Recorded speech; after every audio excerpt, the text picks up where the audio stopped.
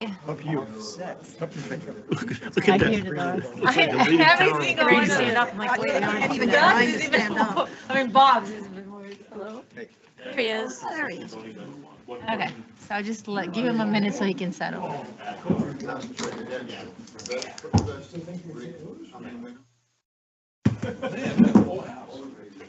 You had to look at me to say it. He was looking right at you. Doug, you weren't far behind. Man. Man. Is it gonna be one of those meetings? Can you tell you crashed this in Europe? See, I took this remotely. Bob, make sure you turn the microphone towards you, please. There you go. Thank you. Yeah, ready. All right, everyone, it's 2:00. We'll go ahead and we'll start this workshop. And we'll have a call to order. In attendance, we have Bob, Doug, myself, Ed, and Carol. And the items for discussion is the consolidation of the pond standards, the Gateway version, and the Pelican version. So someone is presenting this, Paul? Yep, so I'll introduce it and then turn it over to staff to kind of explain. So ultimately, as part of becoming one district and unifying everything, we wanted to evaluate our pond standards and realized quickly that Pelican had been operating for many years under a different kind of guideline than what the Greater Gateway side is. And so staff went in front of the Pelican Preserve Ponds Subcommittee.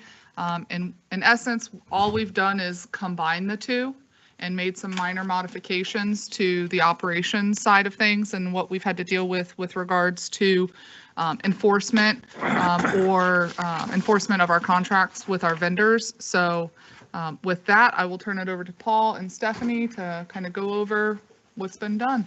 Yes, good afternoon, Board of Supervisors. For the record, Paul Flores, Public Works Director. I'm also joined by Stephanie McLean.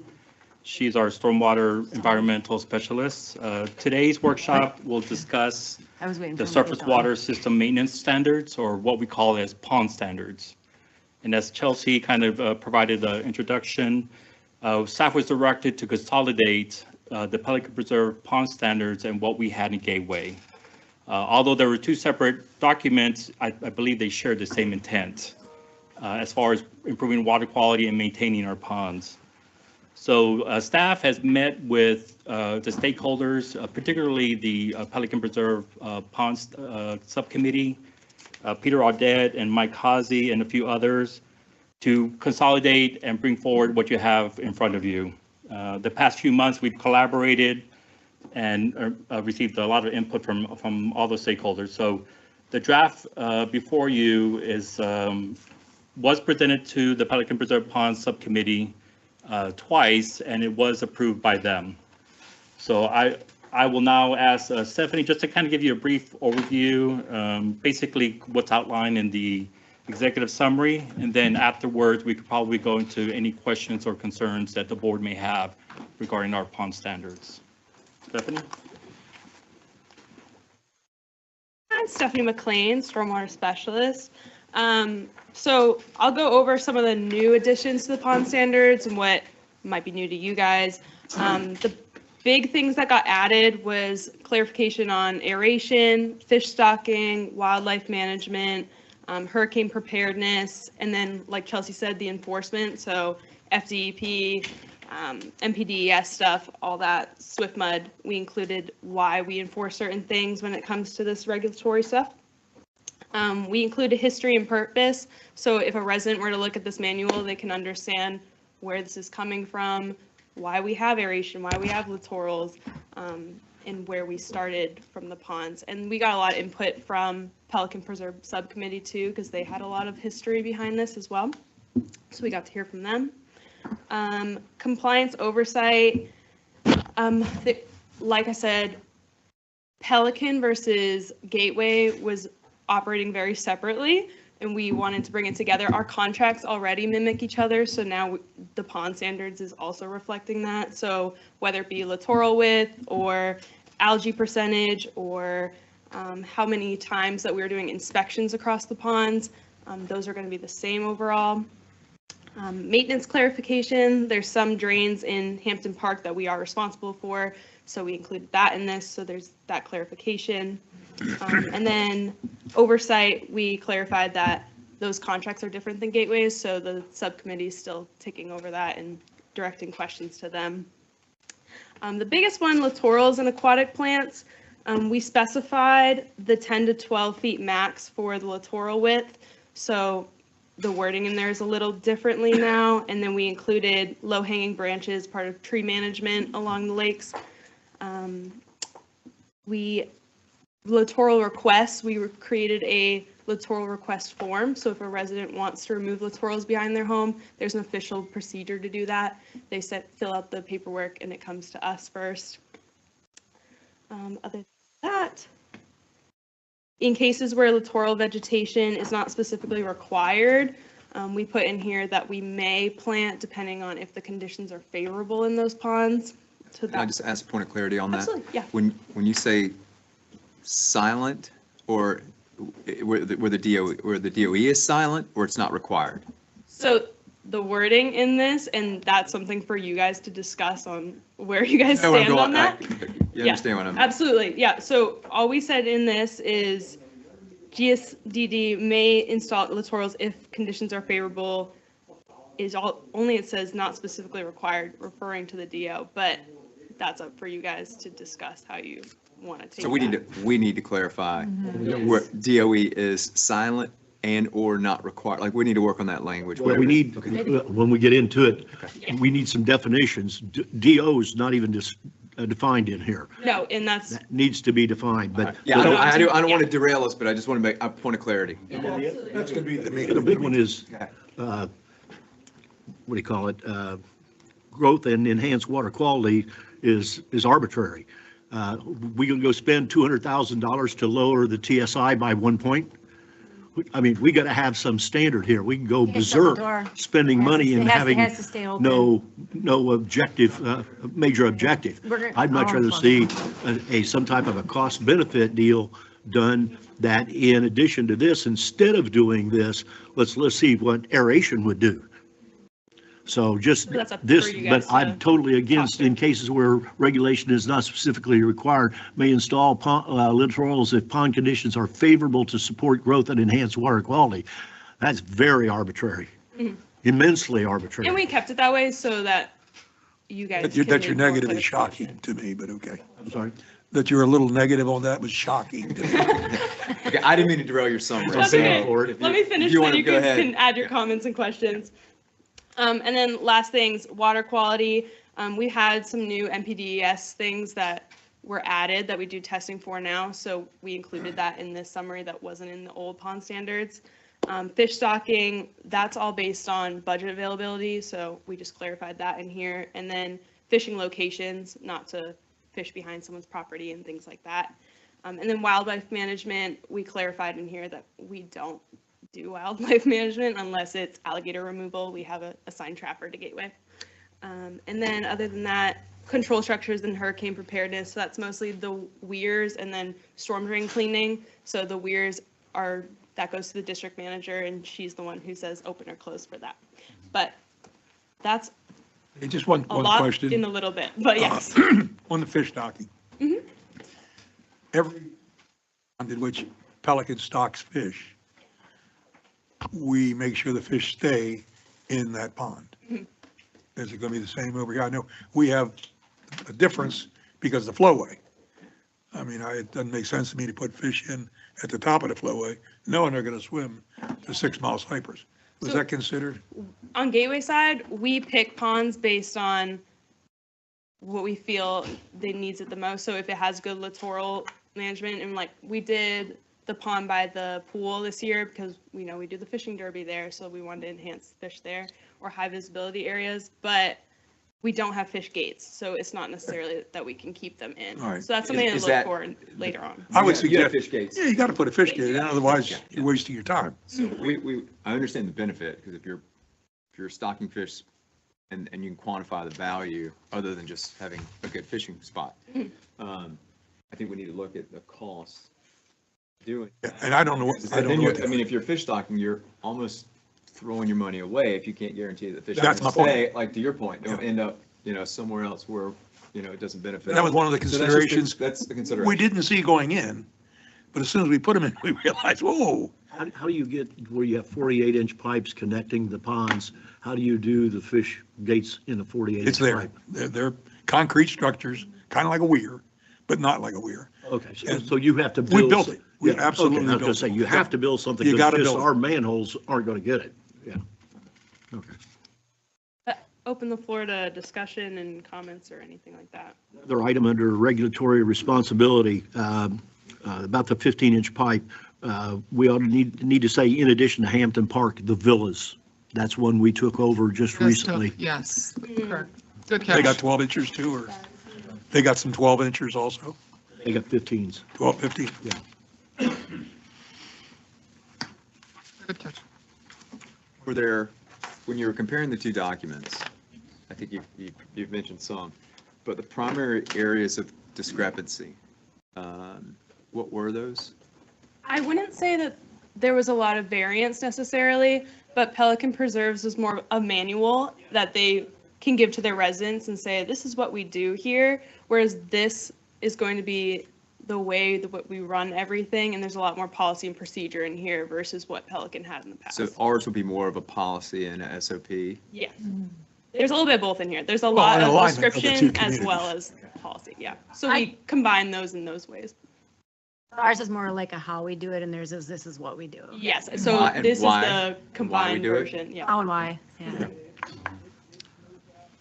And quite honestly, and I think Flavia worked on the original going back a couple of years ago, and they got all hung up in the DOs and procedures, things like that. Excuse me. That was never a consideration in Pelican. We just mandated we were going to have littorals. On the premise that we didn't want bank erosion, that's what we were trying to stop. Yeah, I think a key item for us when we did develop the standard was where the development order was silent. It was an understanding that there is no requirement for it. And it was a blank canvas. But we also knew at that time that we weren't doing full removals and we didn't know what to expect 3 years down the road after we did those removals. So we had some learning. So I feel like my stance 5 or 6 years ago when I created this with the group, it's not exactly where I stand now. So I think it's learning and blending and allowing time to see what really happens. I do have some questions on page 9, when it says a resident-owned tree encroaches the GSCDD easement, including the LME, and structures require access and maintenance. The cost of that, like, we don't have that in the budget, right? And I will tell you, just going by one community, my entire community is underwater. I mean, it's on a pond. Is that going to be something that staff is going to look at and report it? Is it something that a resident can look in and report it? How are we going to funnel this? Because I can see one resident in my community seeing this and say, okay, now you have 15 trees here, they're all need to be trimmed. How are you going to handle that, given that we have 86 communities? I mean, that is a big ticket item. Agreed. I think part of this too is evaluating, do we own the underlying land? Or is this just easement, and that'll have to be determined based on a. But that's not what it says here. It states that you're going to allow the resident to remove it, and if you Which don't, page 9, is it actually the one that says page 9, or is it the one that has the 9 on it? it's the one that says page 9, 12. So 9 and then 12 is in the board book. So if you go to page 10, which is page 13, it will say that you allow the resident to do it, and if they do it, and we do know the track records of somebody having to spend money on things, I mean, let's just be realistic, then we're going to do it, right? Because we're saying we're going to do it. So, so how we've taken the approach right now is if the trees are obstructing our access, then we either trim or, we notify the property owner. But this, if you guys want to make it black and white, we can. That's fine. I just want to know the thought process of we're creating something. I'm one never to create something that we can't hold on to, because it's words on a piece of paper and it's useless to me. So if we're going to create something, we say, this is what we're going to do. This is going to tie into a dollar amount. And I will tell you, giving the large amount of trees and how big they are and how I have visited the ponds many times, you do have issues. You know, what I would like to see is, in this case, and like others, what we have tried to do on this board in the past is to create standards where if X happens, we do Y. However, what we have gained through experience is you can't always do that. Matter of fact, I think the majority of the time, it is not a blanket, if X happens, you do Y. So when we put these policies together, or standards, anytime we can have a definitive X equals Y, great. But we put in the language that allows for an assessment and evaluation and maybe variable outcomes. And the variable outcomes we can, I think we can define through some type of decision tree, but I would like to have the language a little bit more open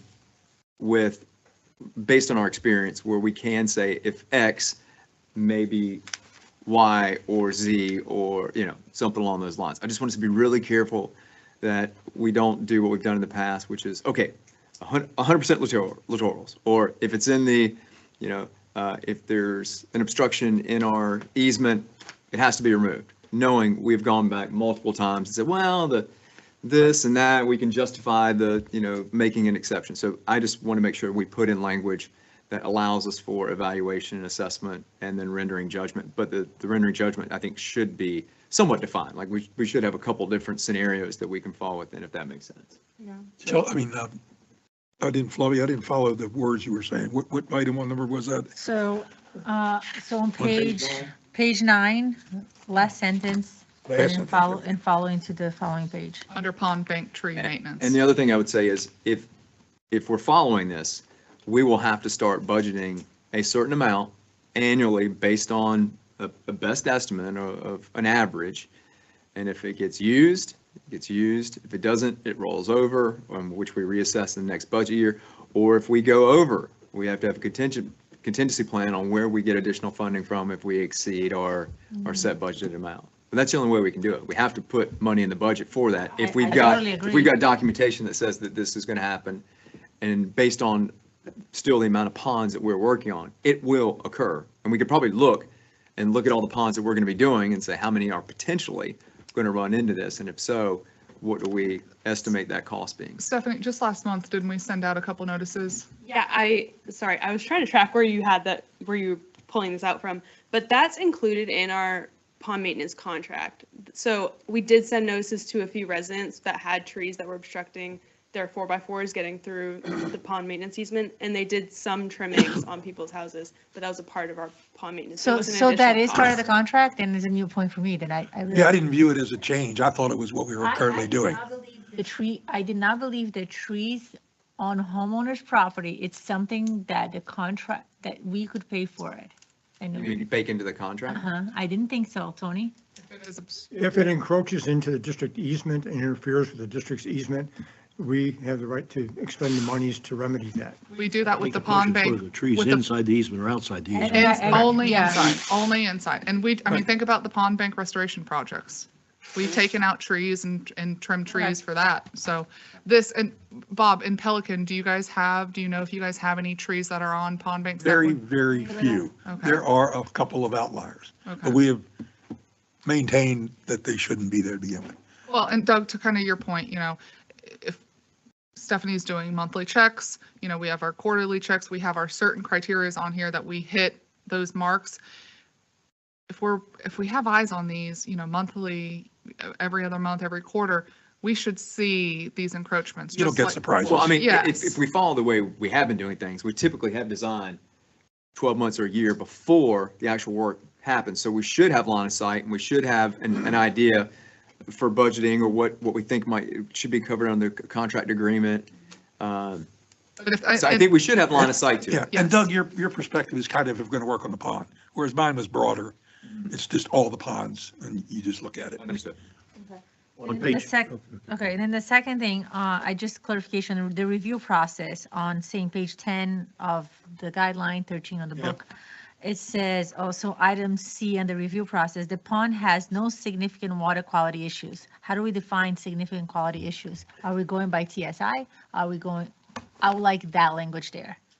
I agree with that. And I think we should come up with maybe, when you guys are closer to this than I am, but to me, water quality is probably a sum of multiple parts as opposed to that's one, what- like, and what that's we, exactly what what this Gateway is. District considers a acceptable water quality range is this. It could be, this measurement and has we to be have. within this And- threshold, like. Well, our TSI has that already. It identifies what's acceptable and what's not acceptable numbers. My deal is that if you're going in and you say you're going to do it to improve TSI, how much are we willing to pay per point of TSI? 10,000, 100,000, million? We've used the Lee County Pond Watch as our, standard. And if we're within the tolerances of what they provide, and we have been, we haven't explored it any further than that. And I think we're in line with that. Yeah, I don't know what we're here, what you do. Given I know that- where they are. Given that we just started, you started just doing the math on the TSI, because what I don't want is, we're testing the water and 10 different items and one is off and then just go ahead and start acting on it. Correct. It has to be a balance of, so that's why TSI it allows us more flexibility. Yeah, you get And- 30, and, 60, 90 days to correct it, and You have fertilization bins, so there's certain times of the month you're gonna see an You're- increase on that's that. exactly So I right. don't wanna go ahead and jump on it. So I just think it would be best if we can add the Sure. word TSI in here. That's going to be our unit of measurement, we should It's define it. how it was always. that's the Yeah. primary one. Yeah. That hasn't That's what everybody changed. uses. So we just need to call it out in And- this. And what we in this can section. do is we can probably say within our acceptable TSI range, I don't even know if we have to It's call not a out. range, it's anything anything under 70. Well, whatever that So- is. so- But I don't even know if we have to call that out. I think we just, if, in the language, we can just say within our acceptable levels. But the pond standards gives you like 90 days to correct. Okay, Yeah, you found it and one it kind month. of, a lot of times you don't the react self immediately, corrects right. itself, like so. Unless you guys are comfortable, if you want to put the 70, We can No, I'll just just say say, TSI, refer to TSI. because if that TSI calculations. formula changes, then we have to change the. That works to well, that's us. what I was saying. I don't want to do I that. avoid putting numbers in when. No, I'll just keep the TSI. But Okay. to Ed's point, that prevents you from throwing a ton of money in something that's naturally going to change in 30 days. And, yeah. Exactly. Yeah. Okay. And then I have two more. So on the following page, 11 and 14, so it says, in cases where littoral vegetation is not specifically required, the GSCDD may install littorals if the pond conditions are favorable to support their growth and enhance the water quality. Give me an example. Well, that's where the wording is a bit broad. In what it's referring to is if the DO is silent, then we'll plant littorals. But not every pond, there are ponds out there that your soil is just not going to support littorals. There are some in Hampton Park that are just rocky and you're not going to get good littorals. So I didn't want to say littorals everywhere because some just aren't going to take. If the conditions are favorable, then we'll spend the money and put them in. But that is up to Well, you. This one for This me is is, deja vu of a nightmare 10 years ago, going in circles, and it's come back again like Haley's Comet. We got a problem in this community. Look at our ponds right now. If you had littorals compliant with a DO or without a DO right now, between the control elevation and 2-foot depth, which at a 4-to-1 slope is 8 feet and a 6-to-1 slope is 12 feet, they'd all be dead. There's no water. There's no water. Are they dead in Pelican right now? And the What are you gonna do? Well, the littorals Why are you gonna put move with the water littorals, level. what are you gonna put littorals in a zone that has no water? And it's not like it happens once every 10 years, it happens every year. At Why are control, we do you doing have it? water? Huh? At control, do you have water? Mm, Do you have a Our pond that Right doesn't? now, our ponds right now are I'm- so far below Yeah, the I'm 10 not to talking 12 about now, feet, Ed. there's no. But when you're nothing at would be control, living. when you're at control, high level for the year, do you have water? Is it at control? Any pond you want to pick. Yeah, At high water mark, is there water? Yeah, in wet season, Okay. we consistently run at control elevation plus maybe 6 to 8 inches, which 6 to 8 inches is a foot or 2 feet up onto the shoreline. But right now, and we've had it now for 4 months, we haven't been there. And everything that's in what you would consider a littoral zone, it'd be dead. But the littoral zone is not fixed, Ed. That's the Yes, difference in the that's my fund. point. That's another point I want to make. The I littoral want a zone definition of floats. what the littoral zone is because our own DOs and our own designs Call it out as being that area that is subject to a elevation from control to 2-foot depth. That is it. Well, maybe that's what's got to change because That's got to the change. littoral development orders. floats with the water. I'm sorry. The littoral zone floats with the water. When the water's high, the littorals are closer to the The shore. story I'm hearing When the is water that the drops, littorals, the purpose was the for littorals erosion. will go out into the lake. Littorals do nothing for erosion. They don't What? work. They don't work. When What? there's no water, how's it going to live? What world are you living in? I'm sorry? The littorals do nothing for erosion? Are you kidding me? I'm saying erosion. That's what I'm When you talking about. have no water and they're dead, how are they controlling anything? Littoral- Because then there is no need for it, because you're not having wind that's slashing into the shore. You're not having waves and stuff. I'd much rather, that's why I want to see a cost analysis, is the money we're going to spend to put these in, if we're basing it on water quality, then what's it costing per TSI index to lower it? So if we're at 75 and you want to take it to 70, what's those 5 points going to cost? Because I'd much rather spend that money doing something that is engineering proven, and that is put in aeration. That works. My suggestion on that is it would be remove the word, because you put it specifically that the only reason why you'll Water be quality. planting is for water quality. And And that's I think not it. that's not correct. And that's my feedback, because I would say, okay, then there's other ways to improve the water quality. Put an aerator, What would you suggest? one. Page 9, when it's Page- talking about, No, I'm Littorals? talking about page 11. I think she's talking about the 14. first bullet point on page 11. Exactly. here. Yeah, that, I've got a So real it says, in problem with that cases one. where littoral vegetation is not specifically required, the GSCDD may install littorals if pond conditions are favored to support their growth and enhance water quality. So you're just saying that, I choked on it. so I think, if anything, establish, I mean, we know everything has to be established at one point. They're not gonna work on day one or on month 3, right? So I think there's a benefit for erosion. I don't think there's a necessarily benefit for a washout, given that the washout comes between the two properties and it's just a volume of water, it's gonna happen. Now erosion, because it's wind-based, you're gonna break some of that by having littoral planted on the right place at the right time. Okay, so I would remove the word enhance water quality. And I would I don't want to have a fight with every single residence. So I think we could add, in case where the littoral vegetation is not specifically required, the GSCDD may install littorals upon agreement with the resident, and that's it. And then just don't add anything else to the water quality, don't add And anything. overall pond health. Exactly. I'm I okay, think- I'm okay with that, because let me just interrupt you. I don't want to add to, and I don't think we will, because the amount of littorals that you would have to plant on a pond to actually move the water quality, it would be immense. You're more likely, what the goal is not to remove it to cause a water quality decline.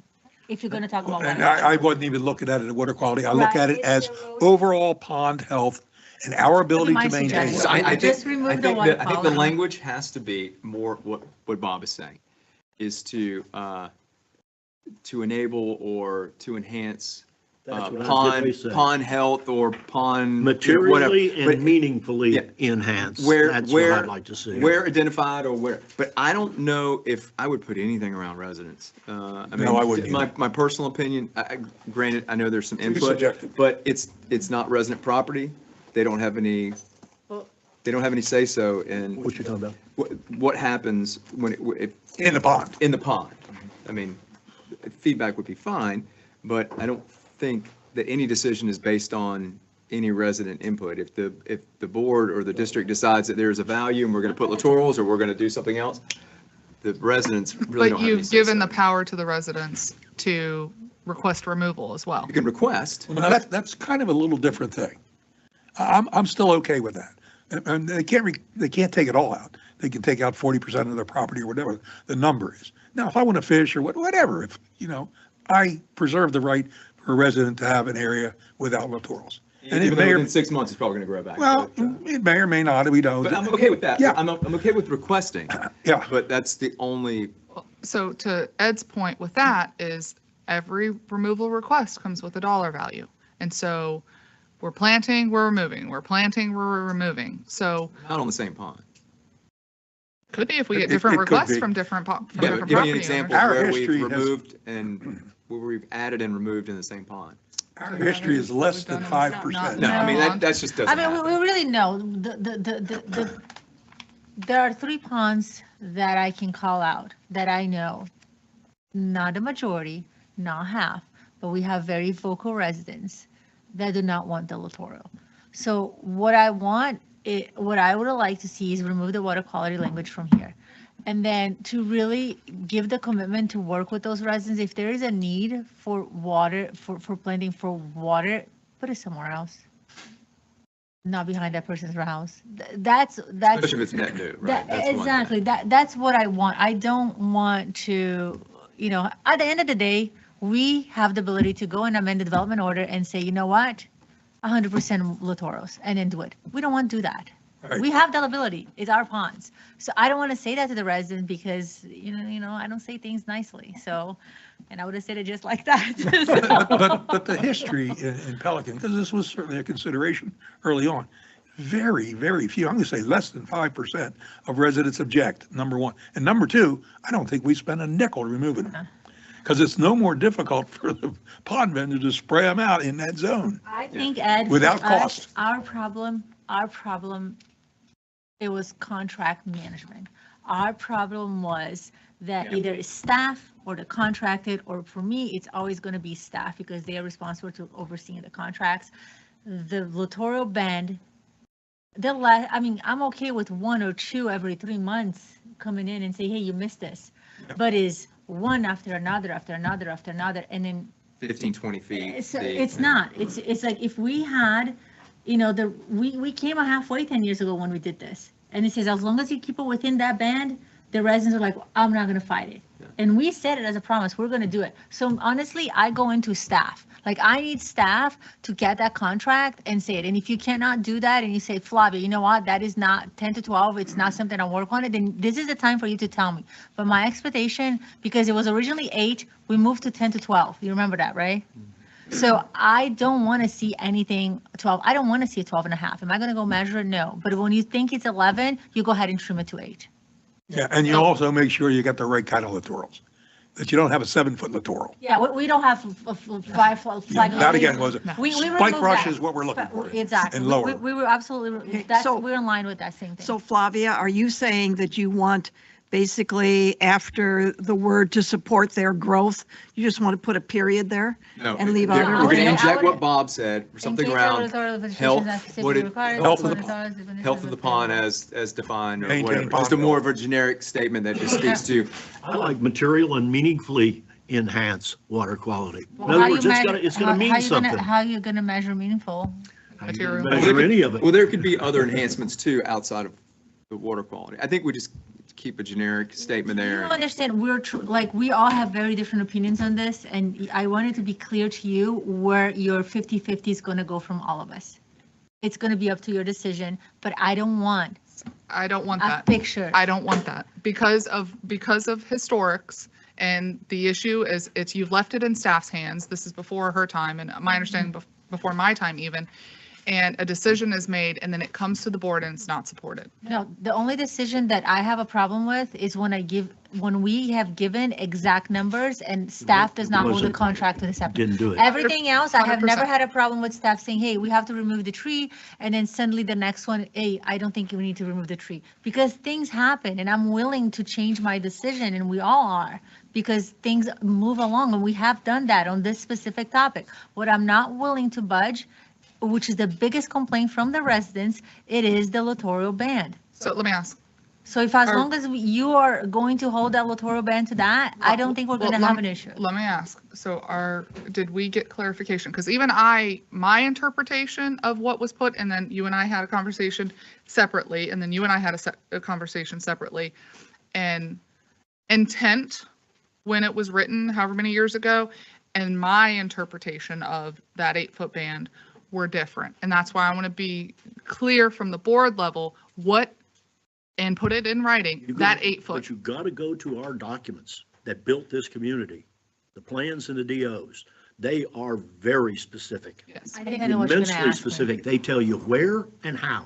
You want to know how do you measure? Is that what you're going to ask me? Yes. Where do you measure? Because on page 9, we have it laid out. Elevation, right? The wording Measure is a from little where the different water here. goes on the bank, Because there was even confusion when we got a new contractor of where are we starting this ban from? And it's either the bank, the control level, the water just, where is it coming from? Control 'Cause level, there- right? Control If you do elevation is control out, everything. No, it's you not will be control, it's wait. water level. Yeah. No, It moves, Ed. no. You can't do it based on No, control, no, no, unless no. you're gonna Keep fill it wiping every out month. a lot Let's of just discuss that for a second. There's two options, right? One is control elevation, so it's set always, which means, 8 to 12 feet is going to be different at different times during the year. Absolutely. Or I'm sorry, 8 to 12 will be the same. No, the control elevation is always the control elevation. That is the elevation Water these level. were designed at. That's the level of the dams, the 5 weirs. That is the control elevation. Not in the ponds, Ed. Yes, it is. I'll argue that all day. No, no, and the twice control on Sunday, elevation you're is wrong. where the pond is at when it's maxed. The littoral Our zone ponds moves. vary up and down. They all do. Above the control elevation, below the control elevation. But the reason you use the control elevation is you have to have a basis to do your measurements. If you don't have that, you got a moving target. That's exactly the right. whole But idea. isn't that part, I'm just playing devil's advocate here, but let's say during Wet let's say 2 months into the summer, it gets dry, the water recedes a little bit, and now you've got X amount of, let's say 10, 12, 15 feet.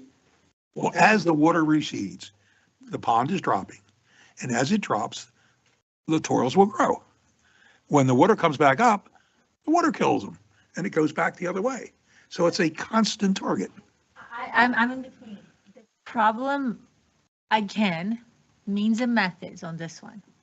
When we stated that we wanted the bend to be to 10 to 12, the contractor was spraying from shore. So what you were having was Not in pellet. control. Well, that's when I say, unfortunately, it's staff. Control, 10 feet of water, littoral starts. So yes, the littorals were like, for a person that does not know, in the middle of the pond. And then I think we're being really good about using the boat. And when you're removing the littoral, you're not removing from the front because one, you need it there to get that wind break.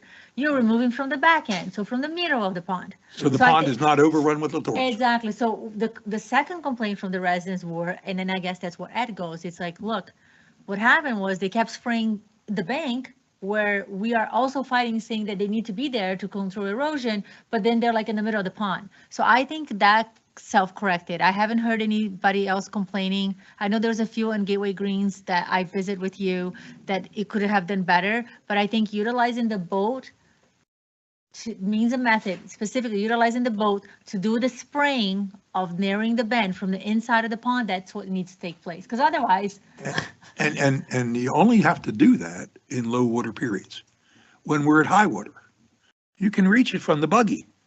You Yeah. can reach out from the buggy. That's not an issue. But you're exactly right. When that thing is Right? receding, okay, When we you had- got to get in the boat and go out and when attack we it had from the high, middle. at control elevation, when we had at control elevation, because it was very easy to measure the 8 to 10 feet, those littorals were 30 feet out. 30 feet out in clumps. And what's causing that is the fact that, one, we're not doing the maintenance on it and doing them timely.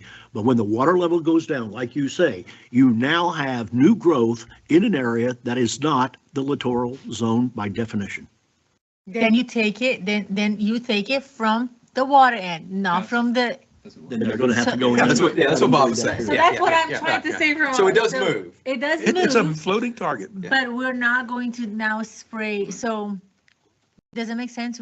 You're always going to remove it and thin it out from the inside of the pond to the bank. To the shore. Never to the shore to that. I And that understand was that. not taking place. So that's a must. And I don't like to go means and methods, right, Chelsea? But that's a means and methods. It has to be done Your that way. problem is that we don't have a real good delineation of the control elevation around our ponds. 100%. So unless you're looking at the weir and you see that it's at the weir, which then defines that surface as the control elevation, it's a no-brainer.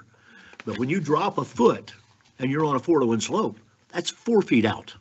You drop 2 feet, and now you're 8 feet out. And if you're on a 6-to-1, you get out 20 feet. That's our problem. And I think when somebody did this and designed this years ago, they did, our drainage basin is next to nothing. We have nothing above us providing water. So when we get dry, we get real dry because there's no supplementary water coming in. And so it drops quickly. So what we have is this ride of 2.5 feet. Well, 2.5 feet times 6 goes way out. And they never took that into consideration. Here's a great example of what I'm talking about. Have your Yeah. embankment, Yeah. then you can tell where you're spraying, and then you can tell where your bend is, because you were spraying it from here. Now, if you start spraying it from here, this bend will never get wide enough, and you protect the bank. Yeah, I think it's growing that way Well, because all your This torpedo is not grass a and really good alligator picture weed. because I can see nothing but elusive stuff on the other end. I'm trying to just focus on My one deal thing. is, why is it there? Don't Well, make me pick on the picture. You know, the other part is we have some very shallow lakes in Pelican. I don't know how shallow you are. But They're- when you get a shallow lake, the opportunity for the littorals to go shore to shore That's all is I very real. Combination shallow lake and real flat slope. So- Those two are killers. Can you look at the beneficial plant? Is that where you were trying to point to earlier? Yeah. Can you please read that and just make sure that that captures Page 9/12, and make sure Page- that, the middle of the screen, page 9, it's printed page 9, but it says 12 in the corner. Where now? Where, but exactly. And Here, Here, it's right in bullet front of point you, under right maintenance. here. The third, yes, the third. This right on your screen right in front of beneficial you. plant. yeah. Beneficial plant management. I've had a question mark on that. Okay, we only have kidney filters and gateway greens, right? Golf course. Yeah, I'm pretty sure that's the. And those are all delineated. Yeah, so I think there's 5, or maybe 6 total. I don't think we even have that many. Okay, the only thing that I want to make sure, fire flag, that it's absolutely I just- gone. I'm And not- we have been, like, 10 years ago, we had it all over. And I would say the contracted at least with that, because the pond by 7-Eleven, like, that was nothing but this, and it's really good. I hate these. I hate these. The kidney, The kidney. Kidney filters? yeah, Well, absolutely. right now, Why, they is it look a horrible. dolphin issue? They look horrible. I wouldn't either So can you just, acknowledge or can deny we, that. can we take a second to read this and make sure this captures what you just discussed?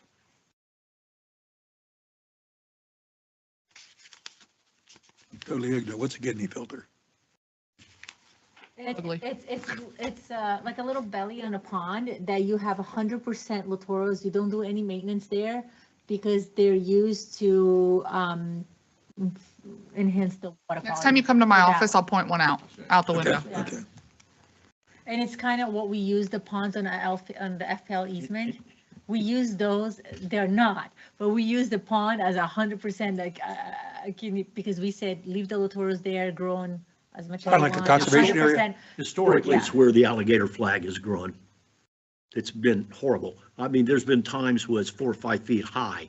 And if you're on the 9th tee, for example, you can't see the fairway. It's that bad. But those are defined. I'm not even going to argue those. Those Yeah, are we know. defined. We're clear on that. Our problem has Well, been there's another. I'm going to say 10 years ago, L took this on, went out to the 9th hole and tried to rejuvenate that thing, okay? Died within 4 months. Combination, either the fish eating your plants or no water. So there's another There's a waste of littoral that we time. use, that are flower littoral. I forgot, usually I'm pretty good with the plants, but I have a headache. So the weir on Gateway Greens, the one that we're having issues, what is the name of that plant? Crush, No, arrowhead, pickerel weed. They're having issues with? I think it's too tall. It's not as tall as the fire flag, but you know what I'm talking about? It's it starts with a G. I just can't. I know. Canna. Canna, there we go. I would also refrain from planting canna. While it's beautiful, the You don't canna, typically plant that one that, for that yeah, but we reason. have in the past. So it's pretty. you know what I'm talking about, the canna flower? I don't know Yeah, what that I'll is. show It might be what you're talking. It's on the 9th hole. It is, All I know is that where we have these littoral zones on the golf course, they are an eyesore, absolute eyesore. the canna is Well, not not so only much that, as I saw, but It's it is a the- blocking. The majority of the year, it's slush and it's just, I mean, Canna it's, lily. it's for bugs and, It's sad. aesthetically, yes, but also I always feel like it's just a haven for mosquitoes, and because there's a little bit of standing water, it's never fully dry. I wish we'd do I'm something talking else about, with do it, you just want dig it to, out. do you want us to also eliminate this? You've got those I on know. next to the ninth green That's what in I'm that talking little about. valley that goes Yeah. up between the green and the pond. Okay, so that would be, I care less, I don't play golf, but Filling in with that? no, not, because this is really tall. This is 4 to 5 feet tall. That's, This, it's the not in the line difference, of play, the, so the, it's- the difference between fire flag and this, fire flag is ugly when it dries. It looks like sawgrass, it looks horrible. And that's what's ugly anyway. It's ugly from the beginning to the end to all stages. This, it's a flower, however, it's really tall, so it does block we've the got this view. next to the Yeah, second yeah. tee. I would add that into not, you know what I mean, as a littoral that you wouldn't add to the bank. You want it taken out.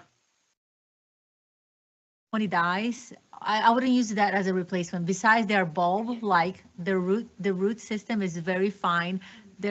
I know about this plant. It's like a They're in the pond water, formation, correct? really. Yeah, but just let's not add it. Like, if we have to add this plant, let's. Well, that's what I'm trying to get. Is it in the bank or is it in the water?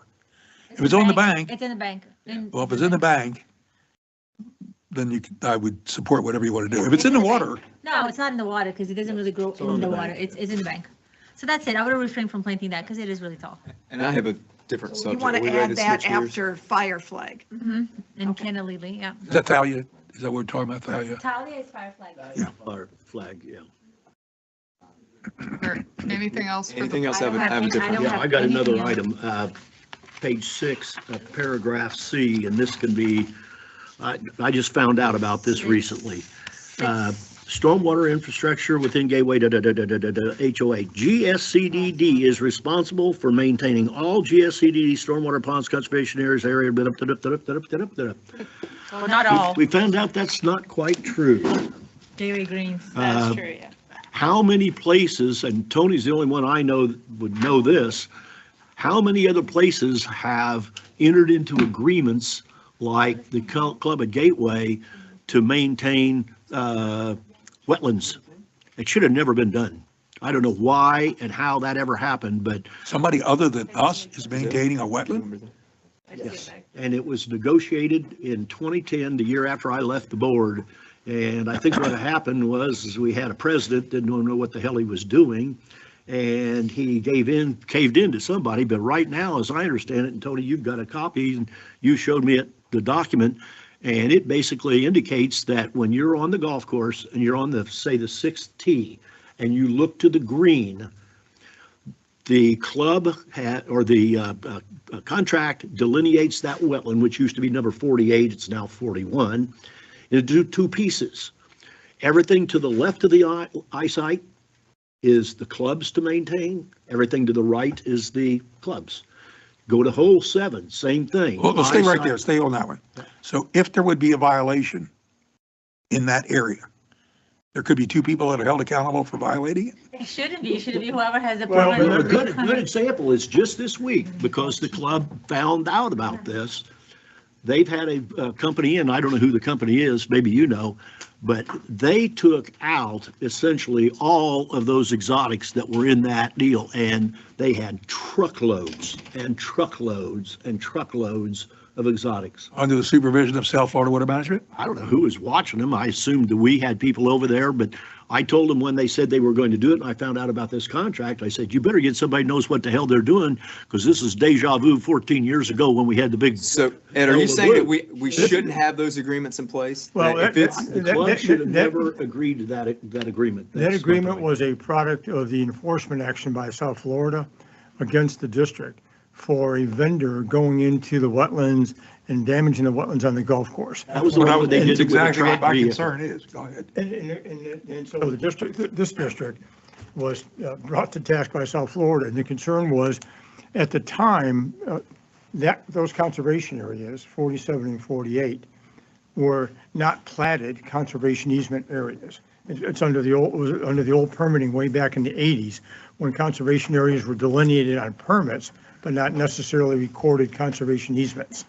So the issue became, our district's response was, We weren't the vendor was a vendor hired by the golf club to do particular work along the golf course. That vendor went into the conservation areas, caused rutting, caused damage. South Florida says, we don't care. Right. You're the permit holder. So we ended up with a multi-month negotiation, in fact, at the board, to resolve the compliance enforcement action by South Florida My and point the was- agreement as to who was going to be You responsible. can't give that away. No, My point is that we've got a contract that is not in agreement with this. The club is an exception. Yeah, we'll have to look at that again, because again, the agreement delineated who's responsible for what sections. It was part of a whole big old global compromise of all the issues. Where I was going I mean, is that cost the district over $140,000. So we got to reconcile that, to your what I was point. trying to figure out is, are there other agreements like that anyplace else where we have negotiated with an owner? For example, that wetland, that conservation area, 41 and 42 now, are owned by the club. They're owned by the club, Yeah, there are but other ones. they're under in our Pelican. responsibility. Are they owned? Yes. Okay. Yeah. Well, but there's easements. I think that And was so are part of the the issue ponds. also. I'll have to go back and resurrect all that. I mean, The club, back years ago, I told them, when the HOA, we had like 30 ponds that you worked with us and our attorney. Charles To get Mann. rid of those ponds and transfer them over to the CDD. With I wanted the club to do the same With thing. Chris I Shields said, at the why do time. you want to own these lakes and these wetlands? Why do you want to own them? They thought that it would be advantageous. I said, all it's got is nothing but liability. Well, now, apparently, I didn't know it, you didn't know it, we find out that this contract exists that basically said the club is now responsible because we were asking the CDD to come in and remove those exotics. And somebody produced this contract that says, club, you got to do it. Maybe we got to change the contract. Yeah, I think. Well, can we, because Side- we only have side on 7 that. minutes left. I think this is Yeah, more I conversation. think what Can we might be helpful table is- this item for, Yeah. for additional discussion? Because it's And I going to think take what more might than be 7 helpful The minutes. big thing, I just want to make sure that we don't have something in here because the Well, club's going to come back and say, hey, if your pond And if we standard do, we says need that to you legally own it, address what am I that. doing? You're right. If If we, it if says it is, all, then How did it it- should be unless otherwise specified through blah, blah, blah, Yeah. blah, blah. okay. Any other comments for yeah, the I have pond one. standards? So there was, when we're talking, you had mentioned something early on about fishing. About what? About fishing. From what I understand, the district allows fishing on our ponds, within our pond easements. Is that a correct As long as statement? you can, there's a policy that is out there. I don't know if this board ever adopted it or not formally or not, but there is a policy out there that, yes, fishing is permitted as long as if you're a property owner, you access it directly from your property, but you cannot go on other people's property to access said pond. Okay, so Common area. if I'm fishing on a pond and I've accessed that pond through a common area or not a residential property, and I stay within the easement of that pond, No. It's not The mine. easement The is for pro- maintenance of the that- district, it's not easement. And the for easement may Easement be is an on- easement, not ownership. Yeah. And the easement So may you're be going, you're on, trespassing on people's property. yes, an easement may be encumbering private property. we're saying the property line goes to It high could go water to line? the- it could go Okay, into the and then we water have our zone. easement. Yeah. Okay, Yes. That's specified in here as well. okay, just want to make sure that that's, I did highlight one more thing and I forgot. Yeah, I've got something for when you're done. On page 5, so page 5 of the document 8 on the agenda, it says recreational use of such as swimming, canoeing, kayaking, or stand-up paddle boarding and stormwater is prohibited. That goes to my point of right here, the activity that we hold on Pond 90, that needs to be removed. Power boats? Yeah, We specifically voted on We that. do not hold that activity. but we are not responsible We got for the the standard, pond. yeah. We are, I'm saying we don't host it. Just do it with an exception. Our permit does not allow for that. Our permit for that, our stormwater ponds does not allow for that. If we want to do it, no problem, amend it. Are you doing, you're not talking fishing? No, No, I'm power talking boats. about power boats Oh, over I see. here. Over here in I'm sorry, Sherman. I'm sorry. So Yeah. it's a recreational use, so I don't have a problem. If we want to do it, amend it to allow maybe just on this particular pond. But you cannot have a document that says you're not allowing for this, but then you're doing on the pond that it has no residence, no nothing. It's the pond that it's in front of our building. so Tony, I think the You're right. amendment, because this, even what we're calling out is, this is It's anything, actually. It includes individuals or people swimming, canoeing, paddleboarding, where it puts the individual inside the pond perimeter. Whereas what we're talking about is unmanned, Understand. whatever the I language remember is. the others about the But- dock and but- everything else. Yeah. But Yeah. I think we should specify a size in there.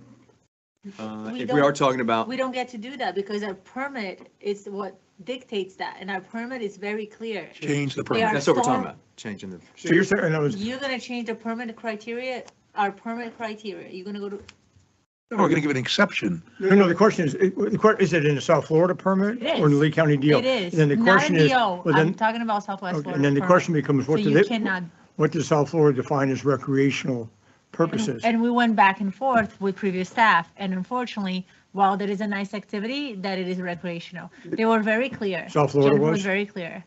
It's a storm water retention pond. The purpose of it is for what we. Absolutely. It's exactly what we stated on this document. The three things that are here: enhanced water quality, no flooding, and So you're something saying, else. we have no way out unless we change the permit. Well, let Yeah, us, you- because this is just a workshop, let us go back and research that and bring that It's back worth in doing. front of We you ought to all. pursue it.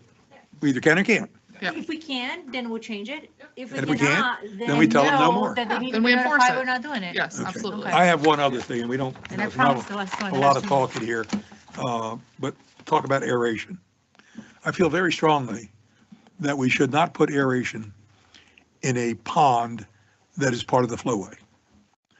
The purpose of the aeration in Pelican was multi-purpose. We were trying to avoid future dredging requirements, and we were told that if we put in aerating, we could extend the life of the pond, and we're talking about pond bank, by 25 to 30 years.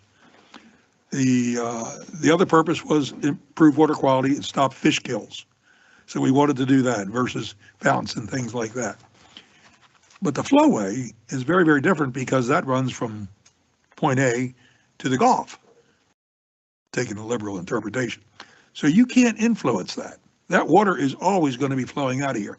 So to me, it seems like a waste of tough taxpayer dollars to aerate anything that is flowway. Any pond that's feeding the flowway, absolutely.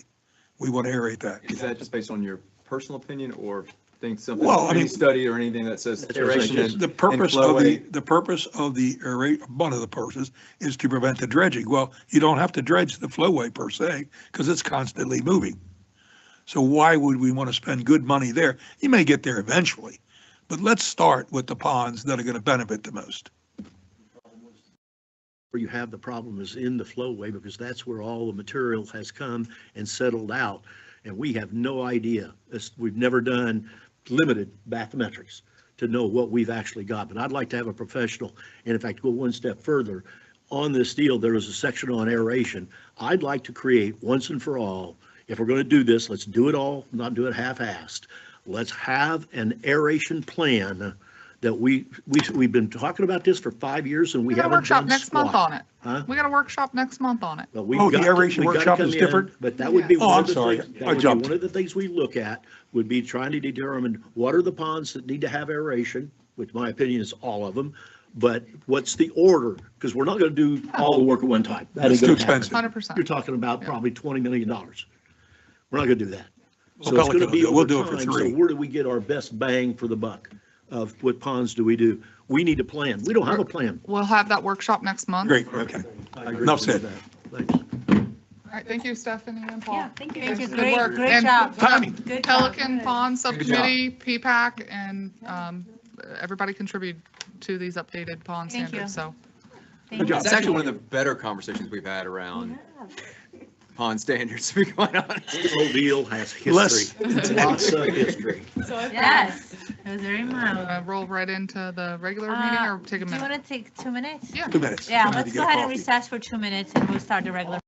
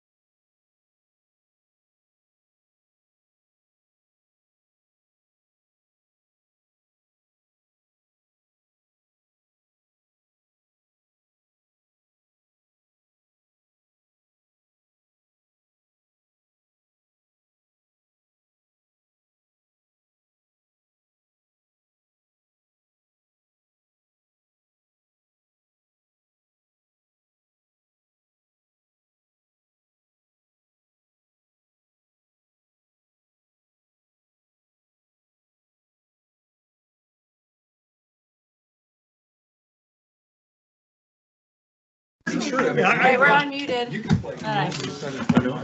All right, everyone, it's 3:05. Let's go ahead and call this meeting to order. If we can all stand up for the Pledge of Allegiance. I pledge allegiance to the flag of the United States of America and to the republic for which it stands, one nation, under God, indivisible, with liberty and justice for all. Thank you. Just as a quick reminder, if we can silence our phones, and if there's anybody that would like to speak on any agenda item or non-agenda item, make sure you completed the little signing sheet at the end of the boardroom. You get blocked? Okay. All right, so Please make sure that you sign in. If you didn't, everybody that's here should have their name on that sign-in sheet, please. okay, so roll call and attendance, we still have all 5 board members, nice and healthy on live. Approval of the final agenda. So moved. Second. I have a motion and a second. All in favor, say aye. Aye. All right, public comment. So I what do we have have? several. Okay, I have some agenda and some non-agenda. however, the order you have, it's fine. Perfect. All right, so first up will be, I'll just remind everybody, you get 3 minutes. There's a nice little light up here. Goes red when you're running out of time. You're not first. You're not first. Nope. You did not. You're second. You're on deck. So first up will be Tom Shaner. Second is Ed Hedges. Again, a reminder, 3 minutes. I won't start the timer until you announce your name. You made them make extra steps. Nice I already walked try. all that way. I'm sorry. Tom Shaner on behalf of the Pelican Preserve Community Association, and I am speaking on agenda item 15. Just very quickly, for clarification purposes, you, I believe, have 2 letters in front of you, the original letter that was sent by Chelsea and the second follow-up, which was for our request to just simply say that should Pelican Preserve ever want to discuss transferring of the assets, streets, landscape, et cetera, from Gateway to Pelican Preserve, would you be willing to have that discussion and do it? And from previous meetings, you had said yes. So we went to the city because we understand the AG's ruling that you had that prohibited from going from you to Stony Brook, I believe. To an HOA. Okay. That particular letter did not, however, say how it could happen. It simply said how it couldn't happen. So we've asked the city, would they do it?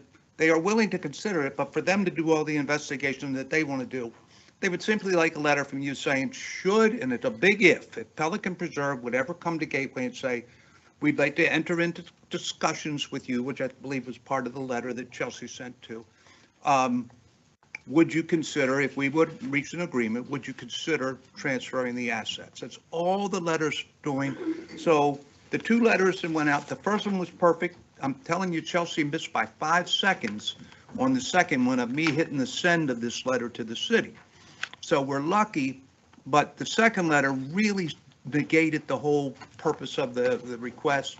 So I'm asking you on behalf of Pelican Preserve to please authorize Chelsea to say that the first letter is good and we can send it to the city. That was it. Thank you very much. Thank you. All right, now Ed, you can come up. Ed Hedges regarding 11E pond standards. Ed Hedges, 10532 Azura. I'm also the PPAC Vice Chair. I'm here to talk about fishing standards on the ponds. Over the last few years, we've had several incidents of kids fishing on the flowway and through Pelican Preserve and at some of the bridge structures and that.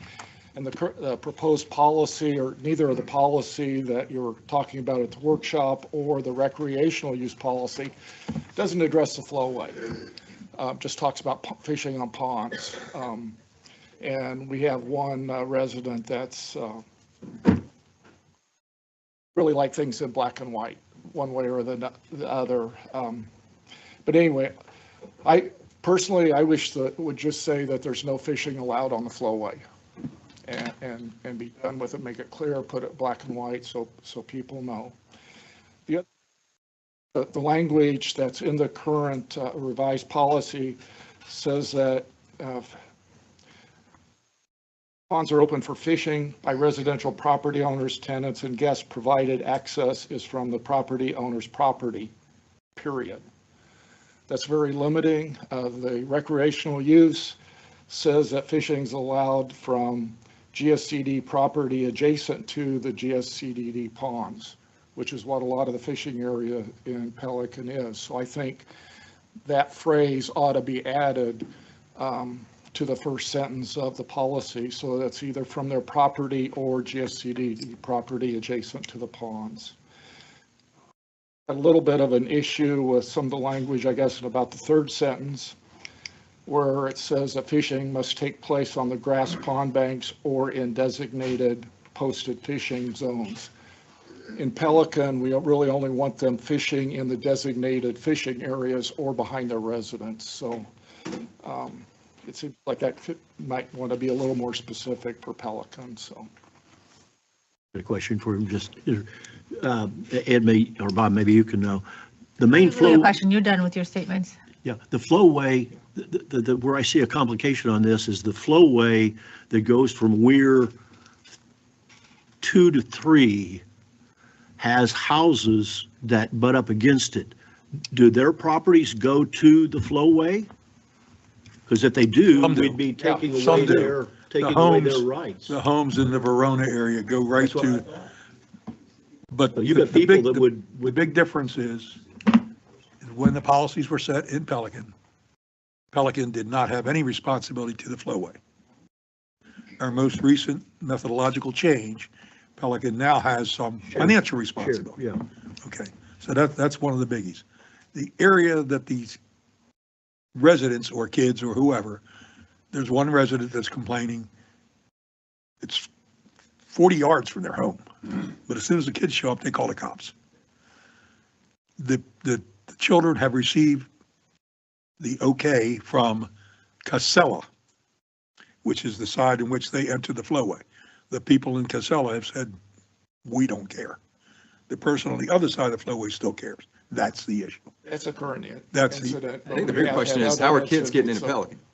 Well, you get grandchildren and they probably coming in on bikes. I mean, Okay. that's a different kind of an issue. It has gotten so inflammatory that people want to call the cops on them, and nobody's willing to do that.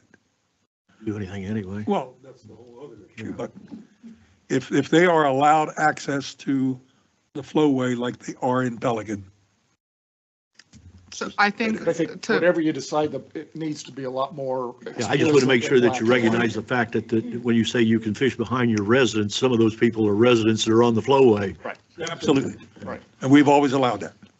so we will work on tweaking, because like Ed mentioned, there's an existing policy out there somewhere about fishing, so we'll work on incorporating the language and As a result of the most Ed. recent methodology, we now have to include the Well, you flowway part of have it. designated fishing areas Yes, we do. already. They just want more areas to No, fish. there's one No, person that doesn't we want to want. limit it to Sometimes that, the problem those is the areas. designated fishing areas where there's We- no we would fish. lo- They've The been fish aren't fished. there. There's no fish. Saw the There have sign. been several incidents left. where people have been fishing in areas where they shouldn't. Some of them are the flowway, some of them are along the preserves. They walk along the bank, along the preserve, from the Absolutely. residential.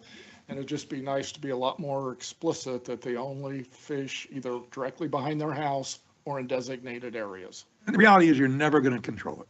You really aren't. I got people fishing behind my house all the We time. had the A same grandfather and his son. I'm not going to say anything to them. We had All right, thank I you, don't Ed. care. Who do we have next?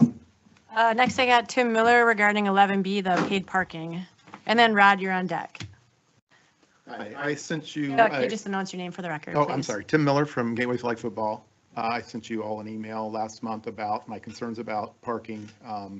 And one of the things I addressed there is that I do think it would affect revenues. I think, for example, you're possibly talking about starting it in March. We have people already signed that spring season that would be unaware that it's going to cost them anywhere from $30 to $70 or on top of the fees that they're paying in parking fees as well, you know, if they're paying for parking.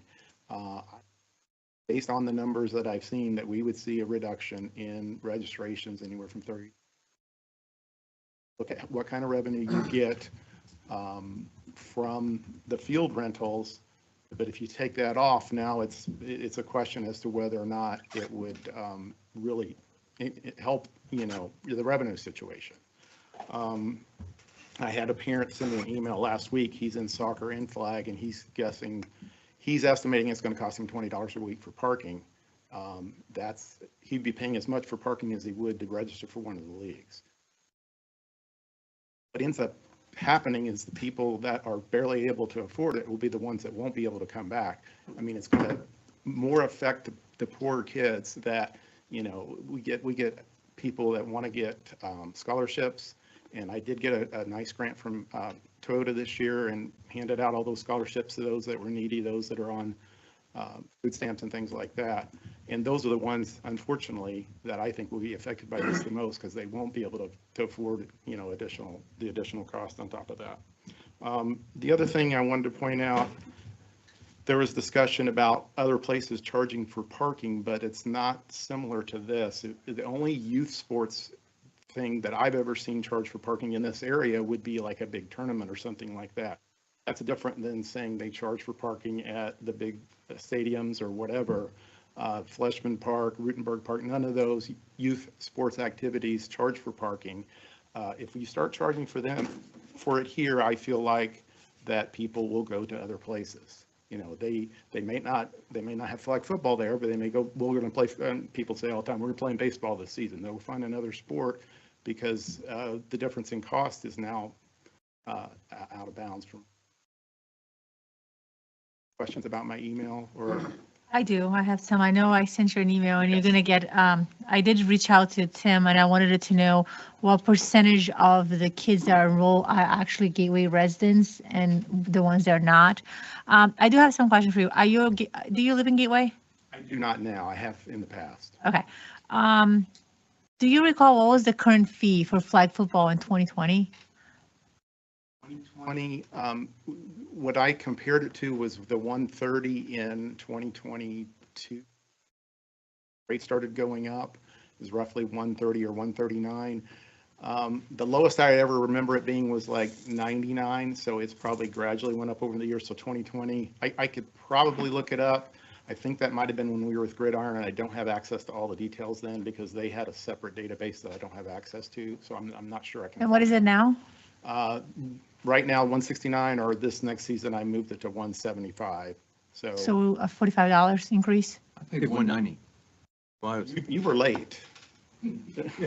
So the people that are late pay a $20 late fee. There's people that buy early. The majority pays the regular. If you register early, it's 175. Oh, no. If you register early, it's 159. So I'm saying that 175 is like the average. I get about 100 people that register early, and then I probably get 100 people that register late, and they end up put the two together, and it comes out about the same. Okay, so 159, it is the current cost now. Well, it ended on January 11th for the spring season. So that, like the first week and a half of registration, we do an early bird. It's like $15, $16. 2 weeks to register early. Yeah, and then for me, it's really, I would have to go into a meeting because I don't know if we're having 20 people sign in for 159 and the rest not. I wanted to see, Tim, exactly what is the increase from 2020 to now? That's exactly, I'll see if I can find that's exactly what I'm looking for. Okay. Okay.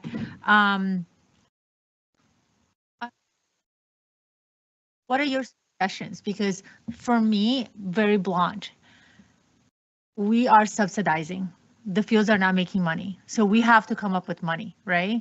So choices, we increase as we have to. So we just fully 100% pass it on to you, which as a businessman, you're going to pass on to the kids. I have to. Okay. And we haven't, So there are certain for things me, that's going to be a real short conversation. So I will pass the increase to you because I have to do the business. I have to do what's right for the residents of Gateway, right? So there's a deficit. I have to come up with it. I'll pass that on to you. You are going to pass that to them, right? Because that's what you're saying. Right, you have to, and I have to respect that. Yes, right? but we haven't passed near as much as the. Yes, which he's not willing to do because he says he is going to, if we assess him more for rental fields, he's going to pass that on to the residents. That's what he just said. So it's either Tim on behalf of the district assessing the players, or is the district assessing the $2 parking fee. And I do think there's room for accommodation because I have been here in the field. I know Mark's probably the one that sees me the most. I mean, you do know there are 3 or 4 parents that will come in, their grandparents, like if they can consolidate. So I'm not going to tell them how they're going to manage their money, but we as a district, the soccer fields are just sucking the money dry out of us from the most amenities. So we have to come up with something, right? There is a safety issue that you're aware of it. Everybody's aware of it. So there's multiple issues that we're trying to cure with this parking. Okay, we do need to we're looking into building a new, parking spaces because there is just not, if we're going to provide something, we have to provide safety before we provide anything else to the residents. So my biggest thing is I would have loved to see I don't agree with the $2 parking. This is what you could do to get the revenue. I put that in the email.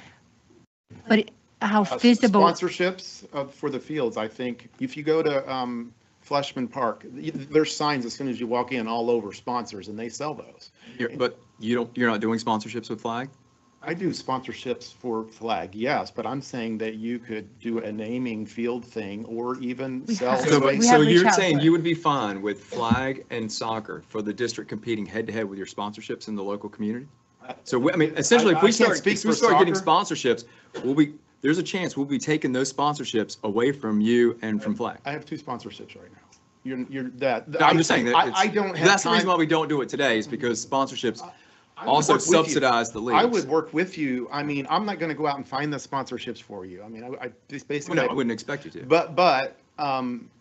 But if you said, like I said in the email, if you found out Sunsplash wanted to sponsor a field, I would change the name on our website, on the app, so that whenever they're looking at what field their practice is on, it would say Sunsplash. They would have additional, besides a sign out here or whatever it is they agreed to, they would have additional things that I would help you with. I'd be willing to do that. That's not a big deal. And prior to the staff that we have now, and then it was Tim Holland, we did work with sponsorship. I was one that was really, on out there, because my son played, and I'll tell you, within 1 month, he got $20,000 for the Gateway High School, and then within 2 months, he got $39,000 for the charter school. So, networking, it's big in the community. I just could not get it for the fields. I could not get buy-in from the locals. I could not get it from the outside. So it was a revenue that we took, and I know Tim actually used to work for Sunsplash, so we did took that route. It just,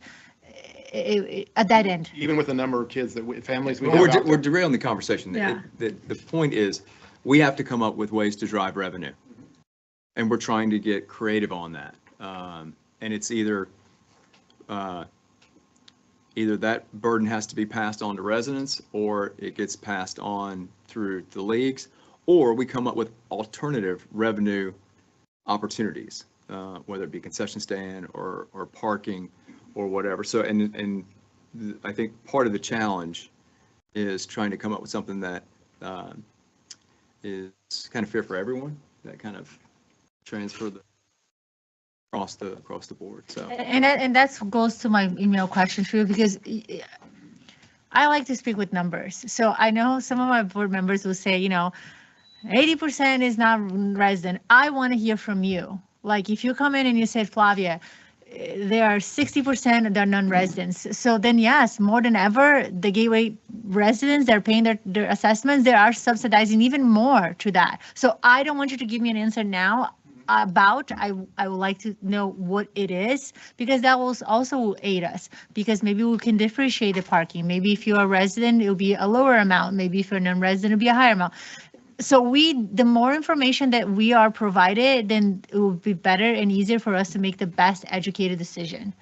And I'll help you get whatever information you need. One thing I would point out about a non-resident, they're not paying taxes, but they are giving you revenue by signing up for the leagues and going into the league. So it's not like they're just using the fields. They are paying for them too. Really? You get the bulk of that. Yeah. They pay you. But I'm saying that And money you're comes from paying them. us for the Yes, field yes, usage. that's what I'm saying. I mean, but it's not a direct pass through. Yes, no, but it does get there. We do have this as a conversation item later on, if you guys would like to take this Okay, up then. thank you, Tim. I Thanks, appreciate I it. still have 4 more people to come up, so, Okay. yeah. Whoa. Yeah. Next up is Rod Senior regarding 11E, the pond standards. And then Jim Latham, you're on deck. Thank you, Rod Senior, Gateway Greens. Just want to support Tom Shana's point. I think it's a really good idea trying to transfer assets to Pelican, using quick claim through the city and getting around this negative AGL. Just want to say that. Pond standards, littorals. I want to pass this picture around. I did print you one a few months ago, but that's the latest. If you can just pass it round and bring it back, please. I was responsible back in 16, as some of you know, for helping to compile the first pond standards that you helped me with, Bob, and so did Ed and Cal Teague, who was Severn Trent in those days. And we did a pretty good job taking account of the 25% position that Lee County had, and also our DOs, whether they're silent or not. And Ed, I've got to say, Bob, you did a nice thing for me when I joined the board. You took me around all your ponds in Pelican Preserve. We had a tour, and you showed me an 8-foot stake that you put in your lakes. Now, that was a firm stake from a control elevation. It couldn't have a stake if you were floating. So, control elevation is where the weir is. I'm with Ed. It's 8 foot or 12 foot. And I'm not suggesting we stake all our ponds, but it's not a bad idea, because if you're going to do it from the inside with a boat, at least they know where the point is that they're, thank you. Sure. At least they know where they're eliminating the littorals to. I think there should be something like that. That's up to you to decide. So what we decided at the time was that we're going to try and respect property owners' wishes, and that includes golf club, not residential property owners, meaning the golf club. And we favoured wetlands as the place to put the littorals to comply with Lee County standards. Fast forwarding to 2025, a couple of months ago, I circulated this photo, Lake 116. These spikerush are growing in the middle, as Ed said earlier, 30 foot out from the pond bank. Not acceptable. Paul Flores and Stephanie have visited my house and we've talked about it. I got an email from Paul Flores saying they were going to be eliminated. Matt Malloy at the golf club has sent a letter at Chelsea's request asking them to be removed from the lakes, the ponds bordering the golf club. It hasn't happened.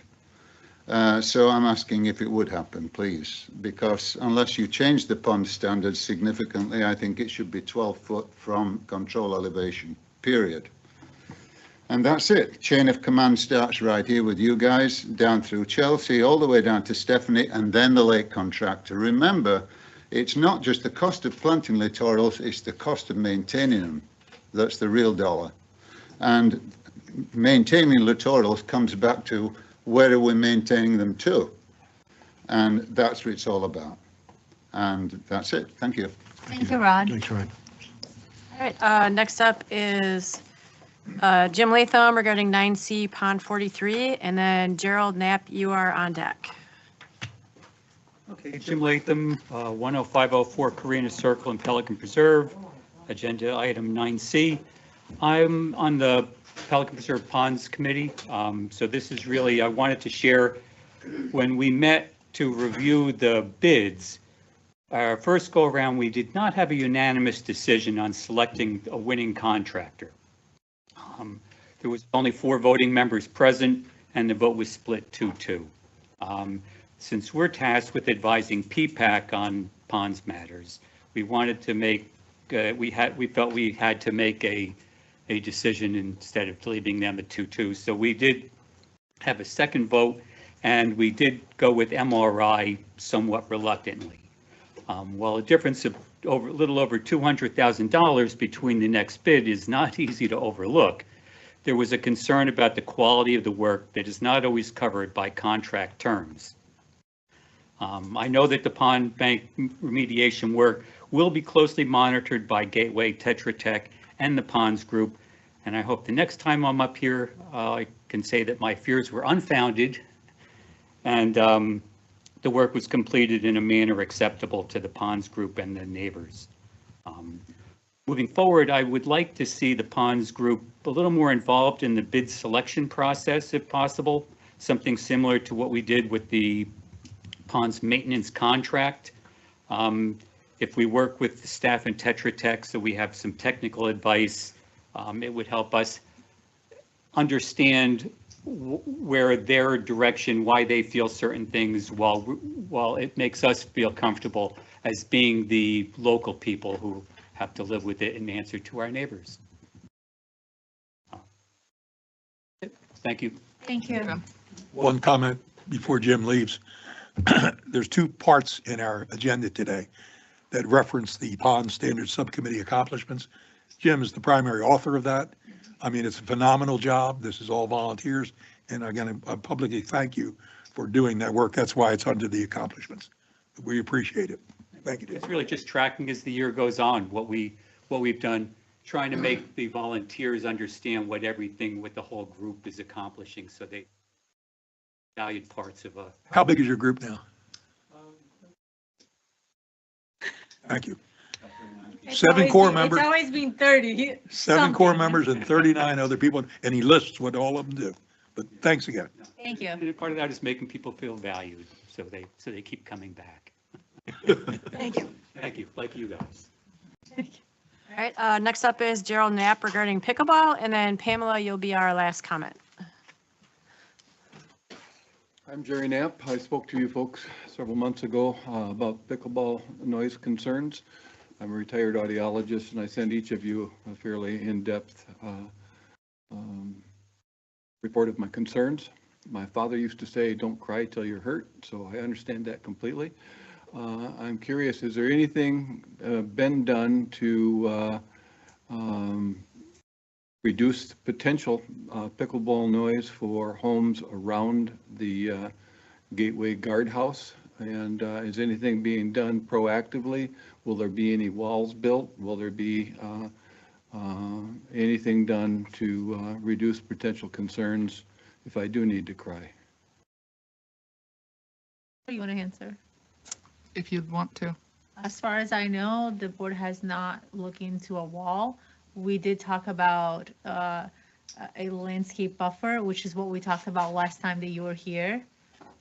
If you do recall that. I do believe that I reached out to you a few times regarding Hampton Park, right? Yes. Mm-hmm. I did go over with the sheriff's office and take noise readings from the closest address abutting the, I guess the across the way DFPL easement from the park. So I have those as a baseline for when the pickleball courts, do come and do start, but there will be fencing. There's not mesh netting proposed as of yet. That could always change, but there is fencing around each court, and then there is existing landscaping out there now.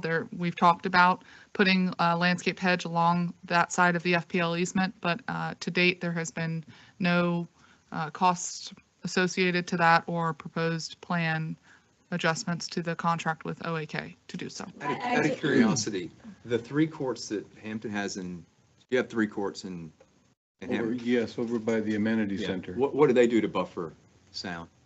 I don't know. And that was. And have you addressed your concerns with them as well? They're not a concern to me. Yeah, because I'm not arguing with you, but here's the courts there. It's sitting right in the middle of Hampton Park. Right. Here's where our courts are going, and there's a whole FPL easement across. On the lower right-hand corner of your video there, no, go down now.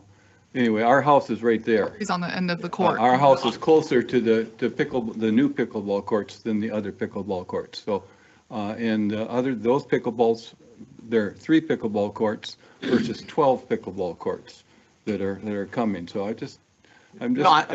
we're looking at it, but I'm just saying if your concern is the sound with the pickleball courts, I would imagine you'd want to address if Hampton Park was doing anything. As I said, don't cry till you're hurt. Yeah, no. And the pickleball courts over by the amenity center are not an issue to me, but. They're so far away. Yes, correct. You can't hear. They're far enough away and there's enough, go ahead. What is it, about 800 feet from your house to the courts, proposed courts? To the new courts, yes. To the new courts, about 800 feet? Yeah. I know you do have a meeting today at your community. I have spoken with some of the board members in there, and I know you have a revolving door, so I don't even know if they're still there. I did ask if are they willing to replant some of those they have a fire bush and then some plantings on that area that just has extended their life cycle. They're there, but it has. I asked if they were willing, to do anything, and I never got a response back. And then I guess that's when you turn over to a new president, and I think 2 over.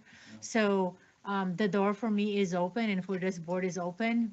It is a partnership, and to your point, I don't hear, I mean, I work closely with Keith, and I know how involved he is with the community as well, and Justin. I don't hear much complaint about the current pickleball courts within the residents that are adjacent to it.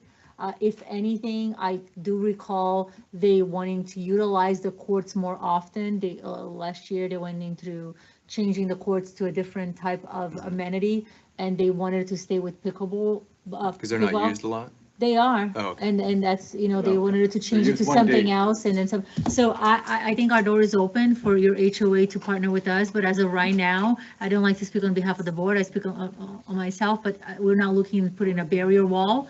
Landscaping buffer is something that we always talked about, and it's on the table. When that's going to take place, I don't know, we don't know exactly. We are cleaning up the FPL easement, anticipating the grand opening, so any invasives and things like that. There's some culvert pipes that have been apparently abandoned, discovered. So we're working on cleanup before we can work on plan of future, if any, if landscaping would be the recommendation. But I'll suggest today, if you have time to go to your meeting and ask your board to, what steps are they willing to take proactive and so forth. We've spoken with Jason.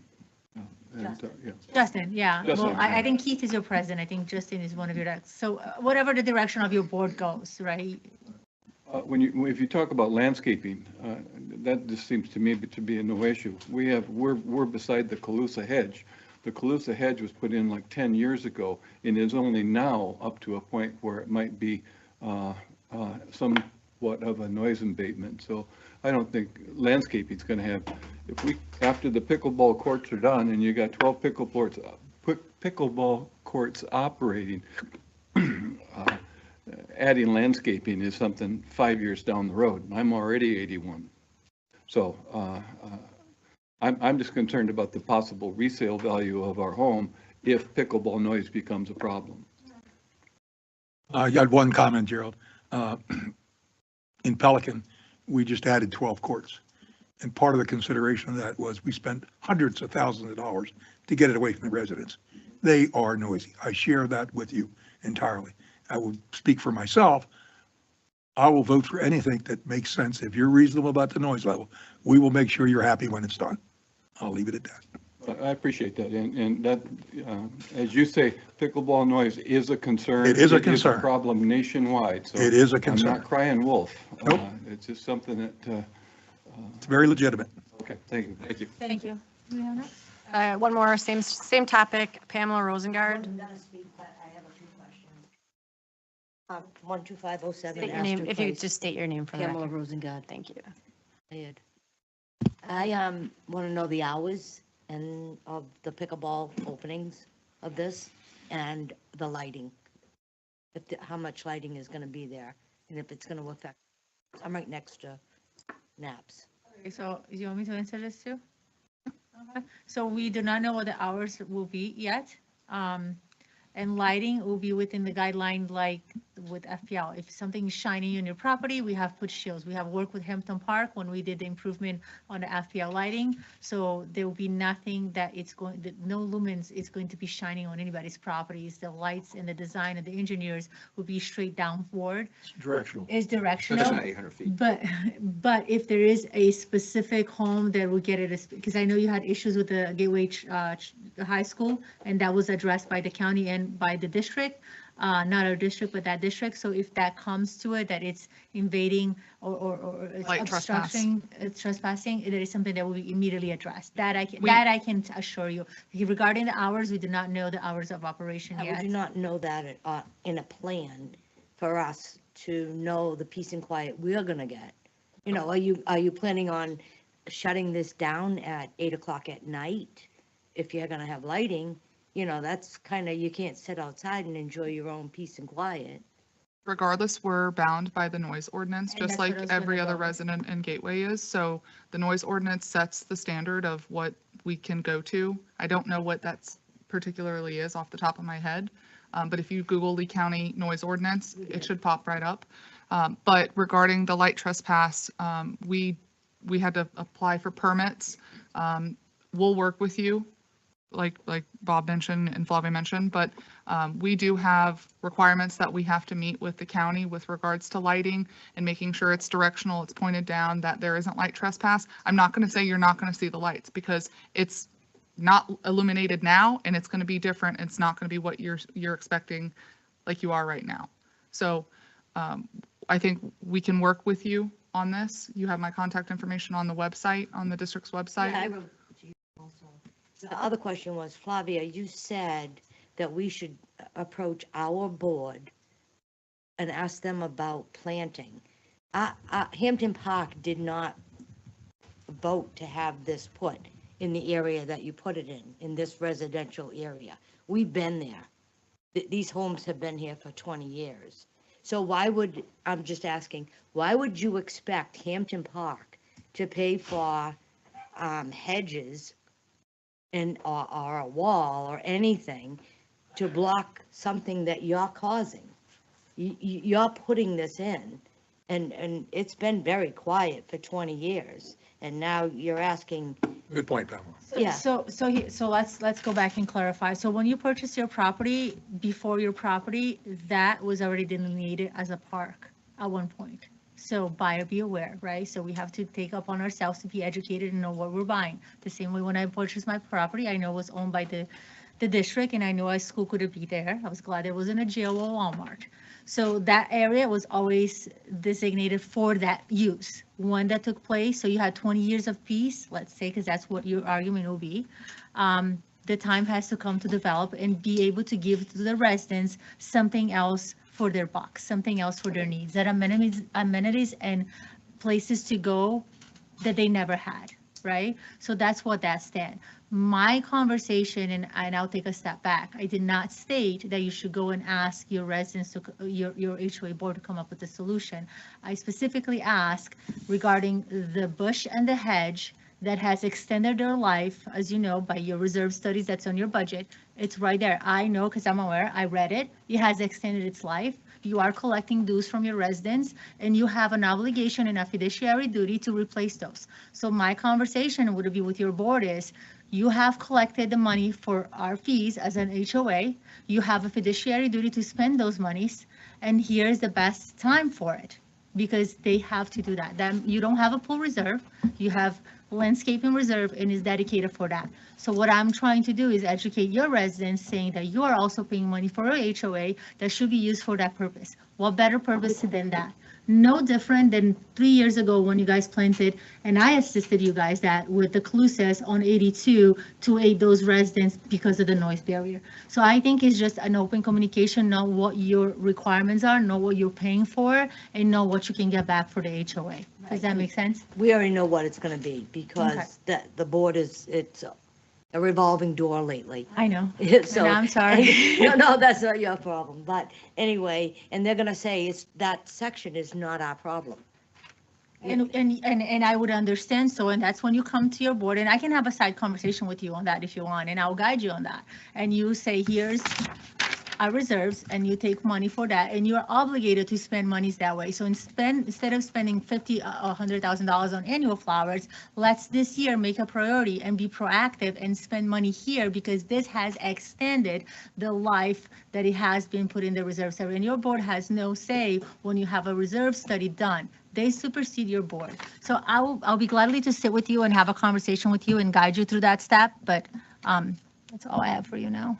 But you're not done talking amongst each other about. No, absolutely your not. noise control. No, absolutely not. Okay. No. Yeah, no, Perfect. absolutely. Thank you. Thank you. Thank you for your time. That's all I have. All right, so let's go through the agenda. I have a couple things under the public or local achievements and recognitions. Thank you, ma'am. So I just want to echo Bob's comment with Jim Latham and the entire pond subcommittee. They have done excellent work over the last year, and it's been a pleasure working with them, and look forward to this upcoming year. Additionally, last month, Randy graduated with his master's in business administration. So I want to give him kudos to that. So good job, Randy. And then just this week, we had a presentation at the shooting club in Pelican Preserve that guided by Patricia, thank you. Patricia, and then we did have. They were looking at you guys when What are we shooting? when you were doing all those 3-2 votes. That's why they Is it formed it. Thursday at 6? That's why they formed it. Never mind. But there was a great effort put together separately with Bob and Randy and Patricia and Carol. But I have to commend those of you who attended that meeting, and I think it was a great success over there, educating the Pelican residents. So that's all I have for local achievements and recognitions. And Randy was a great help on that too. Good. Thanks. Good to hear. Mastered it. All Okay, right. I'm done. The advisory committees and items to report. So we have the PPAC, the PRAC monthly report. Does anybody have any questions, any feedback on that? Don't we have when's our scheduled, don't we have them coming in? This is their report. They don't come They in don't person. come, If you want them to come in person, I can ask them that they send a representative at. That would be I thought nice. they were coming in February. Yeah. like Oh, the 19th or something. you have a joint session with them. Yeah, that's what I was talking about in Okay. February, because Oh, yeah. one of I thought you one of said their the issues report was coming. more transparency, communications, clear direction from the board. So I thought we addressed that by having them and inviting them in for a joint session, which we have in February, so. All right. Pelican Preserve, any other questions on their report? I move on agenda items 8A, B, C, D, E, F, G, and H. All the minutes. I second. We have a motion and a second. All in favor, say aye. Aye. All right, let's go ahead and move to the consent agenda items. I move on consent agenda items 9A, B, and C. Question on C. Yeah, just make it A and B so we can talk about C. I don't have any problem with A and B. Okay, A and B. Okay, so we have a motion to concession. Second. We don't have a second. All in favor, say aye. Aye. All right, let's go ahead and put C. Got a bad feeling. Anytime you have a contractor that's $200,000 and 200,000 bid and $200,000 short of the next two bidders, and he's also got a track record, at least so I've been told, a track record of perhaps not performing work in accordance with the contracts. That's not accurate. I'm sorry? That's not accurate. Okay, that's just only what I've heard. The issue is that this would be one that, Tony, our expression of the best and. Lowest, most responsive, qualified, competent bid and bidder. You know, if I wound him up and have it right. Knowing that, I could see a lot of room and latitude to go to the second or third bidder. I want to know from staff, has this contractor, did he condition his bid on this project? I'm not familiar, what, Did he bid on doing the work in accordance with the plans, or did he condition his bid? no, it was He's- bid. He bid it as is, Yes. no And that conditional. was reaffirmed by Tetra Tech. Okay. Now, although Tetra Tech did not provide a letter of recommendation to the committee or to the district, the pricing was confirmed. Tetra Tech didn't give us a recommendation on this bid? They provided, Steven's here, but they provided a letter, but it wasn't necessarily recommending any one particular company. Okay, Stephen, do you have any input? Yeah, Hey, good afternoon. Stephen Agapi, Tetra Tech District Engineer. So we provided a letter. When I discussed a low bidder MRI, I state that we're hesitant to recommend them as a low bidder. My first initial thought was the price was very low. 2 ponds in Pelican have been completed in 2025 with the same method, and we received 2 bids from Extreme Divers to do that work, and we also received 2 bids from Copeland to do the same work. Brad completed those jobs, but the prices on those from Copeland and Extreme Divers were $125 for Copeland, and Brad were right around $125 a linear foot. And MRIs on this is $77 a linear foot, which, you know, it seems like it's low, but I did talk to them. I asked the questions. We went through the scope of work. He confirmed that their price does match the scope of work.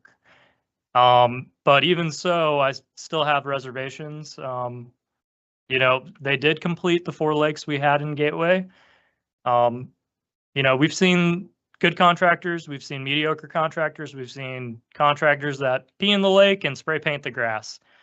I don't think MRI is the worst contractor. I think we've definitely have had better contractors to work with. So that's why I'm hesitant to recommend them as the low bidder.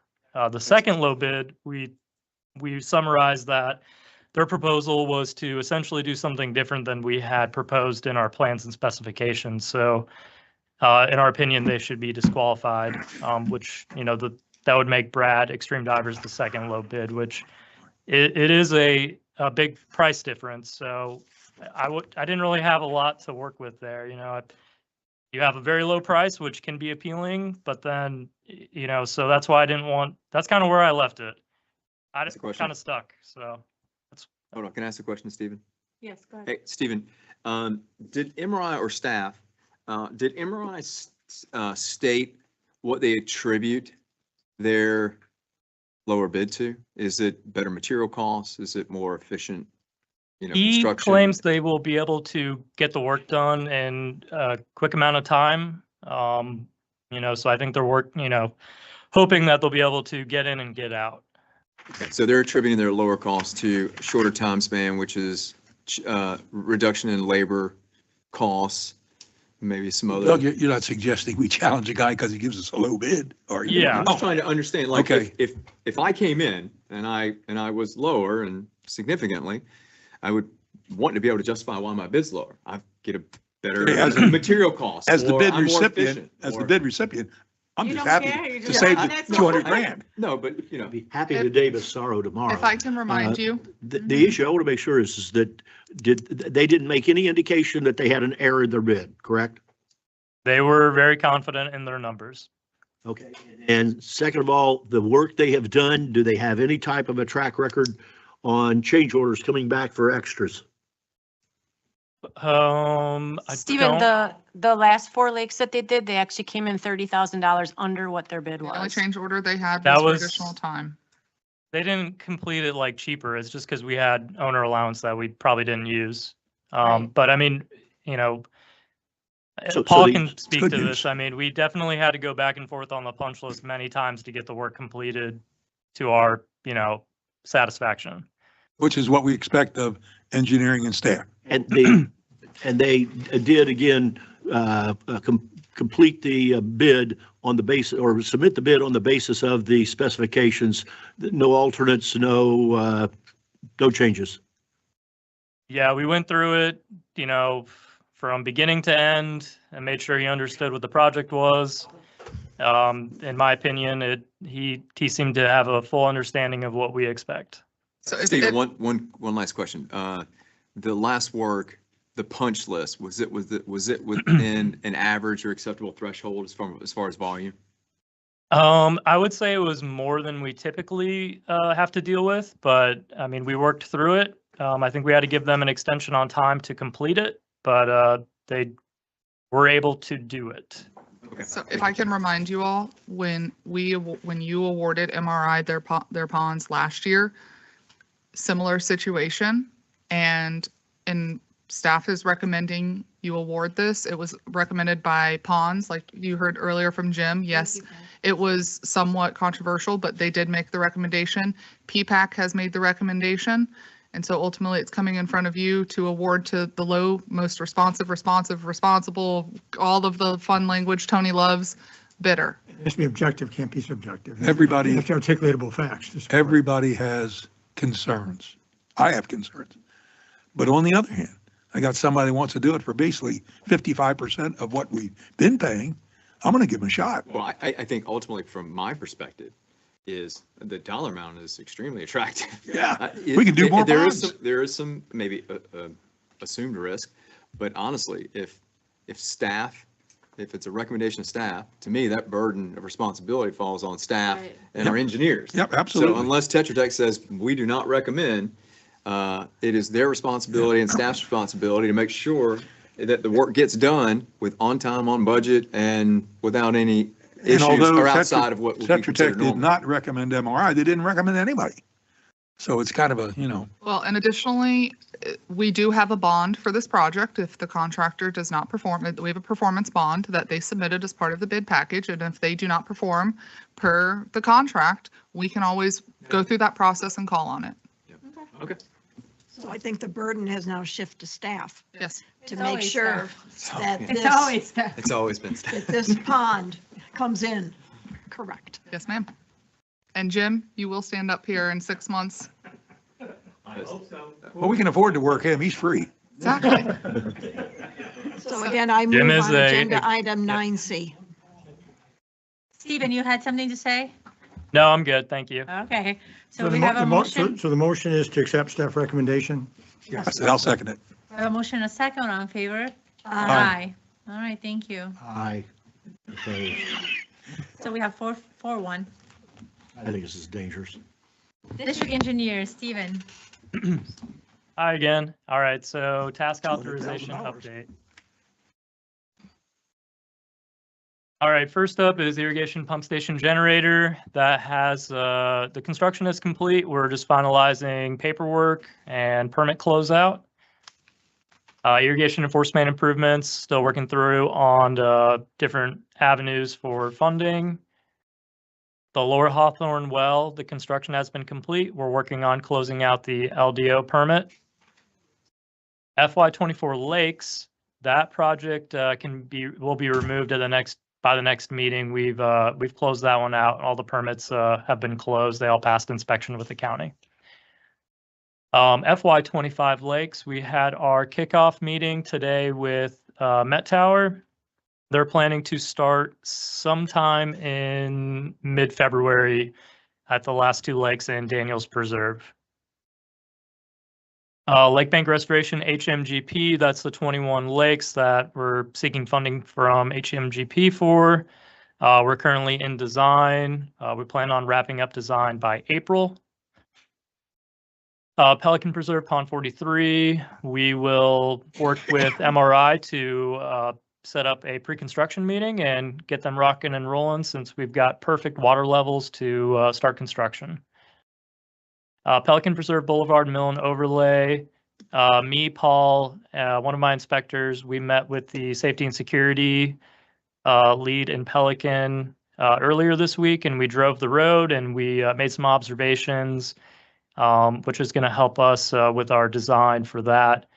The road itself looks pretty good. It's definitely starting to delaminate in some spots. There's some old patchwork and potholes, but the road itself looks pretty good. I don't think we'll have any issues milling and resurfacing that. There is a fair amount of cracks in the valley gutters, especially around some of the inlets. So we'll be making recommendations to replace the valley gutter on that road. When do you expect that to physically start? The work, somebody showing Told up there? Summer. Not till summer? Yeah. Summer. Because FPL is Yeah. just about done with the lighting. Right, yeah, we saw them pulling some cable out there earlier this week. They've got some old poles to remove. We should be done with our plans and end of this month or early February and have a permit, 30 days after that.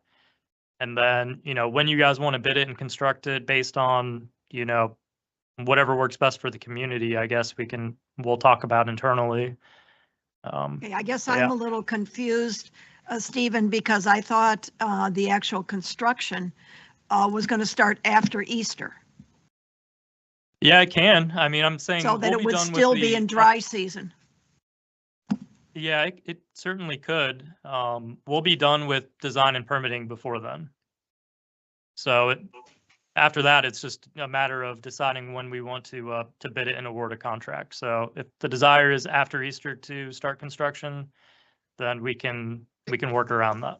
It's going at some point after Easter. It's just the timing between permitting and then bidding and then awarding contract and then getting on their docket. So we will not be doing this project until sometime after Easter.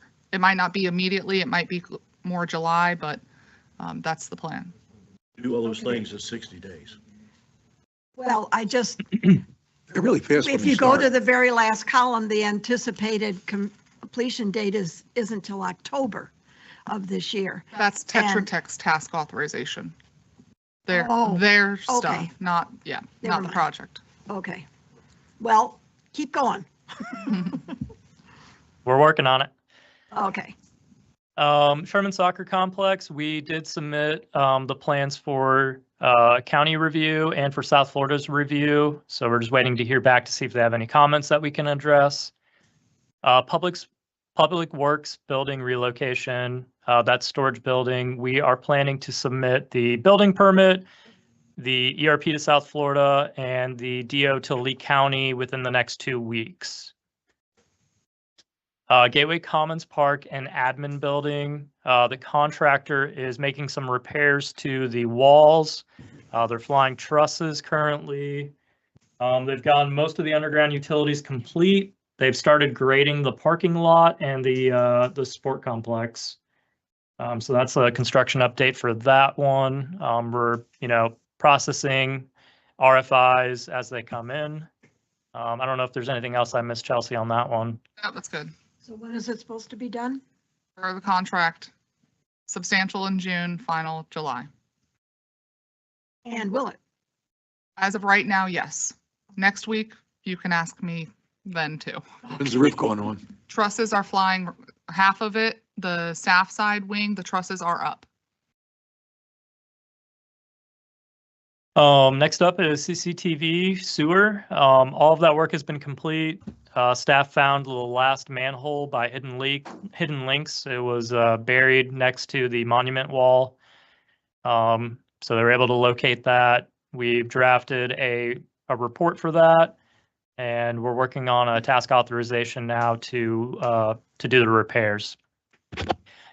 CCTV storm, the contractor has remobilized and they're out there working, I believe, in Stony Brook right now. They're having better luck with the lower water levels, so it's a little bit easier for them to dewater the pipes and get their job done right now. GIS support services, this is an ongoing task with staff and our GIS team to develop GIS maps for all the different facilities that Gateway owns, and we're plugging away on that. Development updates, Daniels Parkway Apartments. We met with the engineer today for that one and went over some more comments. We're on our 8th submittal from them, and we returned our comments to them today. And hopefully, they want to see that in front of the board in February, but we'll see if they can get all of our comments satisfied by then. So, Steven, can we pause Yep. real quick? Yes, ma'am.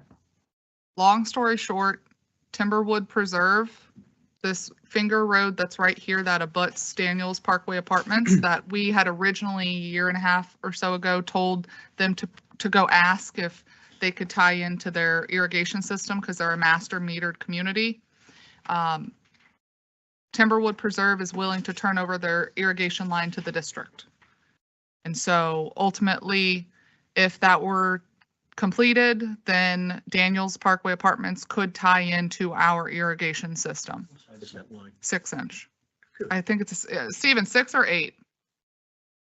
Oh, you caught me. I don't know. I know. It's either, but they did, Tetra Tech ran the modeling and it will meet the needs of Daniels Parkway Apartments. So 6-inch, Will? it's either a 6 or 8. Yeah, I'm not. 8, I can understand. Yeah. 6. So it's right next to the plant. It's got a lot of pressure, and we ran the hydraulic model based on the demands they projected and, existing conditions at peak flow. And there wasn't a major pressure drop with that connection added there. So ultimately, later on, I'll be asking you under district manager items if we could take the next steps working with the HOA on getting that main turned over to the district. So just as a heads up. Go ahead, Stephen. St. Louis, I will let Tony speak to that one. Garrett FM, they received the odor control unit this week. They've got to install that at the lift station, and they need FP&L to provide power to the lift station. Next step is to do a startup test for the lift station, and then we can start turning over utilities probably in the next month. That's all I got. Anything for Stephen? I have nothing. Bob? Nothing. Steve, you've got the profiles for the upper end of the driving range yet? I'm having staff look, I did get them this week. I'm having our guys take a look at them, make sure they're good, and then we're gonna pass them along. I do meet with the club and their engineer next week. Yeah, I've heard they're getting somebody. I've never heard of them before. You know anything about them? I do know. Okay. Yeah, I'd just like to see the profiles, see what we're working with. Anything else for Stephen? When's your meeting with Next- with the club? Tuesday. I will make an effort to have them to you before then. Thank Do you. you know who their engineer is? Michael Herrera. Who? Michael Herrera. Used to be with Grady Grady Minor. Minor, I believe. Yeah. See what now? He started his own company. You know him, Steve? No, I mean, well, I do know him. He was working on he did the site plan for whatever we were trying to do up by the soccer fields. He also worked on, down in Fiddler's Creek, he worked with restorations after Hurricane Irma, a lot of the fencing and infrastructure that was damaged. Nothing else? Thank you, Stephen. Yep. Have a great night. Steve? All right, admin agenda.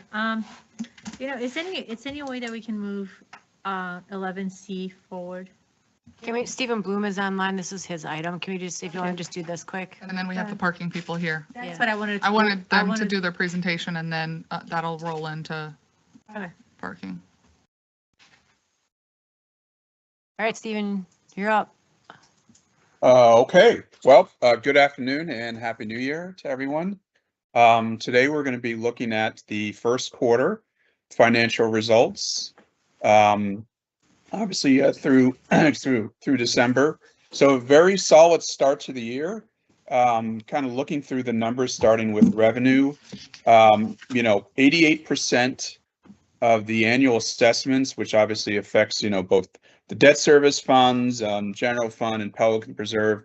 So about 88% collected so far for the year, which ironically is the exact same percentage it was through December of 2024. So, again, it's a very solid start.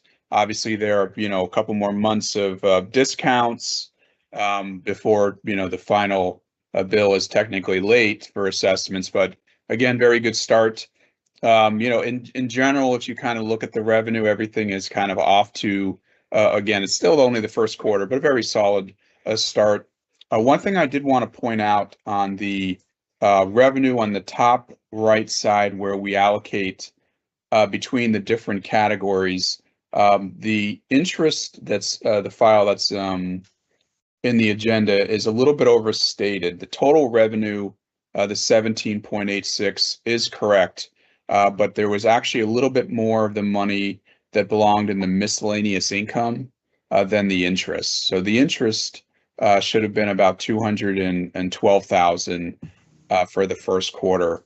I apologize for the error, but I wanted to mention that obviously to everybody new. But again, as you compare that to last year through the first quarter, we had about 277,000 in interest income for the first 3 months. So, I mean, look, it just kind of shows you, as the Fed fund rate goes down,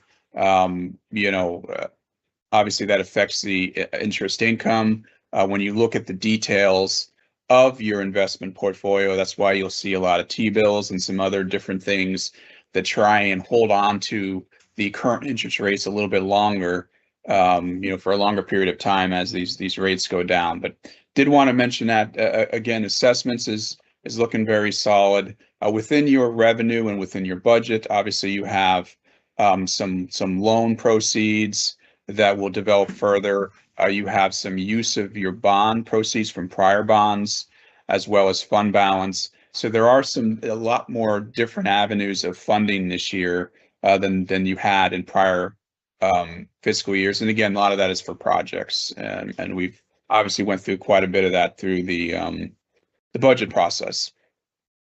So now looking at the expenses, again, really a lot of solid numbers here. As you can see, the numbers are, under 10%. There's still a lot of developing as you get only through the first quarter of this. Your Debt service, a lot of those actual principal and interest payments, you know, don't have as many of those in the first quarter, or most of them are either September, and then you'll start seeing some of those come up in March, you know, to kind of the tail end of your first quarter into your second quarter, as well as the momentum that you'll start to see on your capital projects.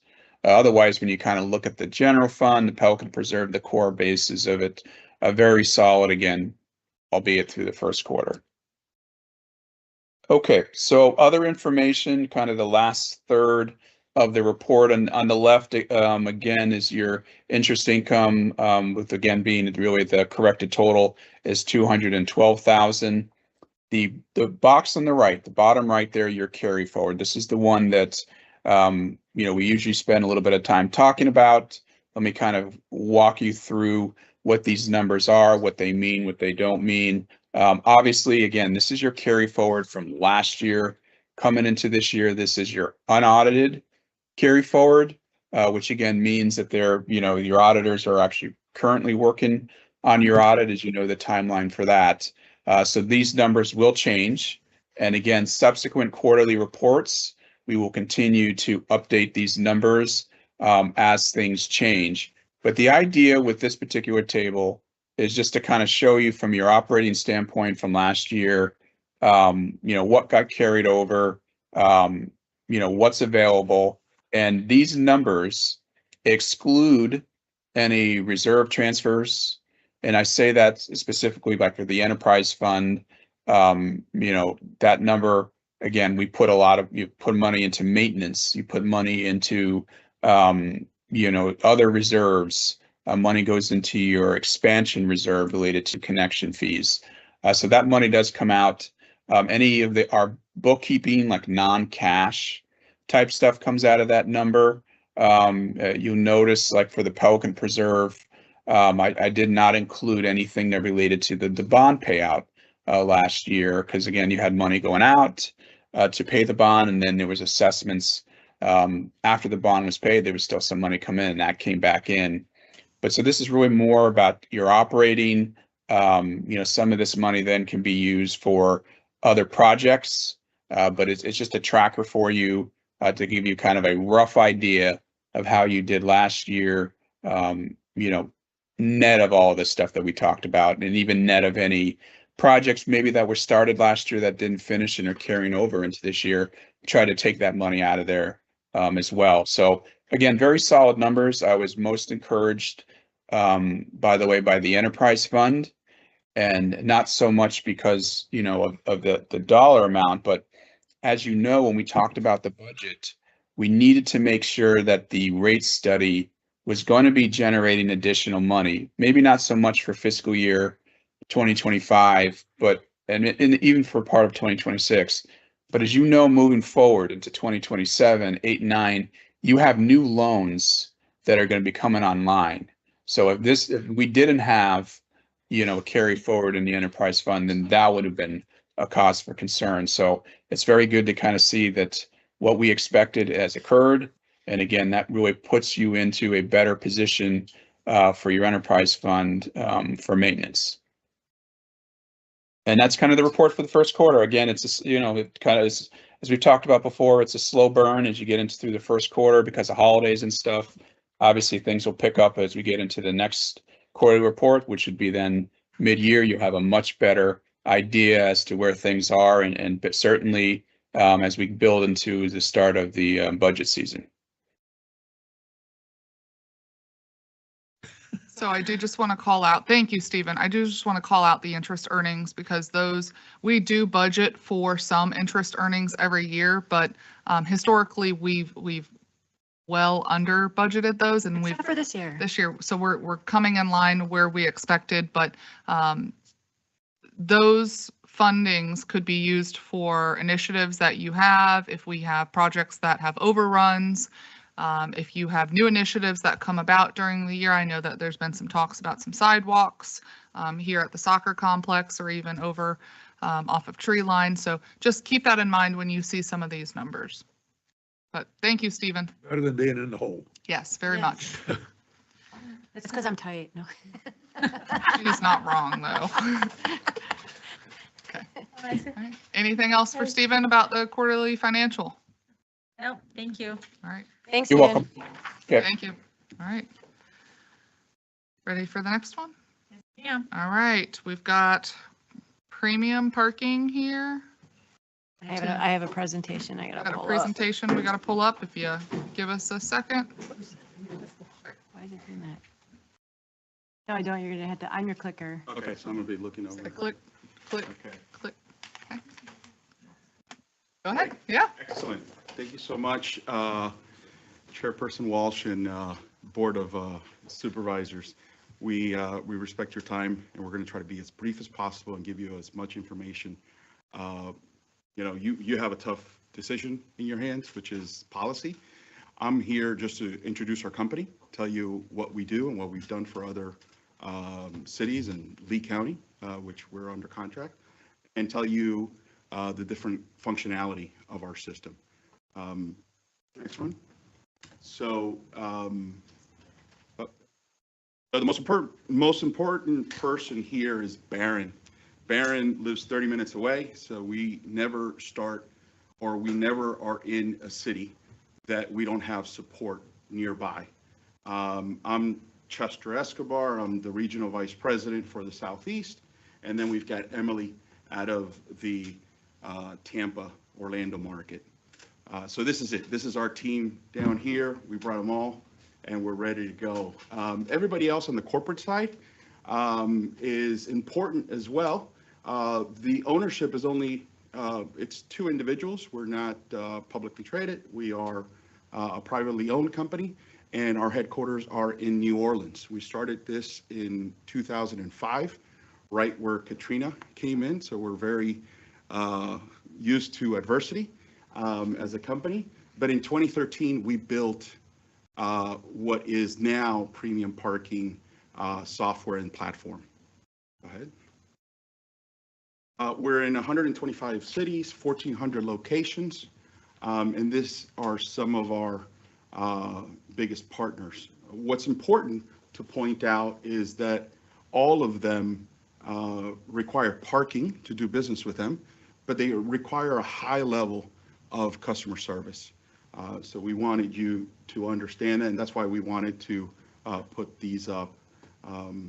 Everything else is just giving you the magnitude of our company, and that, just to give you an example, or just to give you some perspective, we're 1,400 locations strong. The largest parking operator in the country is about 3,900 locations. So we're right in the medium-sized company. Go ahead. These are just some of our locations: City of Annapolis down at the bottom, Memphis, Lee County, and of course, South Florida. So we started with the understanding that we wanted to get away from gates. And that's how our business got started. We didn't think that gates is where we wanted to take our business. And so the technology took us to a free flow environment. So for the flow, if you go to a Florida Marlins game, you're going to have a free flow environment. Why? Because we want the person to get in as quickly as possible and to get into their venue. That's been our premise all along. Go ahead. Baron, you or me? That's you still. Oh, okay, sorry, no, I'm good. Here are the reasons why we've been very successful in these 1,400 locations. No capital investment from you all. We generate new revenue streams for cities and municipalities, and our compliance management. So the software, which usually what you end up doing is you end up getting the software for enforcement from one person, the payment platform from another, and everybody has a take on the revenues. For us, it's just we built this out for you all because we needed it as operators. And then how it works, that is. Hey everyone, Baron Steckler. So how it works, it's really simple. We do the free flow model. So obviously you guys don't have gates, so it would work all right off the bat. But we would install signs to educate the patrons when they arrive on site. They would know how exactly they are able to pay, what's the easiest method for them, and they would actually be able to make the purchases through our signs. There's signs with the QR code so they can pay through their phone from the sign themselves. And that is, really where our flexible payments, we have so many different options, whether it's through phone, the website, pay by text, call customer service themselves. They can help you over the phone if you don't, know how to use the website. So there's 5 different options. So we wanted to make it as flexible and ease of access for everyone who could come to the complex. And then, of course, we, as a team, talked about the residential permitting side. I know we were going back and forth on whether, residents would pay a reduced price, a lower price. With our system, it's very flexible. That's something we can set up in 5 minutes and change in another minute. So whatever we do decide, or however we want to approach the problem, not a problem, but the complication of who's going to be paying, is it a resident, is it a Lee County, is it different for them? So that's something very flexible in our system. Next slide. All right, so here's some images of our signs. We would actually work together to pick which signs would work best for your complex, whether we want welcome signs and exit signs, whether we want pedestrian press signs, or simply bare bones. We don't want to pollute the view. We want just the QR code and compliance signs. So we would work together, design a sign plan, and then my team would go out and get that all set up. We would do installation ourselves. All right, this is just a little mock-up I did. This is a sign plan that we would send to you guys for, back approval. Basically just marking out where we would put the signs themselves. And it's, again, very flexible. If we wanted to just do the outside perimeter, if we wanted to actually put signs in between the rows of cars, we could always make those adjustments as well. Okay, this is pretty cool. Our fraud guard. So this is something Premium Parking designed. It's their system. Essentially, it protects our customers when they are using our signs. I'm sure you've seen in the news, there's times where scam artists will put stickers over a QR code or whatever it may be. This protects our patrons. So essentially, it just tracks if there's any irregularities, it would notify us. We would be able to then protect.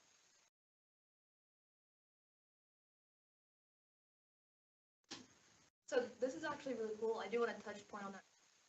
It actually automatically shuts off that QR code.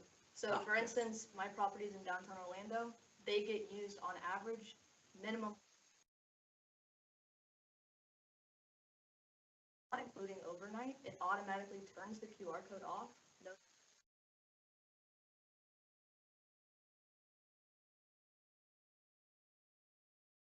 Inside, if they scan that sign, it'll let them know.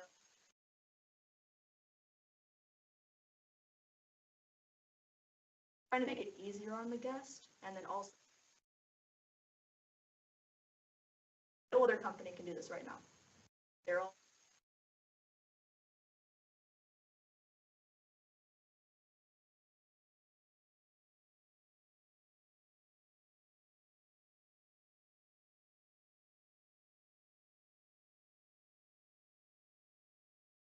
And then building a culture of compliance. We have we're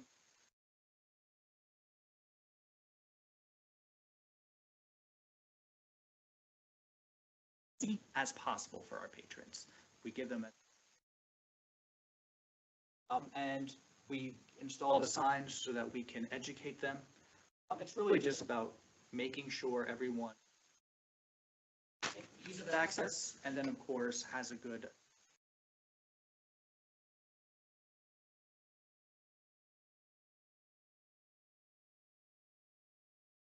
okay, so this is just a little example. So I work with Lee County, and we do a lot of sales on certain locations. So this is what the enforcement agent would see on their end. They their own username and password to sign in.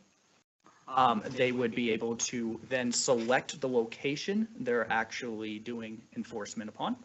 In this instance, it would be a soccer complex, so they would just scroll down to that option, Once they select that option, they will have a list of all the vehicles that were entered into the system, right? Anyone who had paid. So on that last image there, you'll be able to see the actual license plates. And then when you click upon that license plate, it would tell you if they had paid, what time they had paid, when their session expires, if they're in compliance or not. So what happened through the years is that people are using their cell phones more and more. And so we wouldn't have been able to do this in the past simply because of the usage of the cell phone. So now the cell phone has become that much more important. So that's why we see now that the compliance rate is where it needs to be. You park, the first thing you do is you look around and you see how you pay, and you move on. This is our product. This is our entire platform. So everything from the top are all the products that we're able to do for you. So everything from short-term validations, permits of any kind, all of our permits have a defined parameter. The different channels, we can put pay stations that are all integrated. So there's a lot of ways that we can deploy our system. And then the tools is, the information now coming into our system that gives you the ability to take a look at it in a dashboard. So you're able to see what's going on in your facilities on an ongoing basis. And then down at the bottom, we have 24/7 call center. So, and this is in New Orleans. And then the dashboard and everything else. So this is what you get when you bring us on board. Go ahead. That's it. We wanted to be short and simple, give you a lot of information. I will tell you that, we have a license with Placer AI. Placer AI is a company that tracks cell phone coverage or cell phone usage of people coming into this particular area.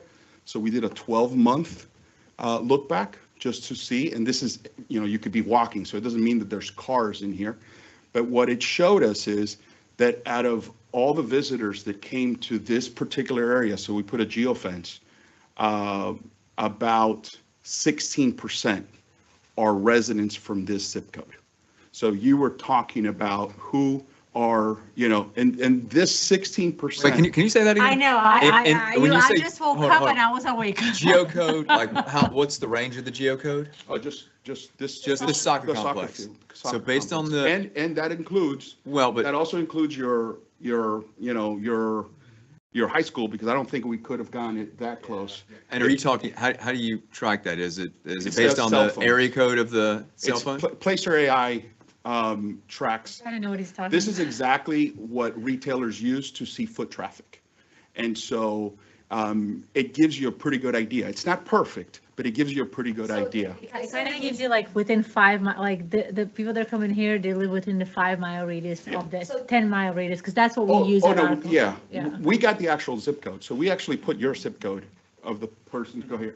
But it's not based on a cell phone number. No, so No, the way that it works is movement. like, whenever you go into Apple Maps, right, and you allow it access to your location, Placer AI is then pulling that information. Can I just ask you to step this way a little, because this microphone is picking up all your guys. So over time, it identifies you as your permanent location because they're going to say approximation, you spend 80% of your time in this location, so therefore it's your home address. Correct. Yeah. Okay. Yeah. So you So get 16%? 16. From this zip code, and then 35% from Fort Myers. Fort Myers is the other, but this zip code is 16%.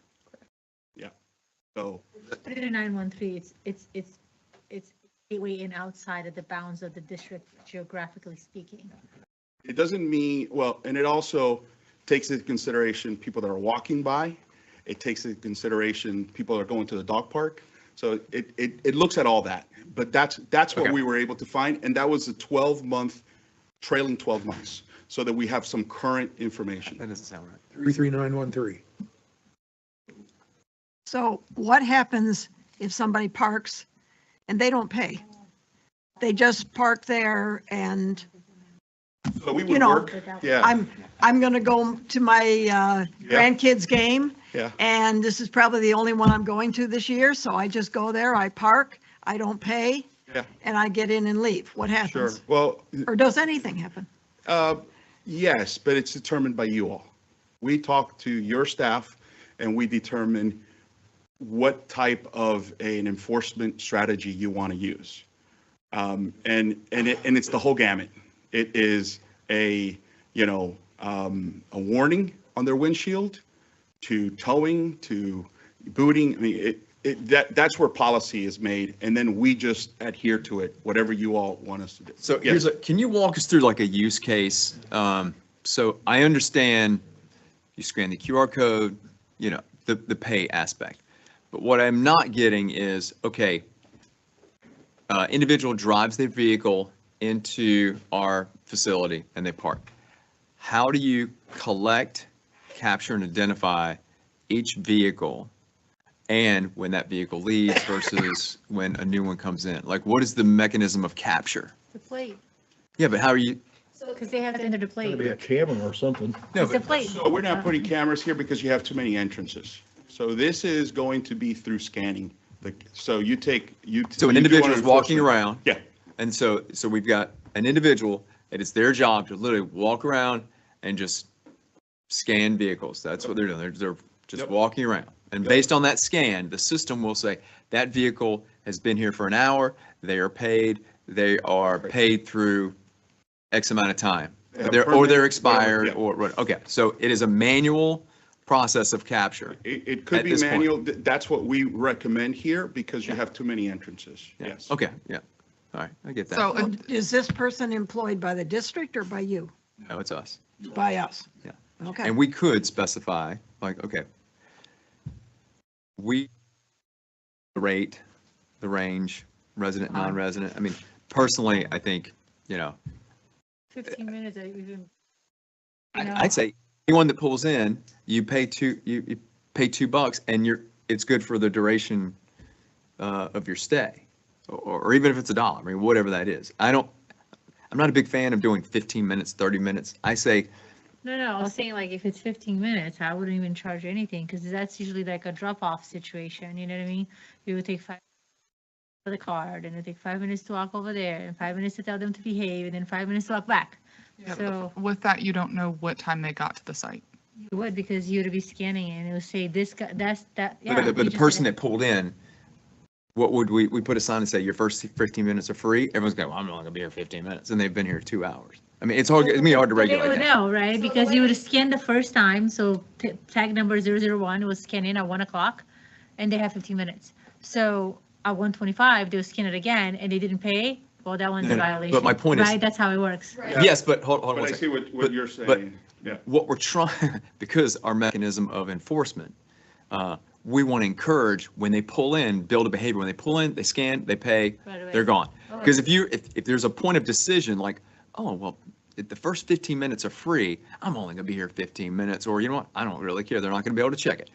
If you don't get that point of sale at the point of the interaction, So you're you going to wanna lose get it. it So right it's, away. Okay. that's what we have to determine on that piece, but. Yeah, and I was gonna lay down though, so in the Placer AI info, we also captured the average stay of people at the site.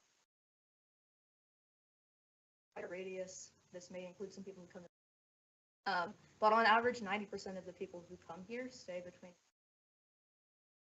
That is a pretty small time frame. That's why, I understand what you're saying, $2 for the whole stay.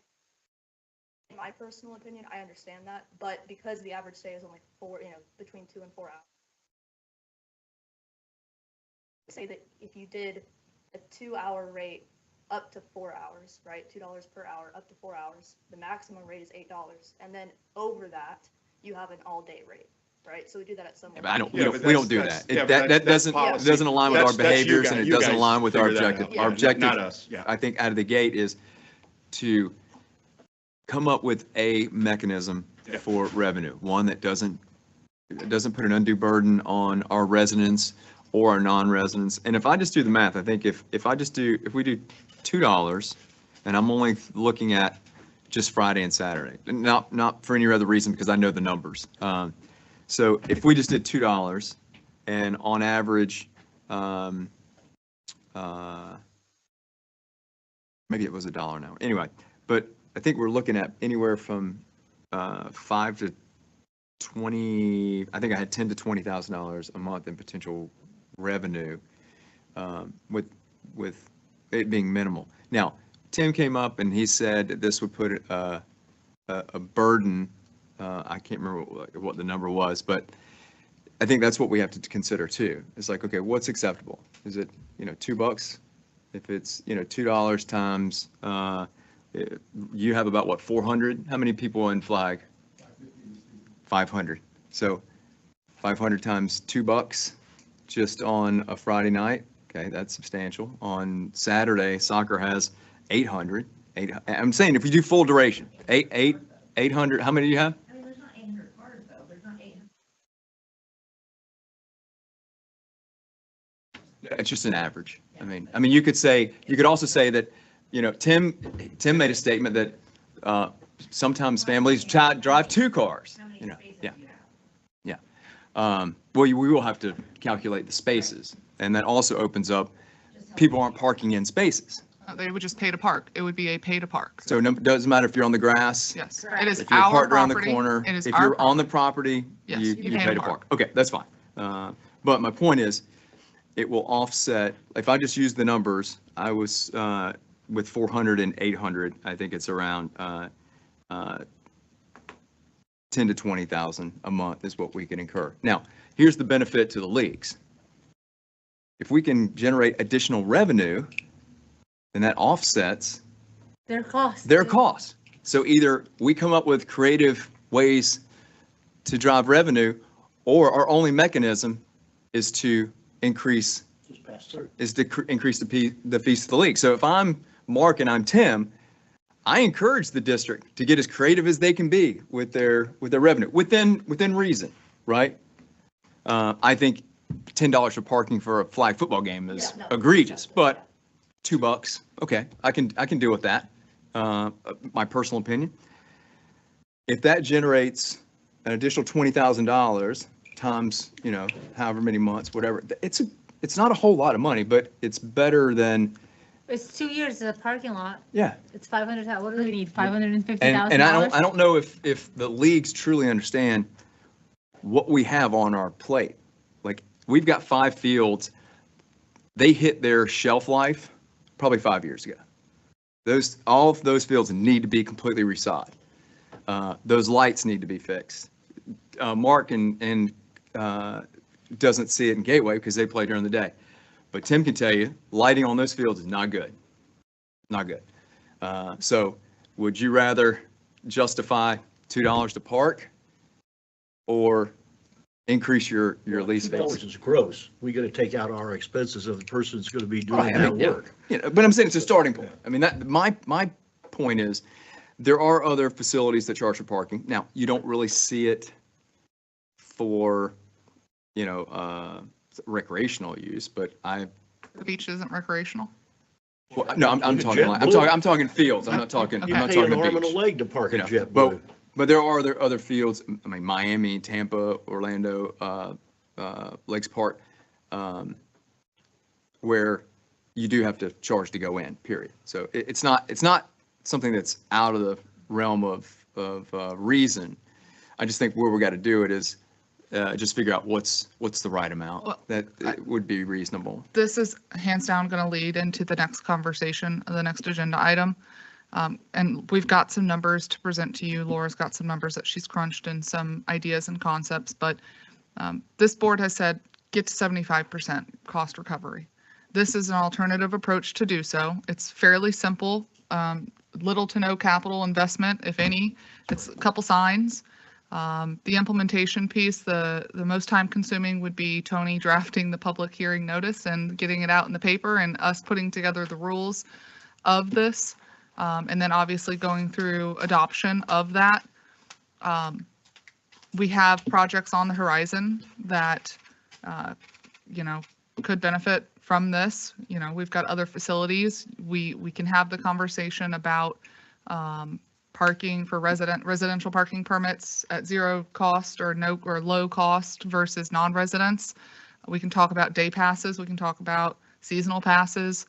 There's the flexibility, and that, I think that's what's driven home by these folks that have driven here to show you today is there's limitless really options here.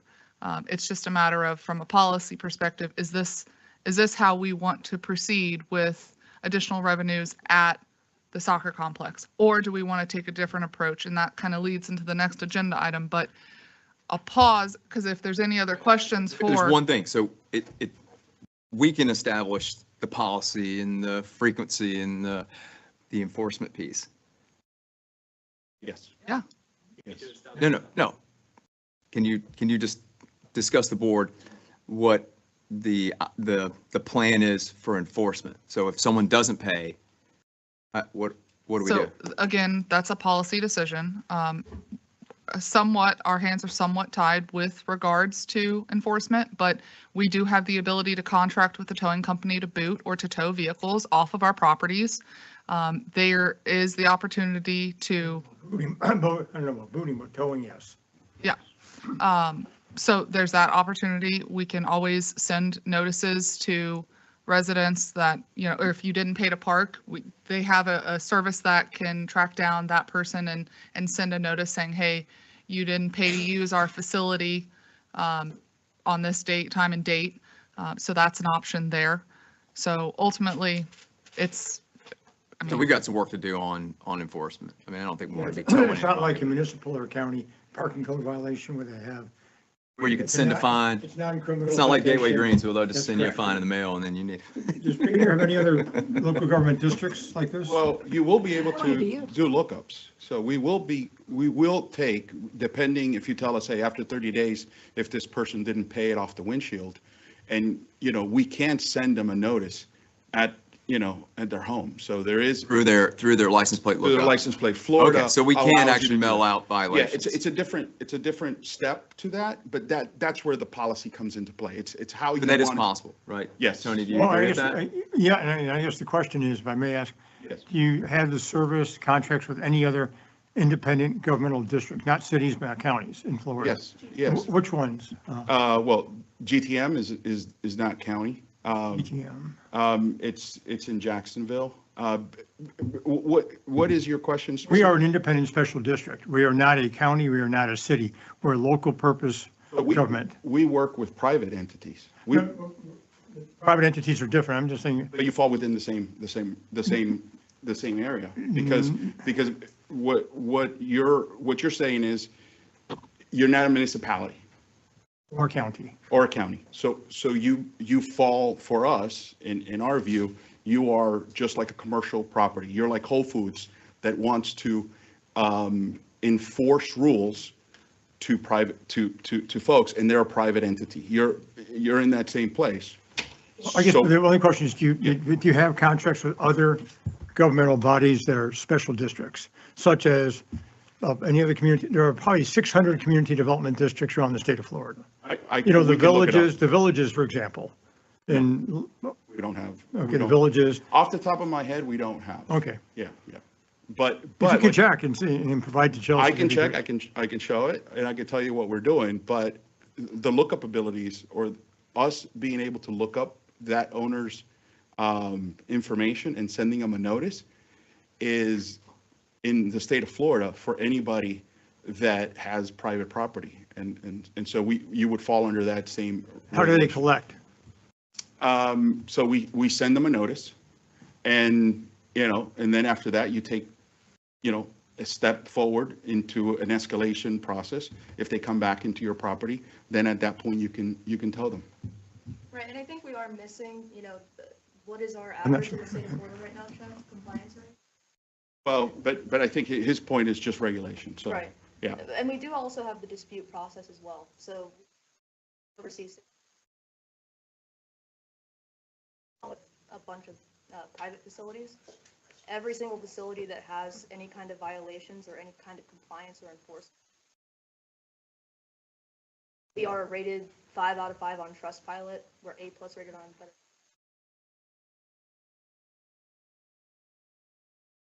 violation, you can contact either us directly, people send out my phone number all the time, or you can contact our customer service department. But what it sounds like is if they get a notice of violation and they don't pay, our only remedy is to consider them as trespassing next time and saying they're no longer authorized to enter the property until they pay. Because we can't fine.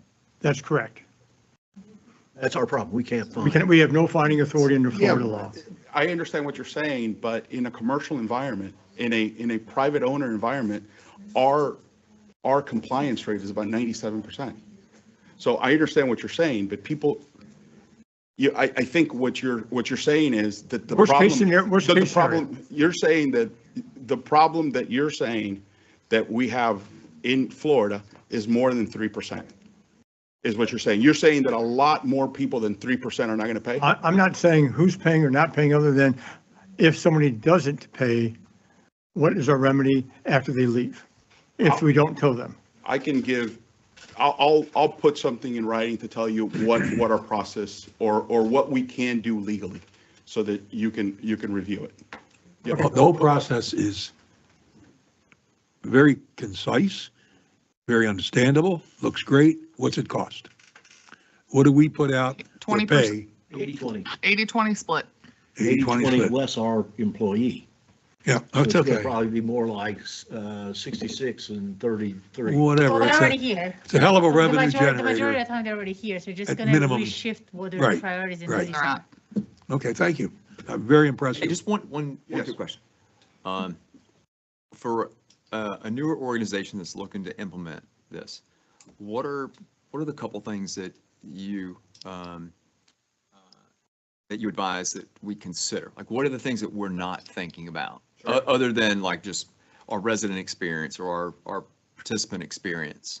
Yeah. Is there anything that we're not thinking about? What comes to mind, Lee County in particular has a lot of volunteer groups. They're not always communicating with the county themselves. So they will say, hey, we showed up to this parking lot on Saturdays from 1 a.m. to 4 a.m. to protect sea turtles. Well, that's, good information to have because we want our cameras turned off. Validate them beforehand. So I would just, I would suggest you just make sure you know all of the individual groups. Do we do events in September every year? Do we have a, We have the ability to say, okay, during these times, we're not charging. Or let's say if, Mark or Tim have refs and these are kids, exemptions. Okay, we're not going to charge referees to park or volunteers or administrators. We would just need to either get their license plate or, just come up. Issue them a type of permit. So I think. Because it's tied. So a permit, would it be a sticker? So if you. Nope, think about it. Okay. So it's tied to your plate when you pull up to the place and you scan the thing and you already have your car saved with your plate number. You say, hey, I'm here. It tells the system on the back end, hey, they've already been approved as a resident. They have a residential permit. It's valid until 1/1 of 27. So they're good to park. You don't have to. So we have flexibility to pretty much charge whatever we want to whoever we want, whenever we want. Change the dates, change the times. We change the rates. I'm just thinking like the holiday event. I know it's a totally free event, but the holiday event that we have, I mean, we Turn have it off. we don't charge for anything, and I don't think us charging for parking, it will subsidize also the cost that we put into the budget to have that event. I think it's minimal for somebody. All those amenities, the structure, the infrastructure that we do offer for that, that's also, something to think about. What do we average, 1,500? Yeah. Look, some of the beauty of this system is that it's very scalable. So you can start off, very, with a soft approach, then you can, scale it up. You also have the ability to put up signs in, along the roadway so that people also pay when they park along the roadway. So that's big for us. But I would say in a deployment, when you're taking unregulated parking to regulated parking, it takes a lot of outreach and a lot of stakeholders, and then we would help out with that. Okay, I have one more thing. Yep. So, and I was really concerned with, we only have 3 designated parking areas on our property. it's the two actual parking lots and then the grass along the fence. But people are going to park wherever, right? So I like the idea. All we got to do is if you're on property, you need to pay for parking, we scan you. Okay, great. And we'll work out, whether we approve this or not, whatever. But we also have overflow parking, which is a school next door. And that's what I was gonna So ask. how do we manage that? We don't. The school would have to engage with them, Okay. or that could be the alternative. If you want to pay to park close because you want to be close to the bathrooms or the fields, you pay here. The overflow is the free lot, just like, I think I used this last time. You go to a Hertz Everblades game, you pay to park if you want to be close to the Hertz Arena, or you park at Miramar and you truck it over and you don't But pay the only anything. thing we need to consider there is, I get that, and I know a bunch of people, probably myself included, I will park over there, but we could be putting an undue burden on them, because then more people are going to want to try to squeeze in, find a place, Well, so we just have to be careful with Do you that. work with any school district? Is that some, because why wouldn't we just approach the school? I did, and I have not received a response back. Okay, I can follow up with you. I can follow up with I mean, Rob. if nothing else, if we can just create an agreement that They will get the just same thing, just yeah. during the Or even that, operating hours, let's say just Friday and Saturdays, that we will scan and we will charge people for Let's not using those. engineer it here. We like the concept. Yeah. the concept item. And we give them a percentage. What do we need to do now?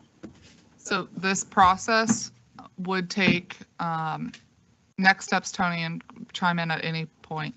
Actually, we would bring back to the board at the next meeting for discussion. And we could also, well, then the meeting after that, have a workshop to consider proposed rules. I've drafted up a set. Chelsea has looked at it. We haven't really talked about it in depth yet. And then the board would discuss, then holding a public hearing, doing a note. We already published a notice of rule development. I may need to modify that. And then we do a notice of rulemaking and a notice of public hearing to adopt the rule with all the parking requirements. And so probably we're talking about March at the earliest to have that in place. So we still got some Well, work to do. and Yeah. to Tim's point, their season is forthcoming. We could slow roll this. We can expedite this. Obviously, after we get all of our ducks in a row with regulations and rules and things like that, normally we have our summer shutdown. We're trying to reduce that window, make it even smaller than the 2 or 3 months that we do now. But we could slow roll it. We could expedite it. It's totally, again, the purview of the board.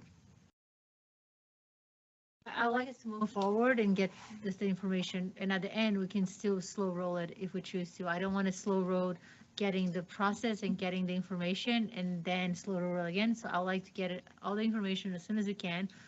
That doesn't mean that we're going to make a decision by that date that we get an information. We can set that in, Oh, you can have the near rules future, on but the I think the books. sooner we get it, the better it'll be. I do like to partner with the school and offer this to the school because I don't want to create a burden to the school. And I will reach out to see like if they're willing to do it. If it's 80-20 the same, and kind of just recap it, put you guys in contact with them, and probably roll it out at the same time. If we have to wait a month or so to do it all at once, we do that too. So let's just say we formed an agreement with the school. We can say how many cars parked on school property during that time period. What was the revenue that was generated during that time period for a revenue share, correct? Yeah. So Because we're going to put 2 zones. So we'll have a zone for you guys and a zone for them. So they're paying in 2 different zones. Okay. So yes, we'll be able to Okay. do that for you. Perfect, yeah, I think Yeah. that's. And then that and could it's really only an agreement It's a during win-win. the operating time that, That they're not utilizing the parking. because that's the only time that we open the gates for them. And if they is- don't want the money, we'll keep it. Oh, God. Right. All Does right. anybody have any other questions for No, these very good folks? presentation. Thank you. One thing I just want to mention, just because I personally experienced this downtown, is also it's really nice that the app will send you text message reminders like, hey, you're 15 minutes and or if you want to re-up or if you want to, if you're leaving. So it'll remind you, like if your kid's out there playing and they went into overtime and you need to extend your time, you could do so. So, but Without going out. without to physical, the- you do it right and there. Finding a Can you sign give us again. some and- recommended, because my first reaction was, let's just do $2, $1 or $2 for the whole duration. But the more I'm thinking about it, like you said, 1 to 4 hours, it might be 25 cents or 50 cents. Like, I don't know. Can you give us some recommended based on the duration. And if we were to say, 'cause I don't want this to be crazy, you know, like, I almost don't want to charge any more than $1 or $2 total during the experience, right? Because to Tim's point, people have already paid to come and play. And this is not a standard thing that you see in Lee and Collier County. So can you give us an idea of what you think, what you would recommend for and is it 30 minutes? We took a look at your projections and we took a look at the rate band that you guys all had. And we felt that those were good numbers. What was the numbers? I think $2. $2 an hour. $2 an hour. So, but to your point, and we can come back, is if there is that, like, hey, $2 an hour, but if you want, 4 more hours, it's a flat number and it's a all day thing, that's something to think about, because that could Typically, that's what it is. It's about an hour for you. Yeah. Well, Yeah, but on average, it's going to be, you're going to come, you're going to stay an hour, maybe an hour and 30 minutes. So again, because you got an hour for the game and then 15 minutes before, 15 minutes after. So about an hour and a half. $2 first hour, $1 every hour, whatever. Okay, we could talk about that, but. Again, flexibility is there. That rate could change, as long as we have the rates adopted on our fee schedule. The only thing I have to ask of you, since we want to draft some of these rules and things like that, is do you want residents free or not? I would like to know the percentage. I would like for Tim, and then maybe we can reach out to Mark to see what percentage of users, because I do. Around 50%. It's Yeah, gonna 'cause be I think- between I think 50 to 60. 16, I don't think 16 is quite, I think that's a little. Based on the numbers for years and Yeah. years and years, it's I think probably 16 between is not what, the 50 number. and 60%. Since we stopped doing Yeah. We may consider a differential. It's a good Residents, point. residents are probably anywhere from 40. Residents a buck. and I think the everybody trend else two was, bucks. it was almost 40%. I don't, to be honest, Doug, I bet you.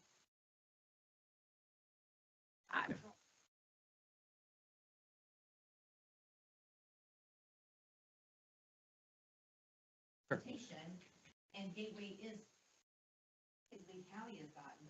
Well, People are going. you can also add, if you look at the demographics Yeah. in Gateway over the last 20 years, I will say we're probably in a percentage right now where we have just fewer kids Yes. in the area than we used to. So I would probably say at 40%, if I were to take a guess, I'd probably say it's between maybe 35 and 40%, but that's what it's going to be, around that. Let's move on. We got other things to cover. No other questions? Yeah, Tony. Just a question, I guess, from a timing perspective, again, just to, I guess, moving along things in parallel. To have the public workshop on, it's a 14-day notice requirement. So the next board meeting is February 5th, correct? Pardon? And so if the board will authorize Chelsea and I to work together on doing and have a workshop that day on the initial draft of the rule? Is the board inclined to? That sounds be good. Amenable to Sounds that? like a plan. That's good. I'm going to caveat, your aeration workshop's getting booted then. Or we can make it the 19th. Oh, this will be very quick. Yeah, Tony? I'm sorry, Tony, did I say that out loud? Yes, you did. It's okay. If we don't invite Tony, we'll get it over very fast. So we'll Okay. schedule Yeah, it. Dave. Okay. Sorry? Yes. The 5th? So, yep. Okay.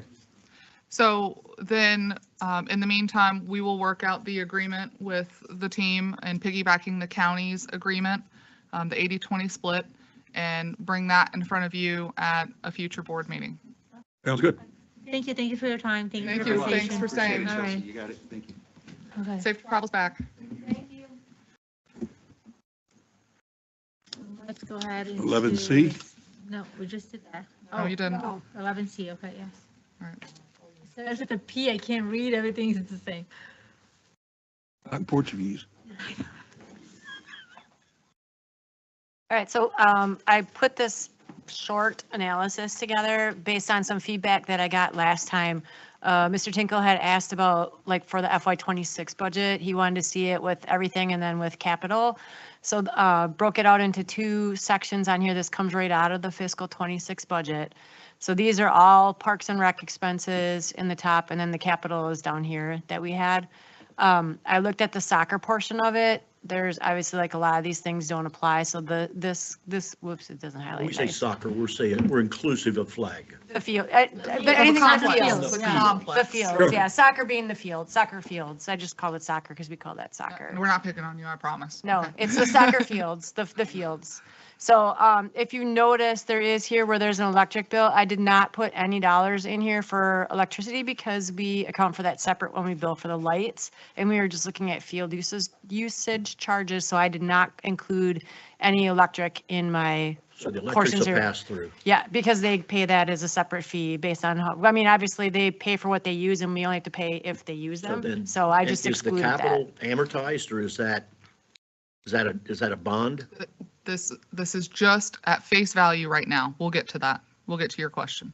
This is just the numbers that you guys put in the budget for 26. We This is- put yeah, this is- 10,000 and Okay, 50,000. so we're at basically 550,000. And if we're going 75% of 550,000. It's right up here. So if you look at this on the right-hand side up here, there's, so for all Parks and Rec, for the capital, for the budget, if I don't have capital, it's 473,000, which is this number here. And then if I add the capital, it's 533. And then I have the asterisk here. We looked at a couple things with the field refresh that adds quite a bit. So that would be the amortized costs to do the field So if you refresh. And take- there's some options down in the bottom. I'm trying to get, oh, right trying to just here. get for these people an idea of our problem. 800,000, 75% of that is what we want to come from them is we're looking for $600,000. It's that simple. That's why I've sat there and wasn't paying attention to this parking, because you're talking a flea on an elephant's you know what. It's a joke. And I think the park committee saw that. It's a joke. We need to look at something serious, and that serious is let you guys know what our numbers are and what 75% of that is and what we have to have. It's that simple. So you want to let Laura? If you want to charge $2 for parking, you collect it, you pay it, and you get it to pay us the $600,000. But for us to get in that, I'm voting no, hell no. I think it's a waste of time. The reality is can you all come up with a plan to pay $600,000 a year to pay the subsidized cost for the operation of this complex? That's the answer, or that's the question.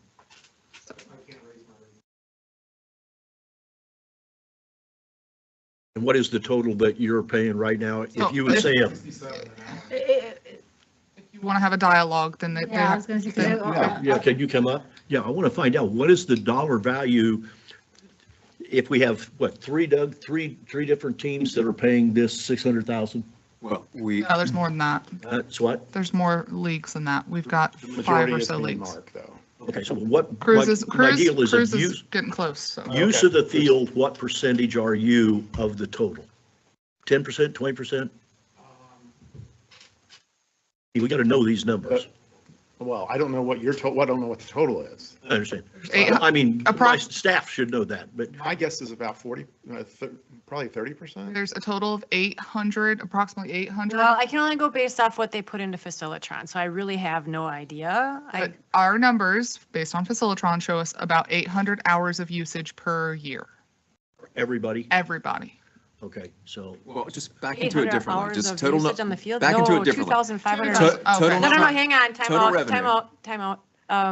Let it finish, yeah. Yeah, so I looked at the average rental hours for fiscal 23 and 24 because we were barely into, or it's supposed to be 24 and 25. It says 23 and 24. I verified it is 24 and 25 since we had Facilitron. So for the last 2 fiscal years, not counting October to present, there was an average of 2,588 hours of rental. That's just field. That's not lights. That's just field rental and only for Said the lights leagues. is a pass-through. Yes, so Okay, that's why so I'm just if you- making sure that, I didn't include that. This is just hours on the That field. So number is 800,000. 2,580 average rental hours in each of those fiscal years between the last 2 years.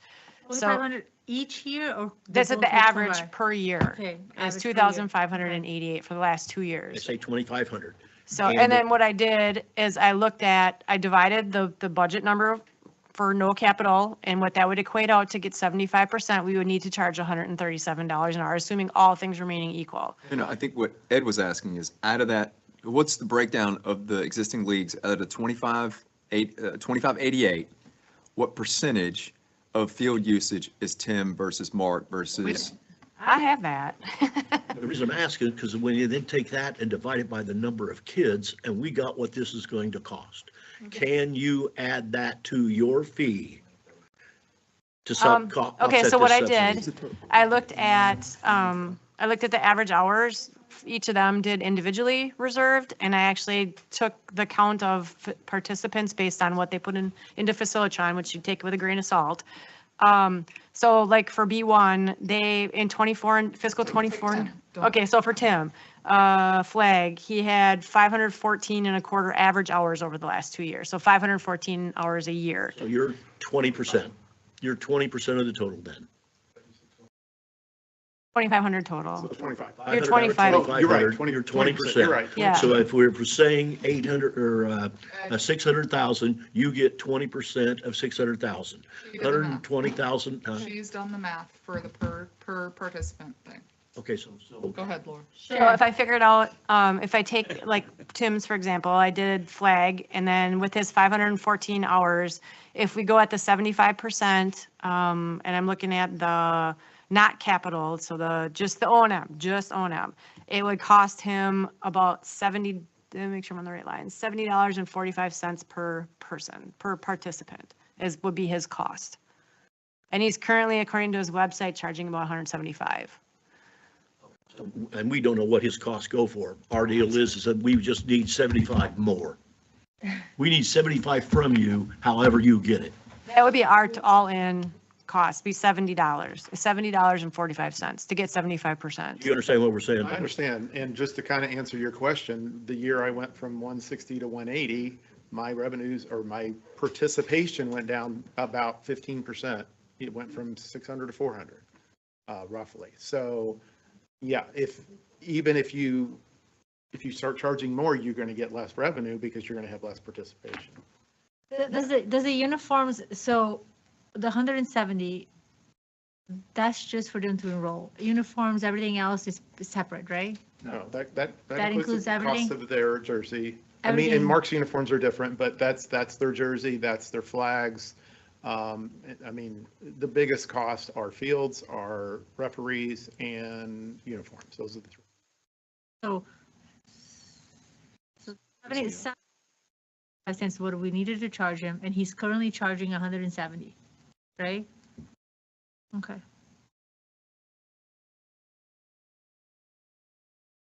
I'm just trying to be as realistic as I can, is that when we made the decision to go to 75%, that is to stop the subsidy.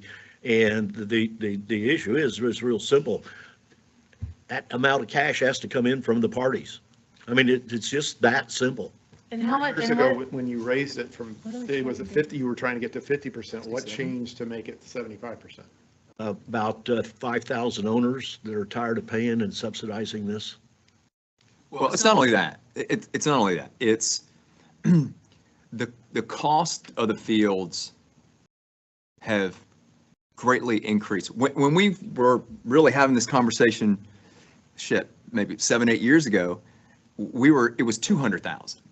It was 240,000 is the amount that we were trying to offset. Because we've had the same conversation. I've had it for 20 plus years.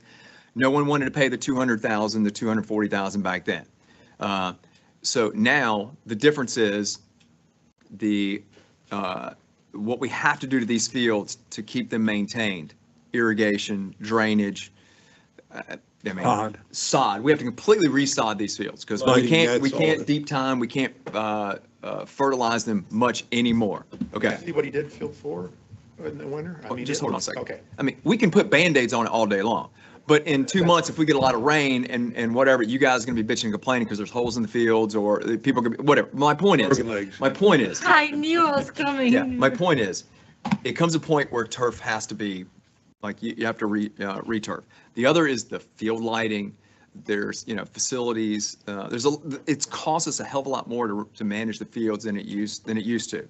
And people are more acute of those prices. So the cost of doing business is just more, right? That's why the 600,000 is a higher number than it was 10 years ago. And to me, it's a little different. If we have 600, that's what it costs to operate. Either we have to operate more cheaply, so staff has to, contract better. We have to become more efficient. So that's one thing. And the other piece is we have to either increase revenue, net new revenue. We have to find new sources, or we have to increase the revenue that we're getting today. So I'm not looking at it as straight like, hey, I'm putting the burden on the 3 leagues that are today. We have to, we need you to get to 600. This is what your percentage is. I mean, that's one way we could do it. But I'm trying to look at, and I think a lot of us are, is there's, how do we get to 600? And that's why the parking piece, like if we can just get an extra, 60,000 annually just from parking, well, Free money. that helps. If we can, run tournaments during the summer for a couple, that helps get to the 600. So Have billboards. then that whole burden of increase doesn't fall back on the leagues. Because we don't want to price the kids out, but at the same time, we also have to make sure that, if we need to pay more, that you're not just passing that burden onto the kids. Well, and keep in mind, you've only set a 75% cost recovery, so the residents are still paying 25% of the cost of these fields. Now, the concept, similar to what we've done with the methodology, and what I would suggest is we know what our costs are for that year. And I've had this conversation with the leagues last year, whenever that was. You have told me to get to 75%. How we get there, we can be creative. We're evaluating staff and taking things in-house, doing away with contracts. There's a cost to being a premier community of choice. That you've set that is our motto. So it's going to be on both sides. Now, if you right off the top just say we're at $137 per field per hour, that's the going rate of getting to 75% without putting any capital money in. That is maintaining status quo. I agree. Field 4 looked fantastic. Is that a Band-Aid? Absolutely. We've been told time and time again that the grass on these fields were 10 years beyond its useful life. Can we milk it? Yes. Can we milk the lights? Yes. Okay. But again, it comes at what cost? So we've tried to go to the county. What I would suggest, and I think this would be a reasonable way of calculating this, and Laura started to do this, is taking the last 2-year average, regardless, next year we'd look at 25, 26, looking at our expenses, averaging those two out, and putting it to 75% and say, this is our number. Well, and what I don't. It would also be unconscious, we didn't want to raise the fees for the leagues. I mean, I didn't want to do that. But to that point is, if that is our number, and how we calculate that number, if these are our expenses over the last 2 years, we take out the revenue that we've brought in, we take out, rentals, concession stand things, all of that to get to our true expense. And whatever our true expense is, we calculate 75%, and that's the new rate. Because then that incentivizes. That changes every year then, right? Yes. So it has to be recalculated. I mean, the one thing like Tim had mentioned, again, driving your revenue is like, well, sponsorships and that type of stuff. Well, that's great, but how many teams do you sponsor? I know, but what's that number? 100? How many teams did I get sponsored? No, like on average. Here, my point is, whatever that number is, because you try to get sponsors for every one of your teams, right? So let's just say that's 50. All right, which is. No, I would say generally I'm getting about 50% of my teams, and I'm usually got about 80 teams. Okay, so 40, close. But my point was, like, what I was trying to say to Tim is, yeah, we can go out and get sponsorships, but if we go get sponsorships to drive revenue, that's going to hurt you guys directly, because we're going to be competing for the same sponsorships, potentially. What Tim was trying to do was allow the district to have the ability to find sponsorship, naming rights for the fields, the individual fields. Yeah, but that's going to be very difficult. But my point, my point is this. I wasn't arguing with Tim. My first reaction was, I wouldn't want to do anything that would directly compete with the leagues, because we've purposely not done that in the past, is because we don't want to directly compete with you guys. Now, if you say, look, go on and do whatever you want. If you want to get sponsorships, we'll compete head to head to sponsorships. That's fine if we're going to try to get additional revenue. But my first response was, I know that you guys, the sponsorships are a big part of what you do. I wouldn't want to do anything to jeopardize that. But it's not, So, Doug, we can try, but it's just not available So today like what- it was 10 years ago. we've talked about this, and what I don't think we want to do is putting it out to the highest bidder, because then at that point, we lose the 20 years relationships we've built with these three in this room, and it goes to, XYZ company, and they put whatever they want out there, and they just cut us a check. So then we've lost exactly what we've put out over these 20 years and building these relationships and offering these things. Not saying that management company They have no couldn't. say what they charge, and then they have no say. It's either they're gonna agree to it or not. So either they're gonna pay them or not. There is no middle. I think it's great that the leagues are here because it should be something I we're agree. working on together. Where there are opportunities, can you put 2 tournaments on during the summer where we maybe can charge for parking and maybe, do something?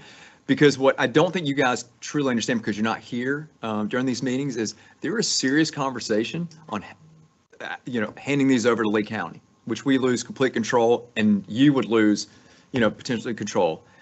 There's also conversation on not doing the improvements that are needed. I mean, it happened. I mean, you guys have been doing this for a long time, Mark and Katrina. We've had these conversations about every 2 to 3 years, and there's been jeopardy of not supporting or not making these improvements. But it's a little different when we're talking about numbers of like 250, 300. We're talking about 600, 700, probably over $1.5 million. It's $1.2 million to 1.2 million. redo all of those fields like they need to be done. And that's not even the parking that's needed and some of the other improvements. So the numbers are just getting bigger, and it's scary. So that's all I have to say. So Chelsea, when you were talking about putting together numbers for us for the next meeting for a workshop, are you talking about just the budget, no capital, budget with capital, budget with field refresh? I mean, how do these guys feel? Do you feel that we need to go to a 5-year program of redoing all of them or something like that, or what? I would like some input back from you too, because that'll depend on what numbers she presents to us. So if I could chime in before they answer. I was confused on the question. I would not base a capital improvement decision off of the people using it. It is a facility we own, just like with these ponds. We are making large capital investments because we own these facilities and we have to maintain them. Now, do we need to maintain them to the Cadillac standard, or can we get by with the lesser brand, the Chevy? Sure.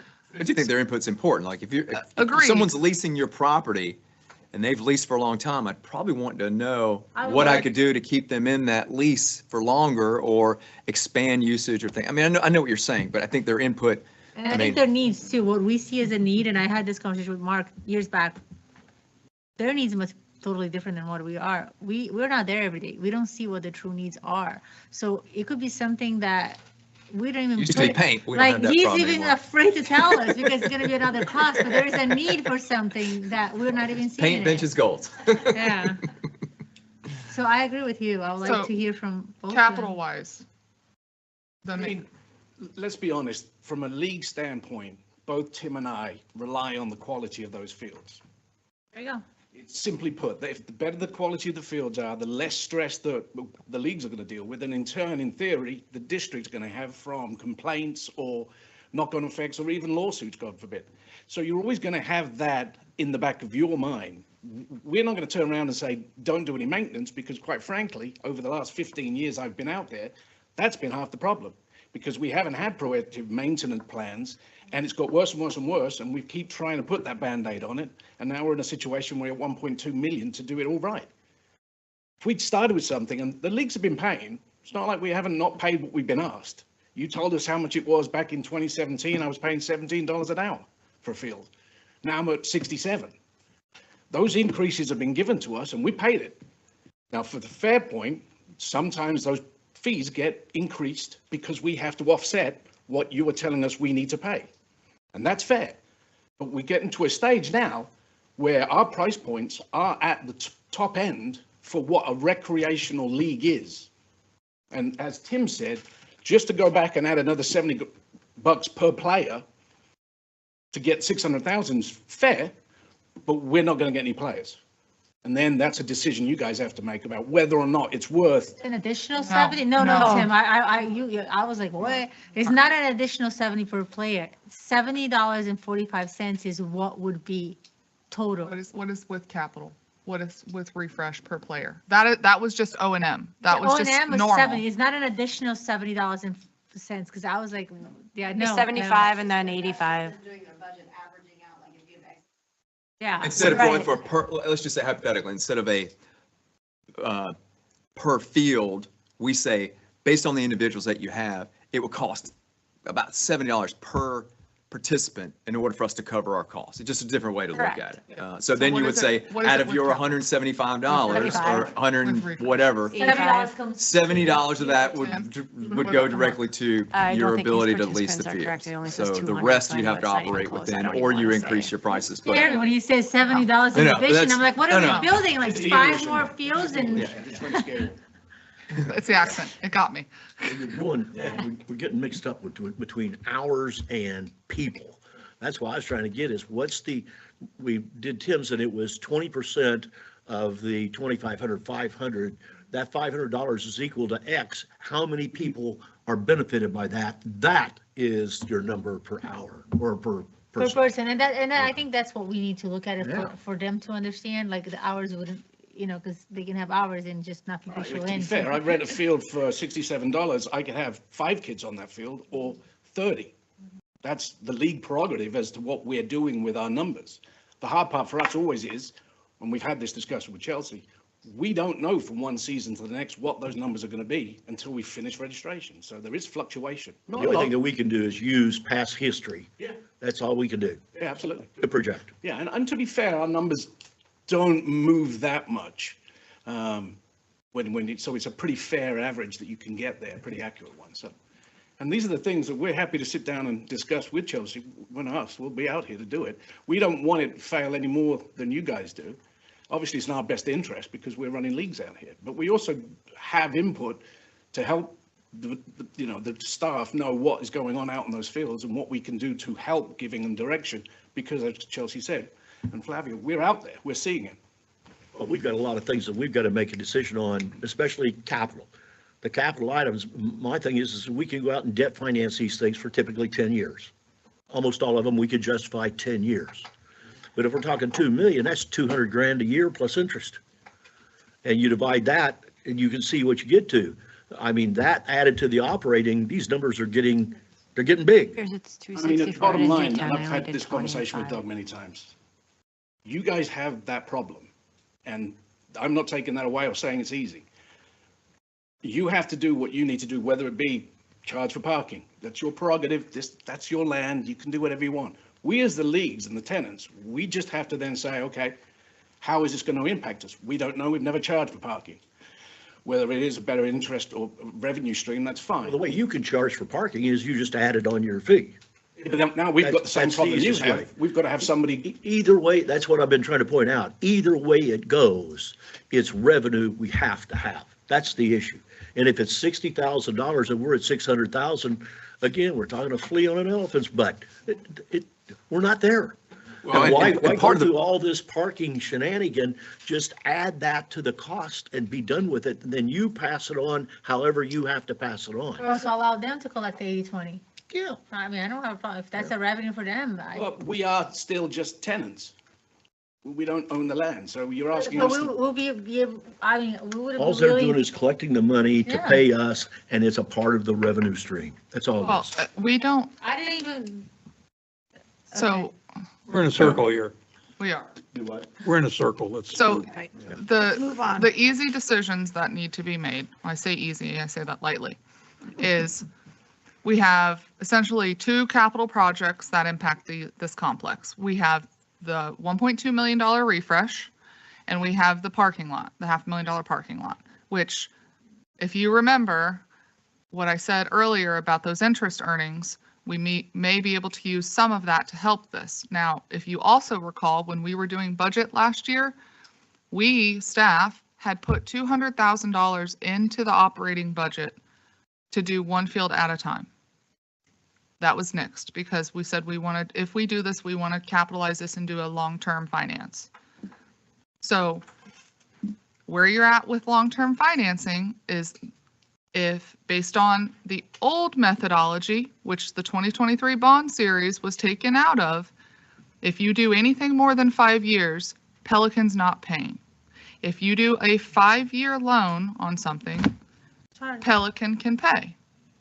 If you do a 10-year loan based on that old supplemental trust indenture, master trust indenture, unless we do a whole new bond series, a whole new validation, that is a decision you have to make. So it's either we use bond or we debt finance over 5 years. No. That doesn't make it worse. No, what I mean, our alternative is we debt finance for longer, but Pelican's not paying in that. But, and to debt finance longer, we need to validate the borrowing, unless we have. We would have it in the $55 million bond. Okay. For the parks and recs, fields and amenities, but then Pelican's not paying.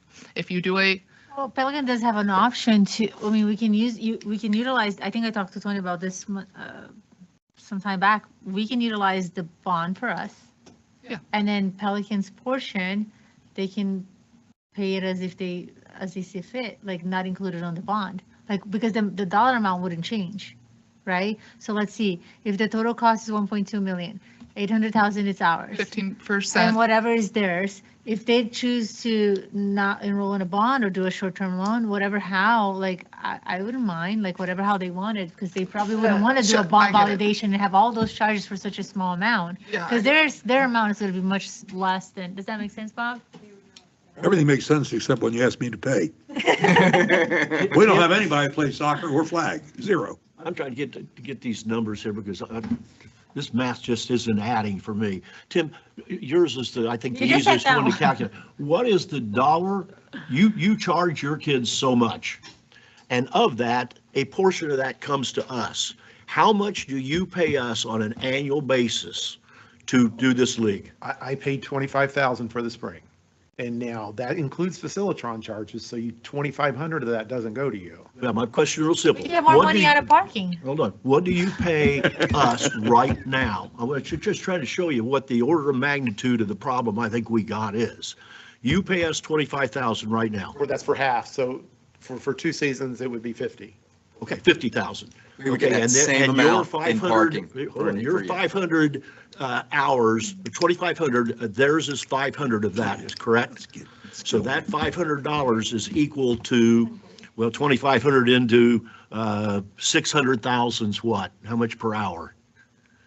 Then multiply that times his share, and that's the spread that we're trying to make up. I think what we're trying to say in here is yours is going from 50,000 that you pay us to somewhere up around 200,000. That's the reality. But there's no way that'll happen. And if we won't get that can't, kind of revenue out of the families. if we can't get past that, guys, we're unitwating up a rope. It ain't gonna happen, I can tell you. I'm trying to do the impossible. Watering up a rope. I'm sorry? Not even half a year. They're only out there 20 weeks a year. If you could. Yeah, if you can just Up to the come. podium. Yeah, I'm just trying to take All what right. we know as costs. They're plain and simple right in front of us. And the decision is 75%. We gotta get Putting 4 the more leagues. decision without capital is, to me, is a ridiculous, major mistake. We got to do it, we're going to do it right. And that's getting up to the 800,000. And that's 600,000. And that 600,000 is way more than the leagues are paying together right now, probably by the tune of three times. And if they can't cover that cost of 3 times, we're wasting our time here. It ain't gonna work. It's a dead duck. That's my point. It's why we're chasing a goose here. They just need, we need to tell them a straight number. Exactly. We need to make a decision of what the cost is going to be. I don't think I don't have a vision of 100% covered by the leagues, because that wouldn't be fair. I mean, Well, we're talking 75. Well, most places it's 70, right? So 75 is a plus, because usually it's 30%. But I just think that our job is, in what Mark said, we come up with a dollar amount. That's what it is. Can they work with it? Yes or no? And that's the decision on, we do a business decision for our residents, they do a business decision from them. But our problem is, Flavia, we can't make a decision until they make a decision. Because No, we don't we're know gonna what give the, them, we need to give them the dollar amount. so we they just can- did. Well, I We think. just did. We have I- given them the dollar amount. I can do, unless we're saying these numbers are bogus, but what I believe that Laura has done is factual. 2588 is factual. And his share is 20% of that, which was 500. I mean, just do the math to take the 800,000 divided by the numbers. So It's that simple. 797,000 includes capital. Yes, and that's what you're going to Okay. have to That's do. with the field refresh. Okay, so $598,000 is what they have to come up, 600,000. 533 doesn't include the field, the middle number, the No, no, budget no. with capital. 75% of 797, it's 598. Guys, let's do this simply. 473,000 is operating. Put that over here to the side. We're looking at somewhere in the neighborhood of 2 million for the field. 2 million, and then we subsidize it for 5 years bond issue, which is the most we can do, apparently, without going through bond validation and all that. No, on the Gateway side, you can't do can it. do, we'd have to do another bond series. You can do 20 years. Well, if I go 5 years into 2 million, that's $400,000 a year. Well, I did it at 1.2 million, and it's actually in the middle of the page on the right-hand side. There's the not enough 1.2 million at 4% is about 1.2 264,000 a million is year. not enough. We've had several plans that say $2 million. So. Well, You're adding the fields and the parking lot? I didn't add the Yes, parking I'm lot, I adding only did the that. fields. Yes. That's just the All of that. fields. I only did the fields. If we're going to do it, If you're gonna do the fields, you gotta do the parking lot. If you're gonna do the fields, you Well, gotta if do the you're gonna parking lot. borrow. Yeah, I do just it- did what Chelsea told me. Yes, if you're so. going to do it right. The reason I'm saying what it said is that right now, I think we are at a point, we can tell them exactly what their share is. What we can't tell them is what it means per person, because we don't know the number of people. And they don't know the number of people. Okay. Well, they know the number of people, they know how much money they're collecting. Well, I can tell you how much, They only we know can figure out average, they don't know. Well, that's all you go yeah. by. That's all we know. how much money we need, and I can go based on the average rental hours of the field, and I can tell you that we need X per hour. We're going to have a workshop on that. It's right And here. also, Right in front It's of right you. in front of you. I did it already. Well, no, this is 1.2 million. Ed is saying I 2 just have to update million. the numbers. So Yeah. yeah, it's just a It's- matter of It's not updating. right in It's a front of me calculation. at this moment in time, Laura. I'll give it to you. We're real close looking at over the next 5-year period, assuming the bond issue going that route. You're looking at around that 800,000 a year, every single year, not counting any inflation in our own operating budget. Well, but the intent is to reduce our operating budget. well, not only Yeah, that, but before. it should It be, ain't gonna it should happen. be staff's responsibility, specifically in the Department of Parks and Rec, outside of just throwing the burden on the existing leagues to drive new revenue through, additional leagues, programs, Well, if we have whatever. that, Doug, that's great, but the problem is, we haven't got it. We don't have anything that is, you can touchy-feely, that we got That revenue. should be part of the We don't have responsibility it. of the Parks and Recs Department. We've been Your saying that how job long? is to We're gonna add, hold on. generate revenue. X amount percentage of revenue, which is this, that is your job, that's So that's your the remit. decision that I need you to make is, are we investing in doing the capital or not? Because if we're not, then I've got to come up with alternative ways, because right off the cuff, if you say we're investing capital, I've got $70,000 right off the top sod replacement for this year. So the alternative is, we But that's don't, already we in don't there. we don't invest in the fields. And I work with staff on milking to make these things last however long we can make them last. And Field 4 was a testament to that, with the overseeding of the, what kind of sod was it? What kind of? Rye. Oh, imagine that. Oh, I don't know, good idea. if only someone would have said we should be overseeding with rye. I know, Doug, it's Saying it like, for 10 fucking years. anyway. Whoa, you sound like Trump. Anyway, so that is what I need, because if you decide no capital, Hops and then just sell to the brewery. if you decide no capital, then then I've got to work on milking the sod out, and we can, it's I think we should do 100%. capital. I mean, I think I you're need doing it some time. half-assed if you don't do that. I think we should do capital. I mean, we're talking about this over and So over. we get to a final conclusion. And Let's put it let's in. just be done. And to Ed, your point, if we can get this over 10 years, then yeah, our 20, now 20 you years. said Talking 20. 20 years. we can't, but then the sod life is, You're never going to be able to get a bond issue from somebody on a service life of 10 years with a 20-year bond. I mean. Oh, we tell them, that ain't come gonna take a look at happen. our field. It's been here forever. So- They come here and look at it and we'll be lucky to get a but prize. to that point, then the P&I on that is a lesser amount every year, and then it's less of a sticker shock perhaps to anyone renting our field, not just these folks here. I will side with Bob somebody and give me Ed. something to Let's vote do on? capital. Yeah. Can we vote on something Make a related motion. to this? Okay, so I'll make a motion to include capital. I'll second. Let's call for a vote. Aye. Aye. What the hell are we voting on? I What's don't the know. motion? You're I have no voting idea. You're Jesus voting Christ, to people. add capital, so instead of just looking to operating O&M, we're adding the capital.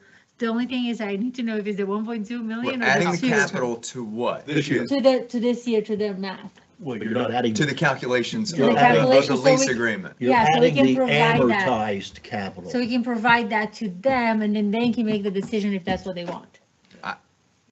I think we should have both numbers for us to, and then vote on what is the Make a impact. motion. Do you have, I'm very confused right now, so I We had a I feel like listing of Bob. the capital. It was $2 million. You throw in the parking lot and it was $2 million for. Yeah. I mean, we know what the capital that is. increase is going to be to the. But, okay, so you're talking like, I mean, not just, you're talking the big Can you number just on the add- end. Can you just add, do you have the Excel? No, sheet? it was hard coded in. I'll get it. I can have it. It's just, I'm trying to work on it and. Then I would drop my motion. It's not clear for you. Because So I just, thought- what I want to understand I am is, clear. I need to be clear. I need to be clear. So Laura. just let me just make sure this is what I understand. So what you're asking is just for that, it's basically that far right number, the 800,000. You're asking to have that updated to the 2.4 million to No, include it's 2 the, million. plus the parking lot. you No, said. it is $2 million. Including the parking. lot. Okay, that's not a problem. I can do that. And it's That's the field- wait, amortized that- amount. And parking lot. What about lights? I don't necessarily know that we need them right now, Have you been out there at night? tonight. I mean, we can add Well, that. How much Oh, longer you can we just get did a by on the hurricane lights that to we just have take all the today? lights out and put new lights. I've seen them worse in the past. I didn't notice that they were that bad. I think we can milk the You guys are lights. practicing at night too but you're not playing. He's not playing. I'm not playing. I don't think it makes any difference anyway, because you're going to come up with a number that's going to knock the socks off of everything. These numbers are just absolutely absurdly above what their ability to pay is. It's that simple. Well, we can't say what their ability to pay is. We can say what the cost of our Well, they fields told are. us already. They don't have the ability to pay it. I don't think We we can- can make we- it any clearer. We can say what our costs are and they can choose to rent or not. We have heard that before. If we too. choose to make I think capital That's what we need. is investment. Just do it Okay, either so five. Laura, 2 million total. Over 20 years. Okay. No, you can't. No. No, I don't think You're they're gonna never buy going to them. get that, guys. Nobody's going to give you a 20-year bond on dirt and lights. They're not going to do it. No, we're not doing lights. Make it reasonable. If you tell them that the service life is 10 years, you'll be lucky to get 10 years. So I use 10 years and I play want it to see safe. both numbers. I want to see under just with capital and without capital. Yes. You have that. Without capital, we have it. It's. You have it with that's capital, not you an just issue. don't No, have what the I'm full saying. refresh built in, so. Quick question. Field 4, we're talking about Field 4. Do you know how much that costs to get done? $4,500. Because Field 4 looks fantastic in the short period of time that Angelo's done whatever he's done out there with the rye. What I'm saying and what we were just discussing is you could keep going with that price point to work on the fields and have it as a Band-Aid and keep going without having to go into this $1.2 or $2.4 million capital investment. That would. The one problem that you're going to have with that solution, even though I've been recommending it for a long time. You're just delaying it Yeah. to 3 years down the road to put The minute to you no get, longer the 1.2. minute you get rain and you start having traffic on it, rye has no roots. So it's just gonna get all tore up and, you know, I mean, that's just a worst case scenario, but you're not, the only thing you're fixing is aesthetics. You're not changing any of the Mark, compound of the that- soil or the durability. of Like, ways matter of to- fact, durability has no impact, right? Has no impact on durability. It just looks good, which is great. I mean, I wanted to look good. That is why I've asked them on capital or not capital, because milking it includes rye. And also, your shelf life on rye is what? 60 days. 60 days. So it will go brown, and then we'll have to seed it again.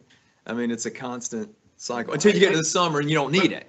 If you had the capital investment and could do the full work, then that would be different. We wouldn't be having this discussion, right? But you don't. So I'm just looking at it like, what can we work towards where the league can still function? We're not impacting the residents or the non-residents and having less players because they can't afford it. Is there something we can find out in between where we could do this before you make a vote on saying we're moving forward with a capital investment? It'll come down to two things. One, we just keep putting Band-Aids on it. Right. And what is that? But even that amount is still, At 473. it's still 400, almost, 473,000. you know, It's almost huge. $500,000. That's just to keep doing what we're doing today. And even at that cost, if we do no improvements other than just annual, you know, whatever, whatever Got falls within 100 that 473. You got $137 an hour to get to 75% as it sits today. $137 an hour, doubling what you guys are paying right That's now. still, what is our revenue right now? Revenue from all the leagues and 157,000. It's at the 157. bottom of the screen. Yeah. so we're not even a fourth. That's a point. That's the problem. And that's the thing that we're hitting into, but I mean, if we do the improvements that we want to, we will price the leagues out. Because to Ed's point, there's no way we can recoup that. We would have to completely change. Without you guys getting some tenant for the other 20. Yeah, or completely changing the model, which means we're just gonna have to bid out the fields, or see if there's an entity that would be willing to pay. I don't know. I mean, that's not even. So we've crunched, it's not even me, it's Laura. Laura has crunched these numbers and crunched them and crunched them and crunched them. And I mean, ultimately, like I said earlier, the decision is you need to decide, are we doing capital or not? Or are we going to continue to milk it? Because then I have a clear path forward. I know to get to 75%, we're billing $137 next year. That's where we're at to get in per hour rate. How they get to 137, that is their purview. I think at this point, based on, and it hurts me, pains me to say this, with everything we have going on, meter replacement, irrigation, landscaping, the Commons Park, I don't know that we can even invest any capital in what we have right now, especially if there's not some driver that says if we invest that, we will increase revenue or, you know, do something like there's. Well, if they came up with the 75% and we go back to our residents and telling them now it's flip-flopped, you're now subsidizing 25% instead of the other, vice versa, then I don't think that's not a problem. It's not a problem, but the there's no problem way is, they I can don't get know that they 75. can do it. They can't do it. That's what I've been trying to say all along. I think the only other option I can come up with, only one, is to cut back, see what the number is, but to cut back to 50% instead of 75, then we do our damnedest to go out and find the 25%. Now, that's not a bad idea. That's all that not I a can bad- see we could do. That's not a bad idea. And And then I think the we issue could is get there whether with. then can you guys take a hit of the 50% instead of 75? That's the only option I see. Yeah, I agree with you. I mean, I just don't see how we can. With or without capital, Ed? Don't even bring that up. I will not vote for anything that does not have capital. We do, everything we've done in this community for 30 years is half-assed. Why do we want to continue it? Let's stop it. If we're going to be in and do a park, or we're going to do, just like the park we're doing, we're not doing that half-assed. Why would we do this that way? So yes, put it in the capital. I think the issue is whether or not we go 5-year financing or 10-year financing, whatever. But the issue is that add the capital with the operating. We know that we're going to have inflation on the operating as it is. It's gone from 200,000 to 470,000 in 3 years. So. And are you saying we've gotta- also have we've the gotta- option of 50% in there? Do what? And you also with the, just so we have the numbers? of Just so what we have the 50%? number, yeah. Include Because if we 50? come back to 50 and they can't even meet the 50, then we know where we are. We know where we are. Then I think we need to But be that as 50% truthful also- to them as possible of these are our costs and this is what we can do. If 75 is a drop dead and isn't going to work, then our options is we just drop it right now and everything's over with, or we look at another option. And that other option would be cut back to 50%. The owners would go from 25, they stay at 25, that would put the burden on us to come up with the 25% of revenue. And then there's a third option, which is we don't do any improvement. We maintain it as it is today under current O&M. And that's the same rules apply at 75% or at 50% with our desire to obtain a 25% increase. Even that, just the operating costs are getting out of hand at 75%. I have question of whether or not they can even do it without any capital, any. Because you take 473, it's about 500,000 is what it is. You take 75% of that and it's still almost a double what you're paying now. But to the point that Just we made the math earlier. just doesn't add, that's all there is to it. With, Do you have everything you need to, for the workshop on the 5th? Whenever workshop on the 5th is parking. There are no bites on the concession stand, right? We have 2 bites that Oh, we're okay, working good. through. I don't know where you want to go next. That is what I need. So we can get you the 50. Those 2 calculations. I know, everything is very minimal to the extent that we left to fix from years back. I mean, it is what it is. Cost is not changing. So we can run the numbers at a 50% cost recovery, 75% cost recovery, all in capital, the whole kit and caboodle. Put that in. We can run the numbers on 10 years, on 5 years. We can run the numbers on 5 years for Pelican. And then we can bring that back and tell you, now on your hours, you want it based on the hourly rate, not the cost per kid, correct? How you're gonna do the cost per kid when we don't know the answer to the cost per They kid? provide in Facilitron. They would have to provide it to No, us. in Facilitron, when they submit, now, again, I'm going at face value, I'd what much they've rather told do us. it on the hours and then let them do the math. We tell them, this is what we need from you. Yeah. So just And be revise done the with it. Let table them that I do the have math. on there. I would do that because Okay, while, already did it. I mean, as Because lucky it as we varies. are, it will vary and they will. Because if we have one, let's say one adult league, they're using one field with, no more than, 22 people on it. Whereas another league, if you guys are splitting it in three ways, 4 ways, I think you have to do it by the field. Yeah, You can't do it by the individual, unfortunately. They can do that, but I think individual, I when they would- have the totals. I would prefer to have the raw numbers first before talking about parking or concessions or anything else.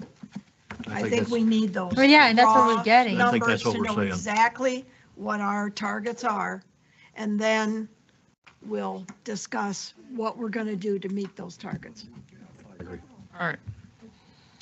We will bring that back at the next meeting. February 5th. Thank you all. See you then. Thank you.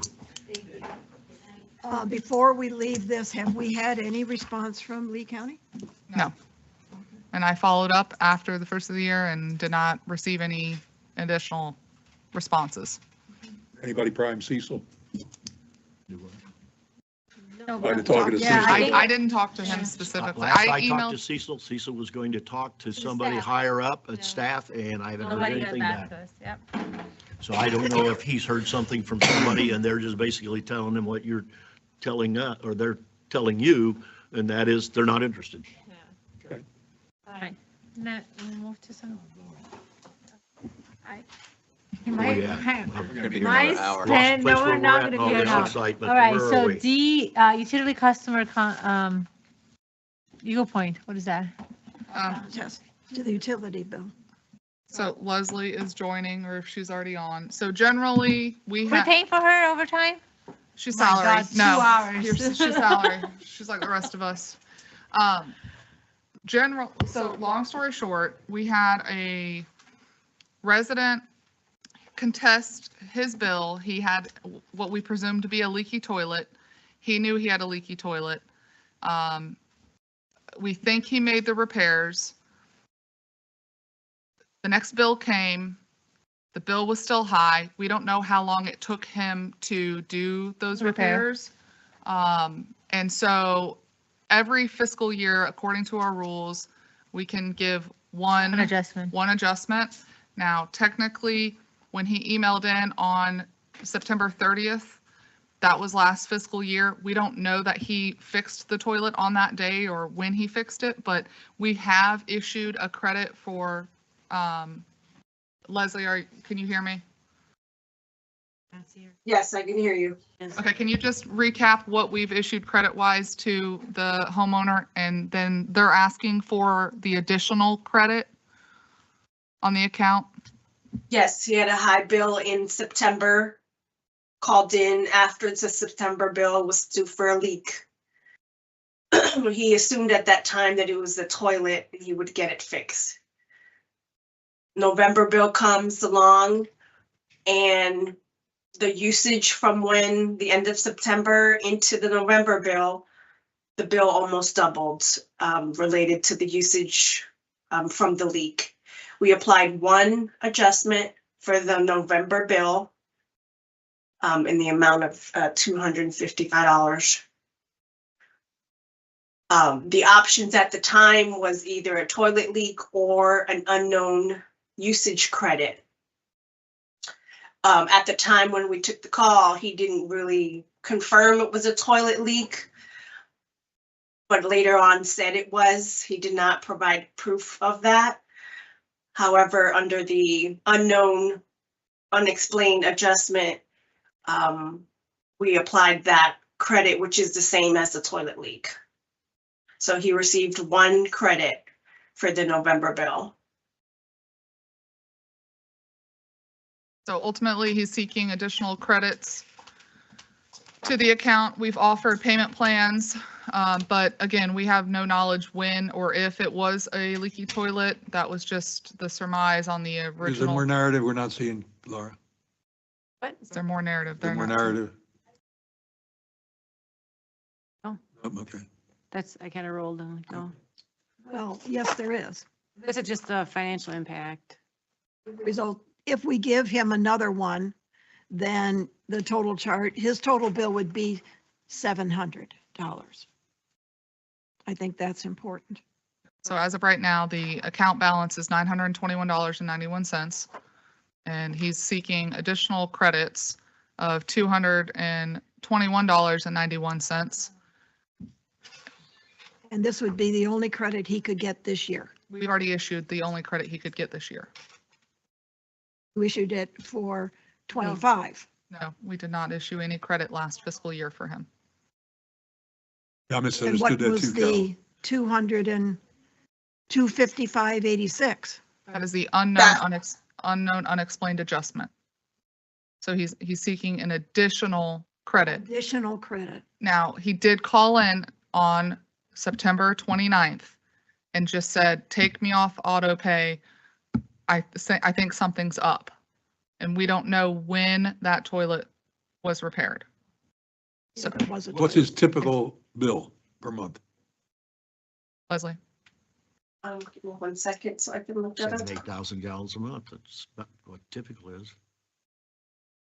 Yes, his typical bill is about 7,000 to 9,200. 200 to 260. Per month? It just ranges an average, 200 to. So if we give him the 221.91, the second one he's looking for, he's willing to pay the 700, which is still double and then to what he typically pays. Am I understanding this correctly? Okay. He did not receive a credit for the September bill. Let's make it simple. Did he pay owes us $1,100 in September? $921, right? Yes. Tell him and he comes in with $700, we'll give him $221.91 credit and be done with it. I agree. Huh? I agree. Be done with it. Still 3 times what he would have paid. And if he thought it was a If toilet he's and it willing turned to out pay it the wasn't a toilet, $700, then he ain't getting a credit. Make a the motion. total credit he's going to get comes to about, if I'm doing my math right, 480 bucks. Yep. Okay. So is I'm there a okay motion- with that. Motion? I'll make that motion. I'll second it. The motion is if he brings $700 to the table, He's current. we'll issue the credit. And if he's not willing to bring it and pay up by the end of next week, then That's what he's I not motion. issued the credit. Right. Okay. And that was a motion by Ed or Bob, Sure, doesn't matter. seconded by Bob. Okay, Yeah. you want to call for it? Oh, yeah, I forgot.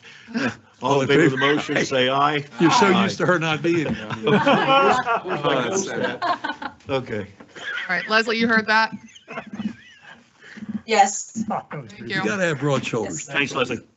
All right, let's move on. Okay. Non-standard discussion. We're This not was gonna- just if you had any follow-up that you wanted think to talk we're good. about. I think you beat that to death. Yeah, consideration for the monument sign and admin building. Well, could we,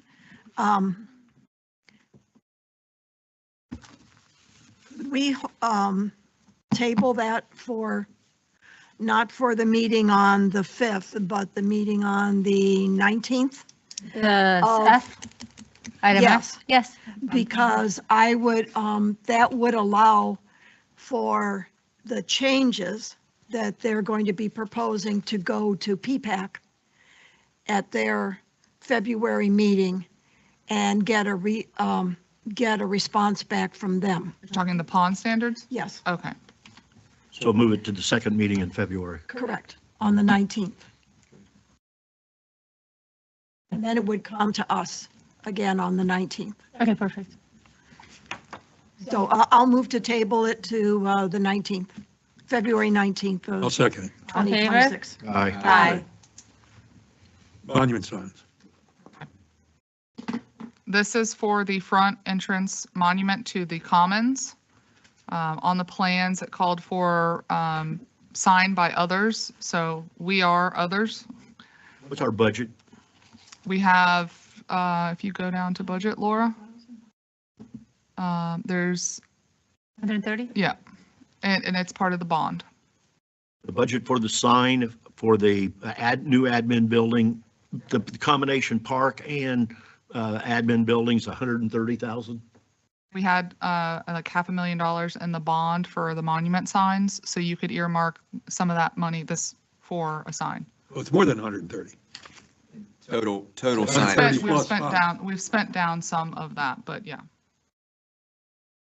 I think some of those prices I saw on signs were just absolutely ridiculous. I don't even want to walk out in the street and tell anybody I'm going to spend that kind of money on a I'll sign. be honest with you. So you know the new apartments right here, right? Did you see the signs with the stones?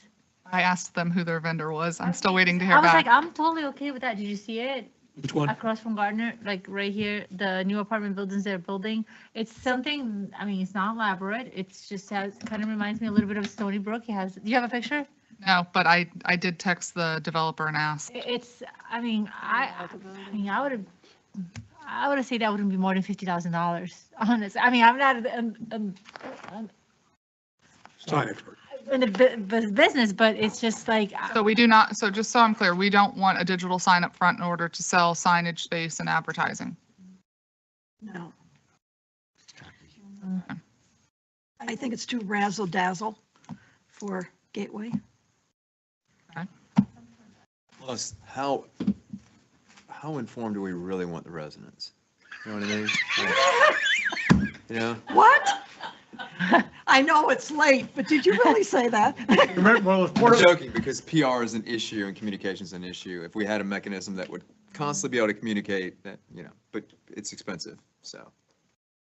So is there any part of any of these signs that you like? Then that way I can bring back to you and I use like the this one that as was constructive. V-shaped. It was V-shaped, you can see it from each direction versus just Well, flat. that's a digital. Wasn't it a digital one? Well, I don't care if it's digital or not. This one? You do when you look at costs. That one, Bob? Yeah, literally December 18th, I asked. But I don't care about the digital portion of it. Just the proximity to the road that you can see it from either direction. Put up the digital deal that our meetings are at 3 o'clock on the second and fourth Thursdays. We'll have our or pictures first there, and we'll third, have and holes nobody and rocks shows all up. over. I'm not paying $100,000 to tell them what they No, don't I said you do. don't need It's digital. ridiculous. So this one we like, No. No, I don't like that one. okay? Shape, I like the shape. The not V sign shape, itself. okay. Let's keep going. We don't like digital, so that one's out. Like A Morgan, billboard. Morgan on that That one. looks like a billboard. Okay, all right. They're You not wanna all the same sponsor size. us? It's I just don't have a problem annoying. with something Call like that. 1-800 Somebody like that. zoning, Now, that's the yes. one. Is this two different views or is that just I one? like that It's one. two-sided. I don't have any trouble with that one at all. I like that one. We do like that one or we don't? Yeah. I do. Okay, moving on. I'm just, on that, I I just think think- the gateway should be bigger. Simple. Can you go back? What about this one, and sign B instead of sign A? Doesn't matter, they're very similar. I Height, think I almost like B better. One's taller, yeah. Yeah. I think I like Yeah, B the better. but- gateway logo. one's a lot portion taller. should Yeah, be I a think little the bit B, I bigger. like B The better. proportion, Okay. yeah. all right. So we don't like Broccoli digital, digital, so we don't like B with digital, No. all right? That was the There's your Tony V, Brook. I like Bob. that. I don't have a problem with that one. Yeah, I like that. Okay, so we like sign C2. Which is even shorter. Do we like the rock or the, You got stoned. We have a pressure cleaner, right? Because you know that's gonna be moldy like in 6 yes, months. Maybe you'll put a fountain in the middle of it. That stone looks a little bit like the fountains. all right. I think there's one, do we like this one? No. No. It Okay. looks like something that goes in a mausoleum. Now, look, keep going. Look Hey, at, that's look what how nice skateboarders that had. could look. Look how nice that could. That looks very nice. That does look nice. It kind of looks like the Stony Brook entrance. That's what I said. And a mix with the Hampton Park. I Not to like be that. biased, but that one was my favorite. That's not bad. How much was this? How much is Not E? bad. 114? 114.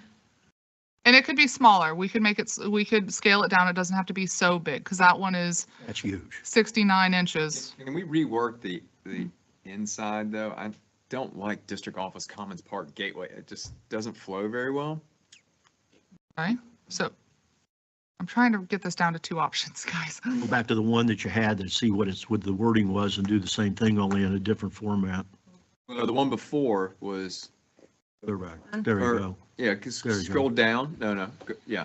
So if you're doing something like Gateway, Here's maybe which it's one? more administrative, so it's Gateway logo. And then And a here smaller it's part, yeah. administrative complex, Commons Park, like, Thomas Park, yeah. Oh, pickleball. So soccer. can we get this down to 2 options? Go down to 2. I like that one and the one above it. This one That one and the one above it. and not this one, this one. Those 2. I like C2 also. So C2 I and. like this one, 165, whatever this. E. Yeah. Sign E. I agree with Doug, like, just the sign, Okay. just the wording The of it. thing I'm trying to figure is where are we going to put this that it's visible? Because right now, when you come by on Gateway Boulevard going north or south, Right here. seeing anything When you is turn into the difficult. pool, see this grassy space over here? Over here. Oh, well, the Hampton Park sign Both is? ways? No. So it's out more in a visible area. Yes, it's out here. Okay. So you, like, as if you're turning, it'd be right Oh, over okay. here. By Eagle Point, the other side. Is that the actual entrance we have Yes. today? South of So the the one in entrance. the middle would go away So it would face the street. and it would go here, yes. So you could do the V or you could do the, You know, to tell you the truth, Bob, that really, no, that- you could do the V or you could do this one this way. I don't think you're going to see coming from the north, going south, you're going to see that sign very well. If it's a V. on both sides. Yeah. I think you'd be better off going with this type of design right here. Which one? The E as in Edward? The second one that Flavia just talked about. And then I agree with Doug, rewarding This the. one? No, No, I think that's the one that they'd have difficulty seeing. I think this one, but I agree. You won't be able to see that. You won't be able to see it because the It's only got place right to put by it is it. on the corner facing out. And if you're coming from Well, this direction, the you won't question be able to is see this it. perpendicular to the road or parallel to the road? Parallel. It's parallel in this picture. In this picture here, it looks like it's perpendicular. Just pick two. If or it's three parallel, options and come well, back. if it's I did, that's parallel, what it's you only have. one side. No, there's too many. Like, just Okay, pick three, C2 and E. but you have to put it in relation to where it's physically going to sit. And there might be some options to that. Is there a Whether way, it's is there a here way they on can the entrance or superimpose if it's that on middle. that site? I'll ask them. Yeah, That I might needed, help. that would you, help us. I needed you guys to narrow it down and then we can do a little bit more. I want to make sure you can see it from either All right, direction. C2 and E, that's what we like. I'll come back to you. Aerial overhead. Throw in, Hey, just throw throw in in, the picture on the site, and so we know what it looks I like. only want 2. Yeah, that one. That, I like that No. one too. Throw in the This one? For that much money. sign B, like something like that. Just. Yeah. And see what you were doing. But Yeah. it should look more like Oh, like B, that. okay. Yeah. like that. Okay. A gateway at the top and then the stuff Maybe underneath. put a little box on it. Chelsea's office is here. You got 3. Here's Bob's personal cell phone number. Put that right on the sign. Call Bob. Okay, Alright, good. all right, All right, so, we're all getting there. right, district Okay. manager. Okay, I have a couple things. Yes. I know, this is, Well, I this- should have went to Brazil. we took a month off. This is what happens. All right. I mentioned to you earlier about Timberwood Preserve, that Finger Street right over here about turning over their irrigation line to us. Is that something this board would like us to continue to pursue and work through some due diligence and paperwork with Tony? I'm trying to figure out the math, how it's gonna work. That line is connected to the main out on Commerce, or on Griffin. And then it goes down there and they sell the water off on both sides. So are we going to go at the end of that line and put a meter? So what we would have to do is we would convert that master meter, the homes, if you go and open one of the boxes, It's not individual meters out there? we would have to convert it to it. But we have to do the meter box project in there right now anyway. So, and if you open that box, their irrigation line is already in our box right there. Right now, are they a master metered Yes. irrigation community? Yes, So then that line that goes down, where is their meter at? Right at our, Griffin. at Griffin. So then what we do have to take their meter reading and subtract the other meter reading, or put in a separate meter. We would individually meter each of the homes. That's the other option. But that means then we got to go back and tap that line The 40 times. No, it's already tapped. There's already individual services to each home. That's right. So all we have to do is set the meter. Yes. Okay. Okay. So We can do that. ultimately, I have had some preliminary discussions with a couple of their HOA board members, and they are interested in doing this, but I told them that we would need to do a little bit of due diligence with our attorney, get some paperwork, get with their landscaper, but they are very much interested, and if that is the case, I would like to expedite bringing this back in front of you as soon as possible. We're positive that our pressure, their pressure drawdown that comes from the new developer isn't going to keep Timberwood not getting any water. Stephen told me that they ran the model and that everything will work. Yeah, and I guess from that perspective, from a timing perspective, as Stephen mentioned, they're on submittal 8, 7, Yes. 7B, 8 or whatever. And that would obviate the necessity to have that temporary irrigation well agreement. That's what we're talking about. Yes. Their deal with wells and all that other shenanigans. Would go away. Goes away. But they'd have to pay the cost of making the connection, the extension into their community. I'd make the motion to do what work is necessary to proceed with that option. Second. All in favor? Say Aye. Aye. Thank you.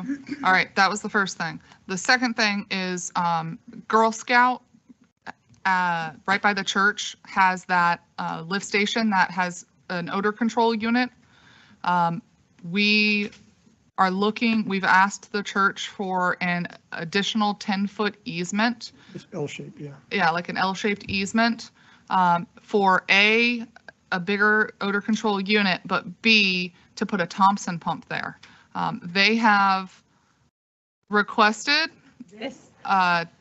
$10,000 for that easement and indemnification, which we're working through with Tony, but I advise them that that is beyond my decision. Indemnification of what? If anybody were to get injured on that little part of the easement. I said you don't have indemnification on the existing easement, so that doesn't make sense per se, but I honestly,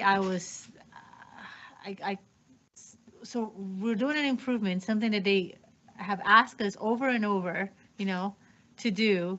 And instead of partnering and helping, this is the first time ever since I've been sitting on this board or being attending this meeting, so we're going back like 15 years, that they ask for, hey, we want you to fix this. Okay, we're going to fix it, but we need an easement. Oh, but we want to charge you for that. I mean, to me is absurd. Let it stink. It's. Yeah. So Honestly, that's. So what I told them, I said, typically in my knowledge is that we have not entertained this, but I would take it to you all for your consideration. If the answer is no, I will take that back to the church. They said they want this project to be successful, but they're also losing the ability to use part of their land because of this equipment, and there's a cost. What do you use that for?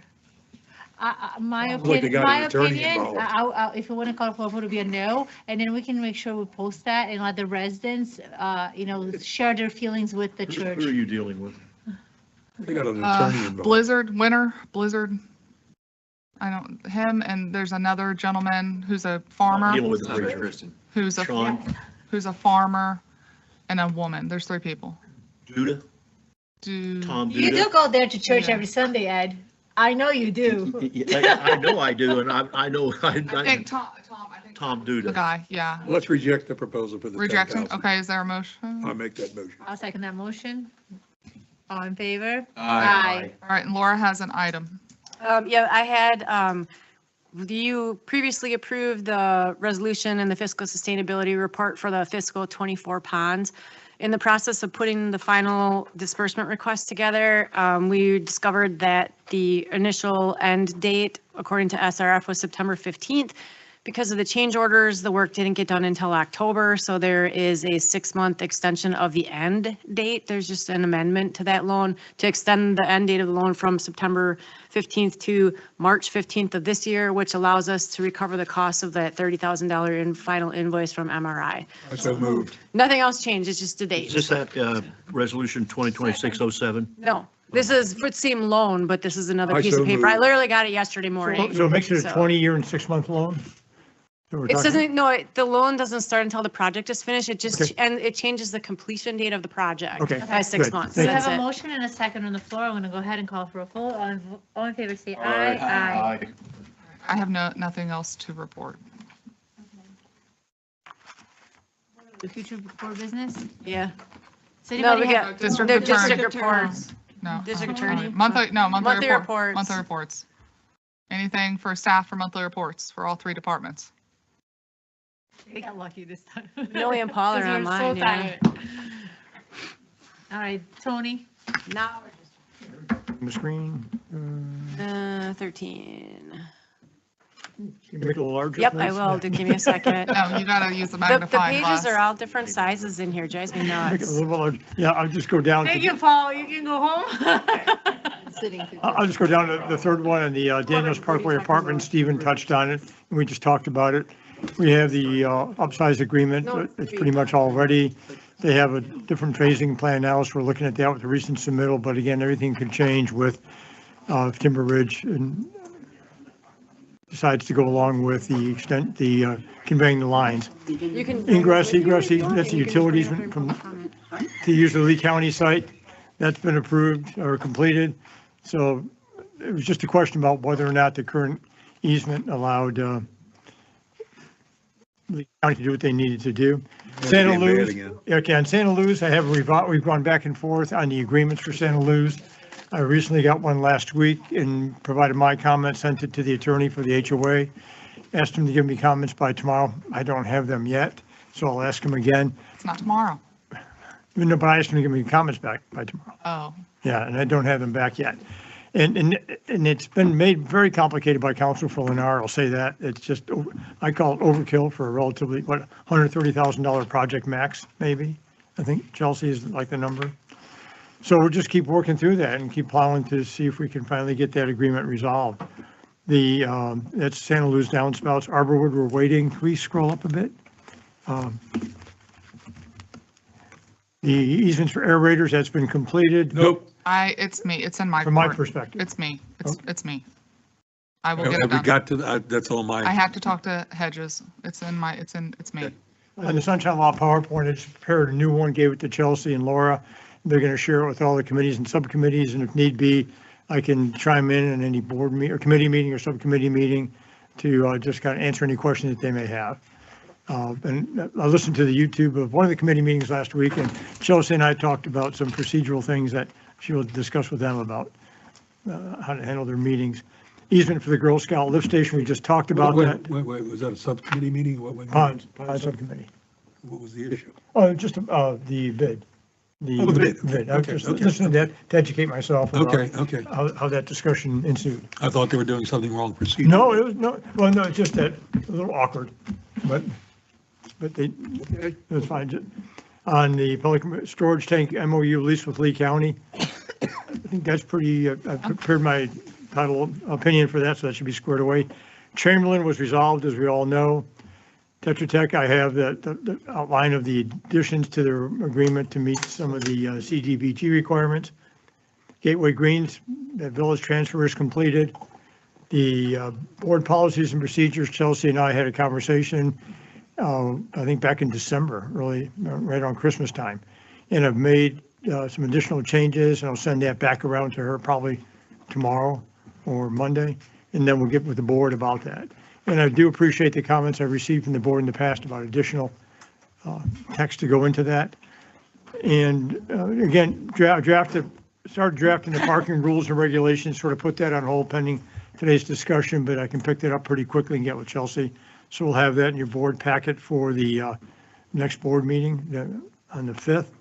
And monitoring legislation going on in the legislature, I sent it to Chelsea. The legislature is getting very in the weeds on landscape irrigation systems as far as what's required. Getting very what? Very much in the weeds on landscape irrigation systems. It's pending legislation. And, pardon? That was a pun. Oh, no, yes. But, and again, I'm not sure what the impetus is or genesis is, but I think the bottom line is we're going to make it more complicated. When you decide to reconstruct or do brand new irrigation systems, some of the standards. I can send it to you, Ed, because it may affect HOAs also, if you want to see that. And just anything else you all have, and any questions of any matters? Yeah, Tony, there's been talk in about property taxes, either giving more relief or whatever. We're a non-ad valorem tax, so that would not affect us, would it? My knowledge, based upon what I've read to date, based upon what I've read to date, it's only ad valorem taxes. But again, it's never safe when the legislature is in session. Right. If they eliminated property taxes, that would affect us.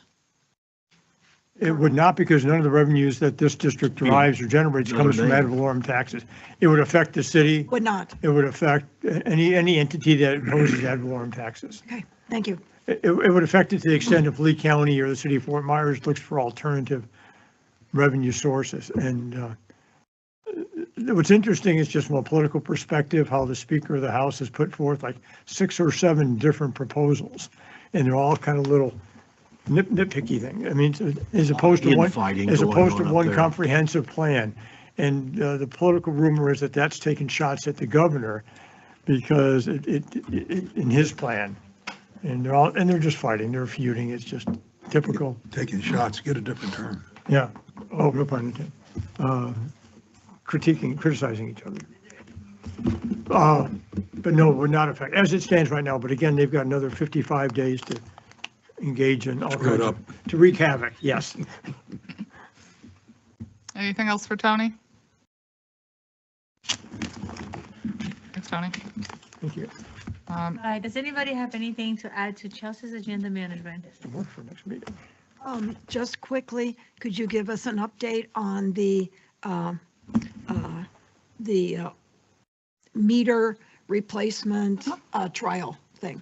Yep. Is it going okay, not okay? Yeah, no, it's going good. We're working on sending off 5 meters of each pilot company to get them tested. Next week, we had to wait till this cold front has passed us. We're still on track for March, coming to you guys in March for a recommendation for award. So right now we're going back through the evaluation criteria. Staff internally, Leslie, Bill, Austin, Arcadis, we're all working together on reviewing those. We're working on a flooded pit test to flood the pits and see how they work in, in water. But Like Gateway. yeah. So like I said, we are planning on coming to you in March. I will tell you that the reading failure of our existing system, our current system, continues to be exacerbated by a multitude of issues. So we are very much, and I speak for Leslie because she is the one who deals with this on a daily occurrence, not myself, that extremely looking forward to a new system.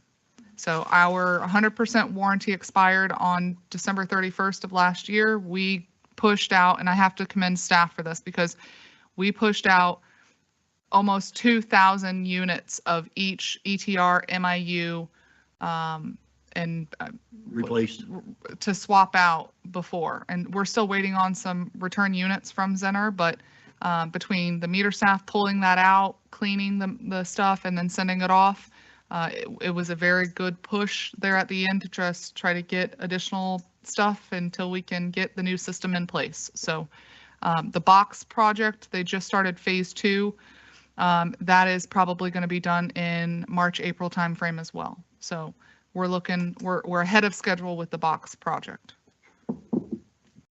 A question, the test units, we got 3 different companies? Yes. That's all, we're going to get an evaluation in Yes. March of that? Of those results? 3 companies, yes. Thank you. So we'll select, hopefully, we'll recommend to the board the full deployment. Like Carol, I mean, I haven't heard a word about this. So agenda management, so we'll have the parking facilities discussion and we'll push the aeration workshop to March. And then anything else that comes up in between. But I just wanted to call out, we will be starting budget a little bit sooner. We'll start personnel discussions in March, just to get a pulse of where you guys are with that. And then in capital, we'll try to get your capital initiatives in March as well. So start thinking about capital projects that you have ideas on for next fiscal year. So, and then last thing is we have a, where's it at? Don't we have a President's Council meeting coming up in April? So just make sure that's on your calendars. April 23rd. April 23rd. Over here. Yep. Okay. And if I there's. won't be there. Okay. When you're here. A second. Very gloomy when I'm not. It's here, though. It's, yeah, they're here. It's here. So anybody have anything else? If you scroll down, I just want to call out, we have the, this is my priority list that, so you can see that may change every meeting, but you can see the top 3 things that we're going to be working on here coming up soon. And as things fall off the list, we rearrange, but that's pretty much the gist of it right now. That's all I had for agenda management. Last. Yeah, you heard Tom Shaner earlier in the meeting in the public comments ask for this letter. We have an issue with the language now. If the board wants to revert back to the language in letter 1. As long as it continues to provide for a board member in participation. Well, and I want to bring that up because it was mentioned that they met with the city, and the whole point of that letter was to make sure that we're engaged in these conversations. And I feel like that conversation with the city might have gone differently had we had somebody sitting at the table and could have spoken on behalf of the district. I'm not aware of they had a meeting with the city. Cheryl recognized Perry. Yes, I was not aware of that meeting. Excuse me, Perry Dragon, Vice President of Pelican Preserve Community Association. I was in that meeting with the city, and the whole point of this letter basically was to get the city attorney to talk to the Attorney General about the process they needed to go through. And he wanted to make sure that the CDD was amenable to having discussions with Pelican Preserve about that, so he doesn't waste his time going to the Attorney General and back and forth and so forth, because he wanted to get guidance on how assets could be conveyed to the city and then from the city to Pelican Preserve. That was the whole purpose. And I believe that that first meeting preceded the request for this letter. As a result of that meeting is why they wanted something from us, and you correct me if I'm wrong, Yeah, that was something the- from us saying we're not Okay. in disagreement with it, but we want to participate Did in it. it precede it? And neither letter 1 or letter 2 have been sent. Has either letter 1 or letter 2 been sent? Not that I'm aware of. Yeah, I'm not aware of it either. And again, Okay. from a sequence can- point of view, they met initially, decided, the city said, we'd like to have the letter. That's what prompted us to write a letter. And then, Okay, so it's- could we So the have bottom letter line is they number asked us to 3, change the letter to letter 1. which would, yeah, but could we have letter number 3 that says we would eagerly engage in a tri-party discussions? The city, the whatever's easiest. I'm the okay to district anything. and Who drafted the that letter that they want us association. to Their sign? board. I did. Tony Oh, did. you did? Somebody did. I objected to What I suggested to Tom over the holiday was that they draft the letter that they're asking us for our review and consideration, and that did not come through. He just said they want letter 1. So what, if that's what they want, we'll just give them that letter 1. Well, what he said was letter 1 satisfied all the requirements. Yeah. Except for the fact that we would participate. That I'm okay with it. Well, but letter 1 said that we, as a district, would turn it over. No, it did not say that. Yeah. It said we would consider, depending on how they're in negotiations. There it is, right It there. kind of inclined to, I will agree with Carol. It kind of. Well, that's why we changed it. I yeah. would prefer to have a letter sent that says, these 3 parties are more than willing to meet. Okay, I'm okay with that. Yeah, because. I just want to get it moving. Yeah, what's up on the screen, that third paragraph, it, I think, is the one that caused the, I'll call it the angst in certain areas.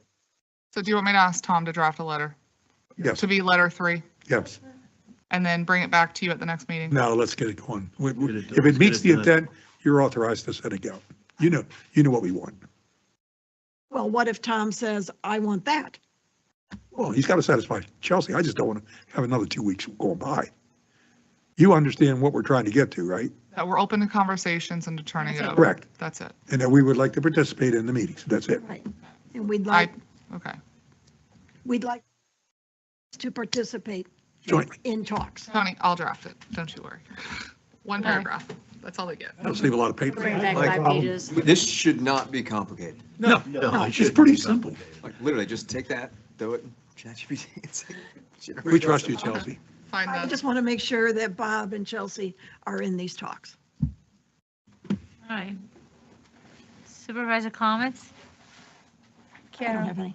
Ed, Bob. Well, I had one on the easement in Solero, but I'm satisfied we'll get forward in it. In kind of anticipation for next year's budget, I'm going to suggest or get the board, I want you guys to consent on the building of the multimodal path on the west side of Tree Line. So it goes from the current C5 down to Winn-Dixie. To that end, I'd like to have staff already engage some engineering activity so that we're ready for next year and we don't lose a lot of time. It's in the '01 budget. It's something we're responsible for, and we just need to extend that sidewalk down. So I'll make a motion that we engage Tetra Tech to start on that start process. design of. In advance of the budget, you'll still have a chance to vote on it. It's in on the budget. west side of West Tree side. Line. Yes. Yep, Within the right-of-way of Tree Line. Of course. yes. We don't go on private So property. do I have a second? I'll second your motion. We call for a vote. All in favor, say aye. Aye. Aye. All right. All I got. Yep.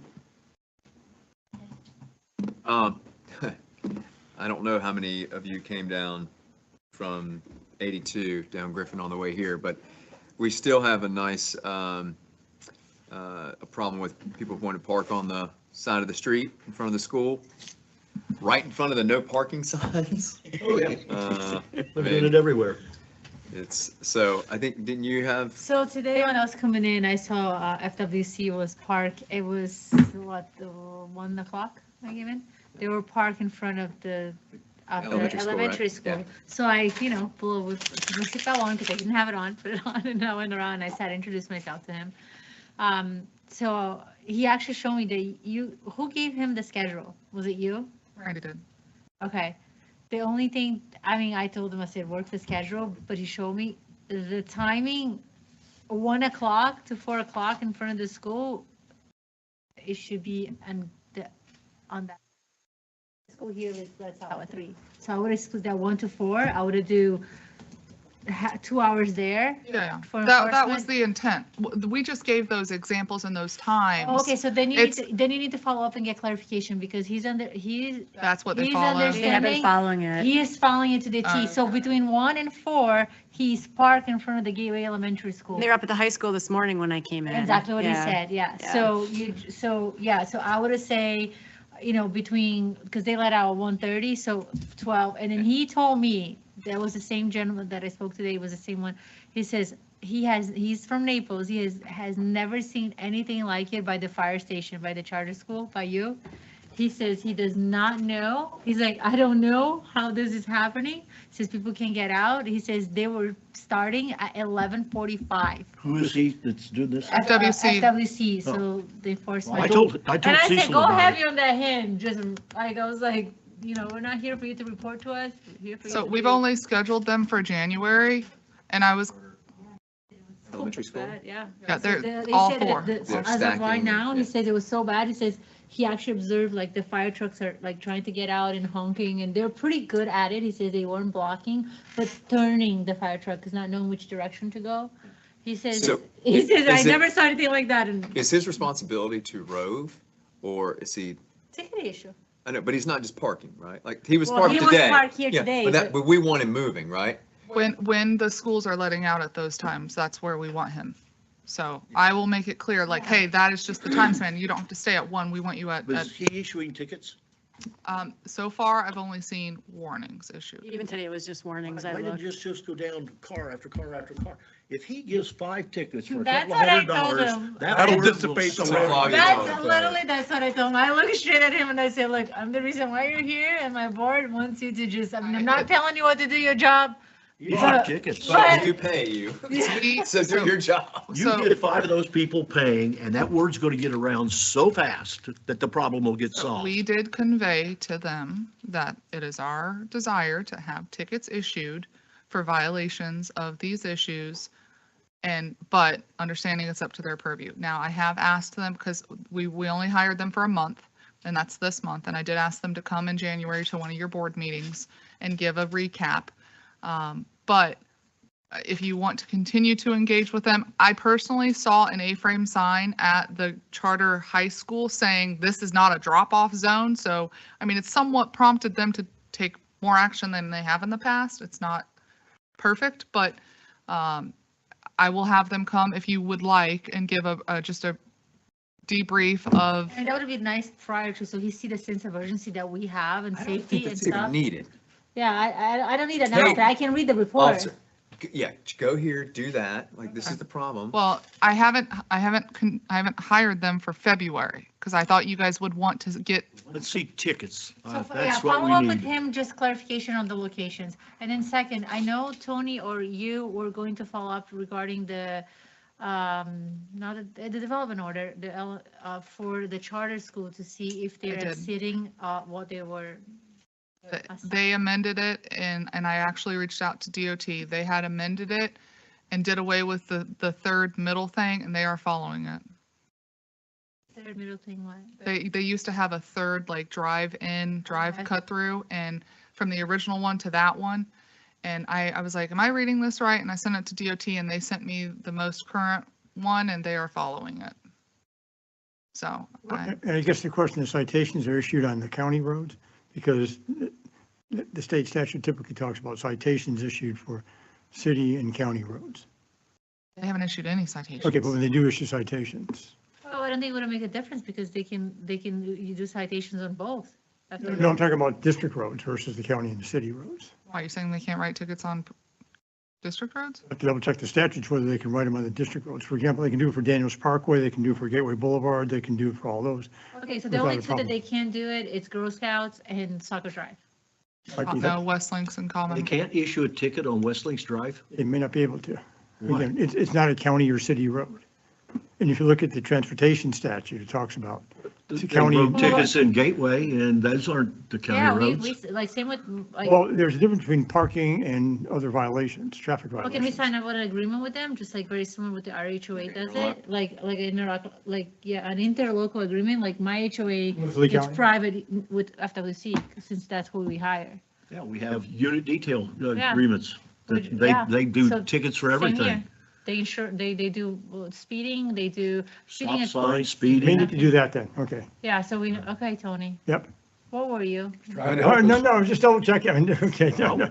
I don't see a So- reason why they can't issue. Yeah. Do you have the one with those roads. FWC or with, I have one with the Lee County Sheriff's Office, but And they the county know commission. my expectations and they know how I get, so they do issue tickets parking? for everything. No, but you have it with Lee, but it's with Lee County and Lee County Sheriff's The only Department. thing they Yes. will not do is they will not issue a ticket for a non-compliant MUTCD sign. So if you've got a sign that says 17 and a half mile an hour, they They won't issue it. even do, they won't even do, that's what we did with Stony Brook before we turned it over. It has to be at least 11 miles over the speed limit, had so to mine get was it. 25, so they had to be, The yeah. statute that provides for the enforcement by the Sheriff's Department is a separate statute. And so whether or not there's one for FWC, I have to check. Okay. As to West Links and. And they didn't California. get a ticket Make a because motion, of we county resign? court. Resign, you want to resign, okay, it's ineffective. Because in Gateway, they were giving too many warnings. We can, what we I can. need signatures. One thing, when again, when we get to parking regulations, we can. Yeah, probably. Tony, hold it for the next meeting. Bobby, we can. We're done. Once we get parking I'll be regulations, we assigned. can tow. Once we get parking regulations, we can tow them. Chair, I need a lot of signatures. Oh, we can? Flavia. They have to be outside of the vehicle, Um, Tony, you know, We get Sherry. parking regulations, just say, hey, we're gonna tow you.